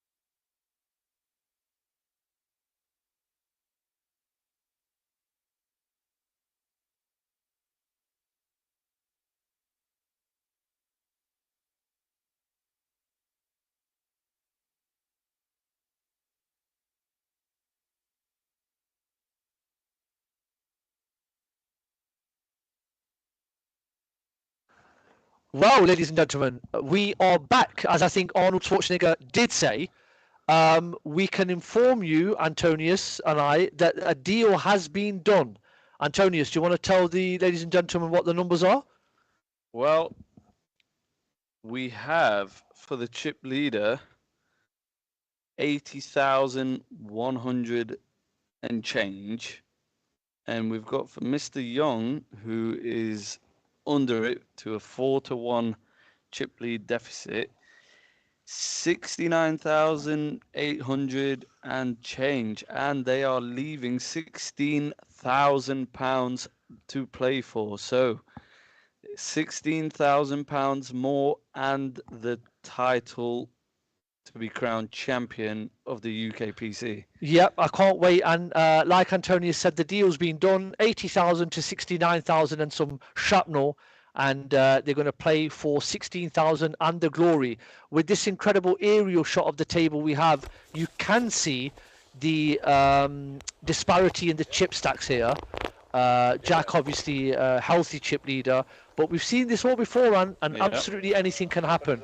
So here we go. We're on the home straight, and the champion will be crowned. To both of them. They've played well. They both deserve. But Mr. Young has some work to do to chip away. Indeed. While they get the technical issues sorted out, unfortunately, we still haven't managed to get the whole cards, but you've been with us for this long. We might as well see it through, as they say. Please comment in the chat and let us know who do you think is going to win it. Is there going to be a miraculous turnaround? Is there going to be a David and Goliath here, or is the chip leader just going to steamroll the shorter stack?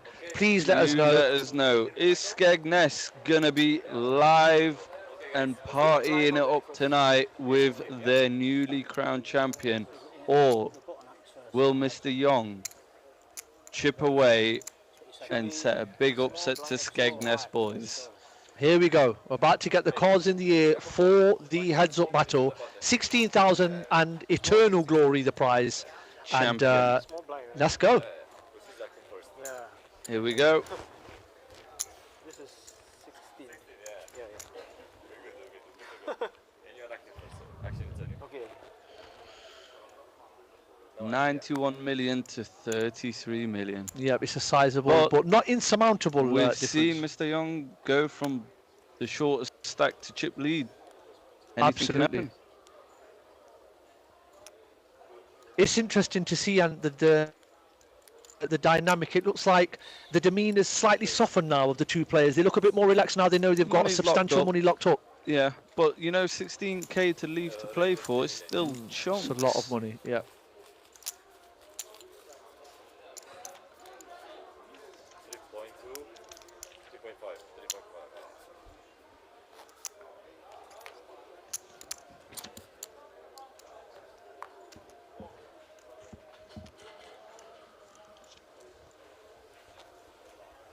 The action's going to be coming thick and fast now. We've got on the chat, we've got Solly for the win. We've got Mr. Young for the win. Yep, Jack Sonneman. I think it's Mr. Young's lucky night, says Rachel. It could well be. He's a bit under it at the moment, but he's clawed back before. And it can change very quickly. Grinder.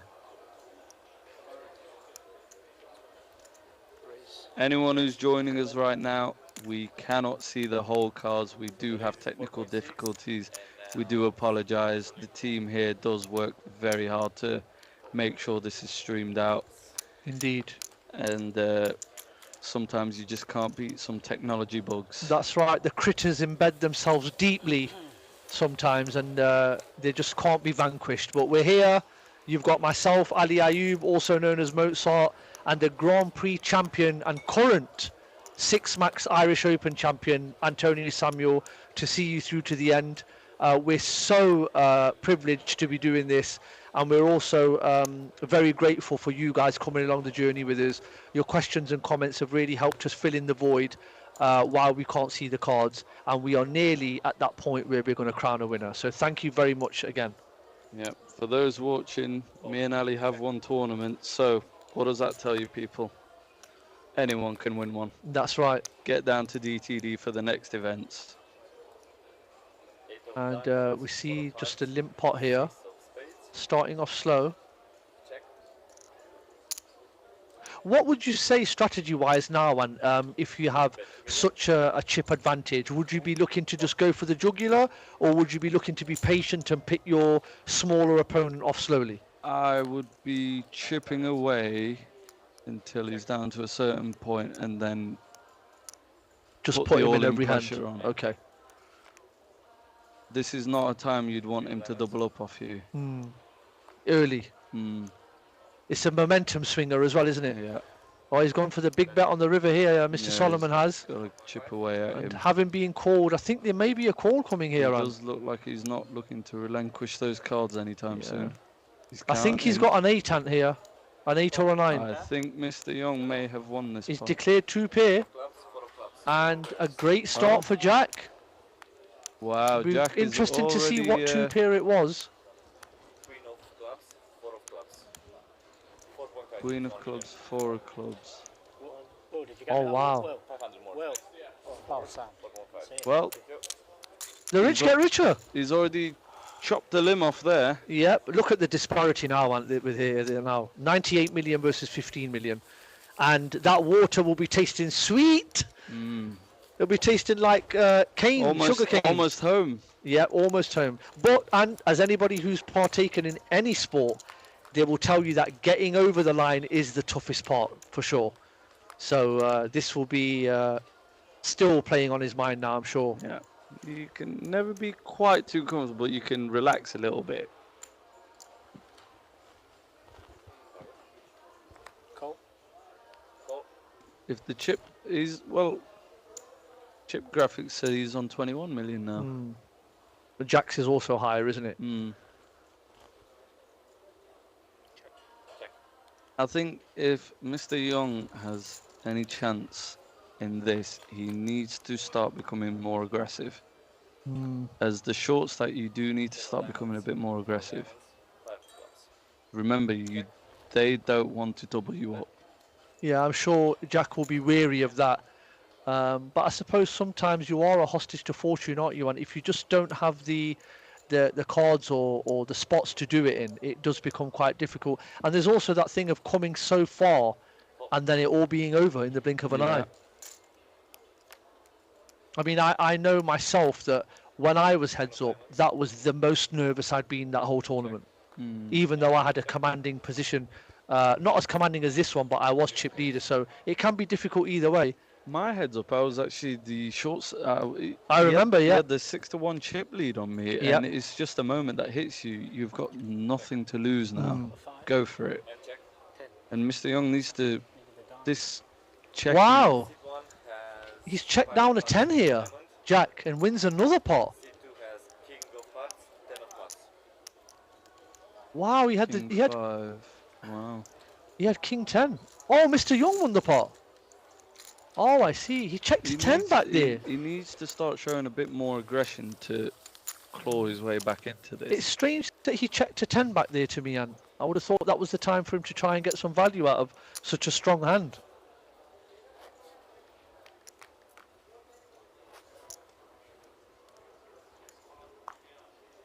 Blinds 800k, 1.6 million. Hand 151 now here on this final. And we are rapidly heading towards crowning the GG Poker, UK Poker champion.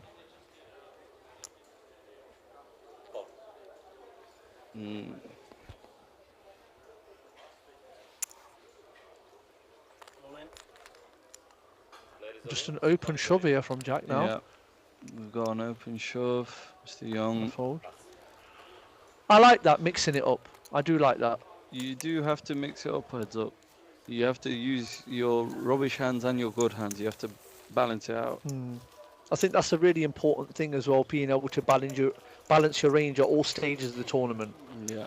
A lot of the better players, much better than myself, will tell you how important that can be. I remember having a long conversation with John McCann about that when I was asking him for some help, and he really gave me a fantastic insight into some of the nuances of staying balanced. And it's always helpful, isn't it, and to talk to better players and find out, definitely. you know, what's going on. I've learned a lot from John, Jack O'Neill, and players like that. I've learned a lot from them. I've learned the art of patience from Cully. Check, check. Turn is 4 of spades. Check. 3 million. Bet 3 million. Jack going for it again here, pot size bet on the turn. And it doesn't seem like Mr. Young's got any answers here at the moment, but he's cutting out some chips. Jack seems to put the bet in when there's no aggression from Mr. Young. Okay, here we go. A call here on the turn. Be interesting to see what he does on the river. I mean, the flush has missed. There is an obscure straight there. Check. Okay. Check. King of diamonds, queen of diamonds. Oh. King high. King, queen of diamonds, did he have? I'm surprised Jack doesn't. Wow, look at that flop for Jack and king, queen of diamonds. I'm surprised Jack doesn't bet the river there. Diamonds as well. Oh wow, the two players they're discussing, they both had diamonds. Had it have come a diamond on the river, we Wow. would have a champion. It would be game over. One card away from it all being over. Any diamond. Did you say Jack Solomon was from Skegness? Judging by the comments and the support from his rail, I would say so, yes. I've not actually seen Jack around. Be interesting to try and talk to him afterwards, but he's played really well, and I've been really impressed with him. So he's definitely not let no pressure get to him.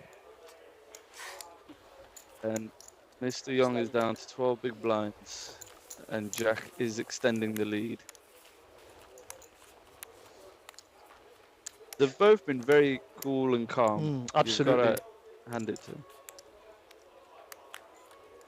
It can be a barren, tough place now if you're in the spot that Mr. Young is in. It's really difficult when you're facing such insurmountable odds. But you've got to stick in there. It is. However, like I said, the pressure's sort of off because you've got nothing to lose. You've got that money locked up. You're playing for extra money, but he's in a position where he knows he's under it. But this is why you've got to go for it now. Is announced all in? Jack will be chipping away at him. And now Jack's asked for a count.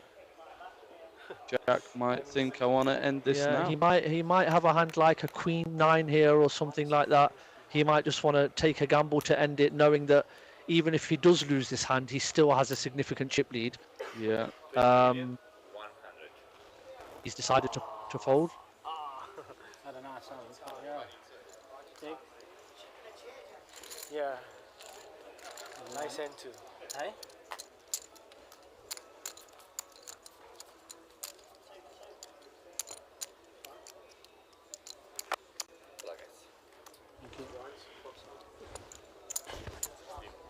As we change the dealer here, just to let you know again, guys, that a deal has been done.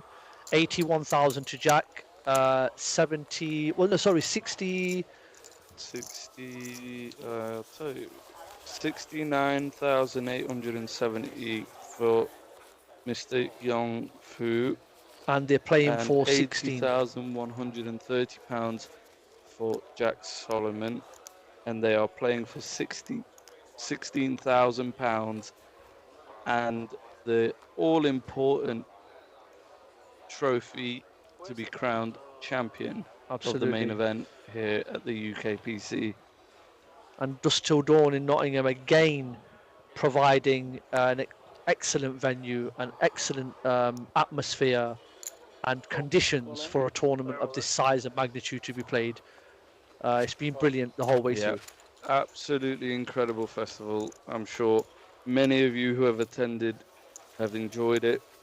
I know it's been an incredibly friendly atmosphere, loads of side events, satellites, lots of money awarded in prizes. I'm sure you've all enjoyed it. And as usual with Dusk Till Dawn, there's always plenty more to come. Always keep an eye out on the website. They're always releasing new events, upcoming events. Keep it in your calendars, people. You don't want to miss out on the next ones. Absolutely. I think we're going to a flop here, Ant. You can see the chip stacks there, 21 million versus 102 million.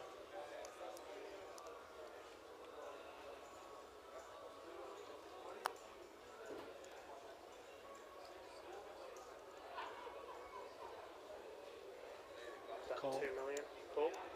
Young leading for 2 million, and Jack again instantly calling. No messing about, no nonsense style. Turn 10 of spades.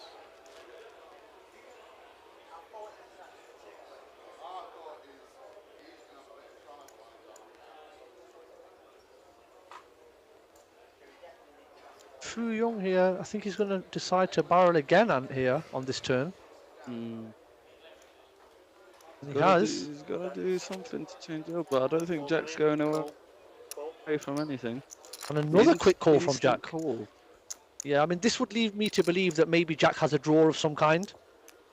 He's not shown any aggression so far, and that, ladies and gentlemen, is a very, very, Paired up. very Bush has juicy got card. It'd be interesting to see what Fu Young does here, having the eyes checked now. Ace high. Wow! Jack was declaring ace going high, and nowhere. Fu Young immediately declaring that it's good. Great play there from Jack. He knew exactly where he was in that hand. Knew. Very good play. Again, Young couldn't empty the clip there. It would have been interesting to see, Antonius, if it didn't come a diamond, whether Fu Young would have pulled the trigger there, and That would have whether been interesting, yeah. Jack would have stuck to his convictions and called off with the ace high. That would have been very interesting to see. Yeah.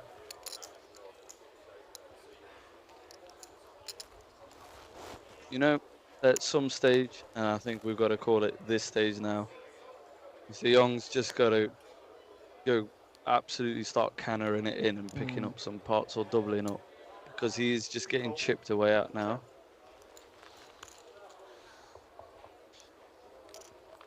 Jack basically picking up from where he left off after the break, just winning every hand. He's getting closer and closer to, well, actually the trophy's right next to him. You don't have to go far to get It could be a sign. Mm. But I mean, very impressive to just call two streets with ace high there, and then yeah, he sort of declared his hand like he knew it was the winner. Got the win behind you. The confidence is there. You know. Wow, bet on the knows turn. where he's Another at. call. River 6 of spades. And a one-liner now here to a straight, and Possible also the flush. flush draw. He's gone all in. Straight. All in on the call, straight announced, they're chopping it up. No. Oh, he's got the bigger straight. He's won it. Oh, wow, ladies and He's gentlemen. took it down. We have a winner. Jack Wow. Solomon from Skegness has just won the GG UKPC Championship at just won for a combined close to £97,000 and the title. And then he's played really well. He's played very well. What a final hand.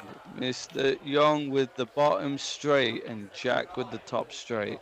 Wow. What a way to finish it. Did not take very long. Congratulations, Jack Stockman.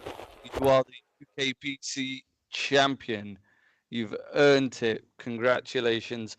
Mr. Young, you played very well. You grinded through that final and took a nice, lovely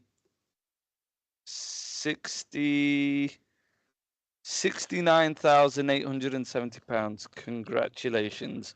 Well done to everyone. Yep, an absolutely amazing showing, and I'd firstly like to say, Ant, what a privilege it's been to be doing this with you. I've really enjoyed it. I know our task was made a little bit harder by the fact that we didn't have any cards to deal with, but it's been an amazing experience. I want to thank everybody in the comments who have stayed positive and stuck with us.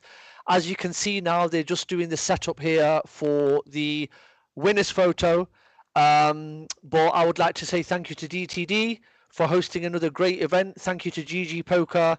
And I think that's about it, Antonius, isn't it? Thank you to all the staff behind the stream, Derek, his team, Thank you to all the dealers. Without you, none of this is possible.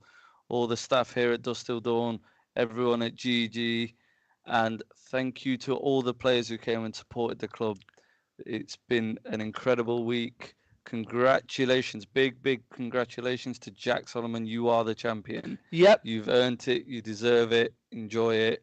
And I'm sure we'll be seeing much more of you in the poker scene. Absolutely, and we will leave you, as is only right, with the pictures of the winner and the trophy of the GG UK Poker Championship. Thank you very much, ladies and gentlemen. God Good night bless. from me and Ali Ayub. Goodbye.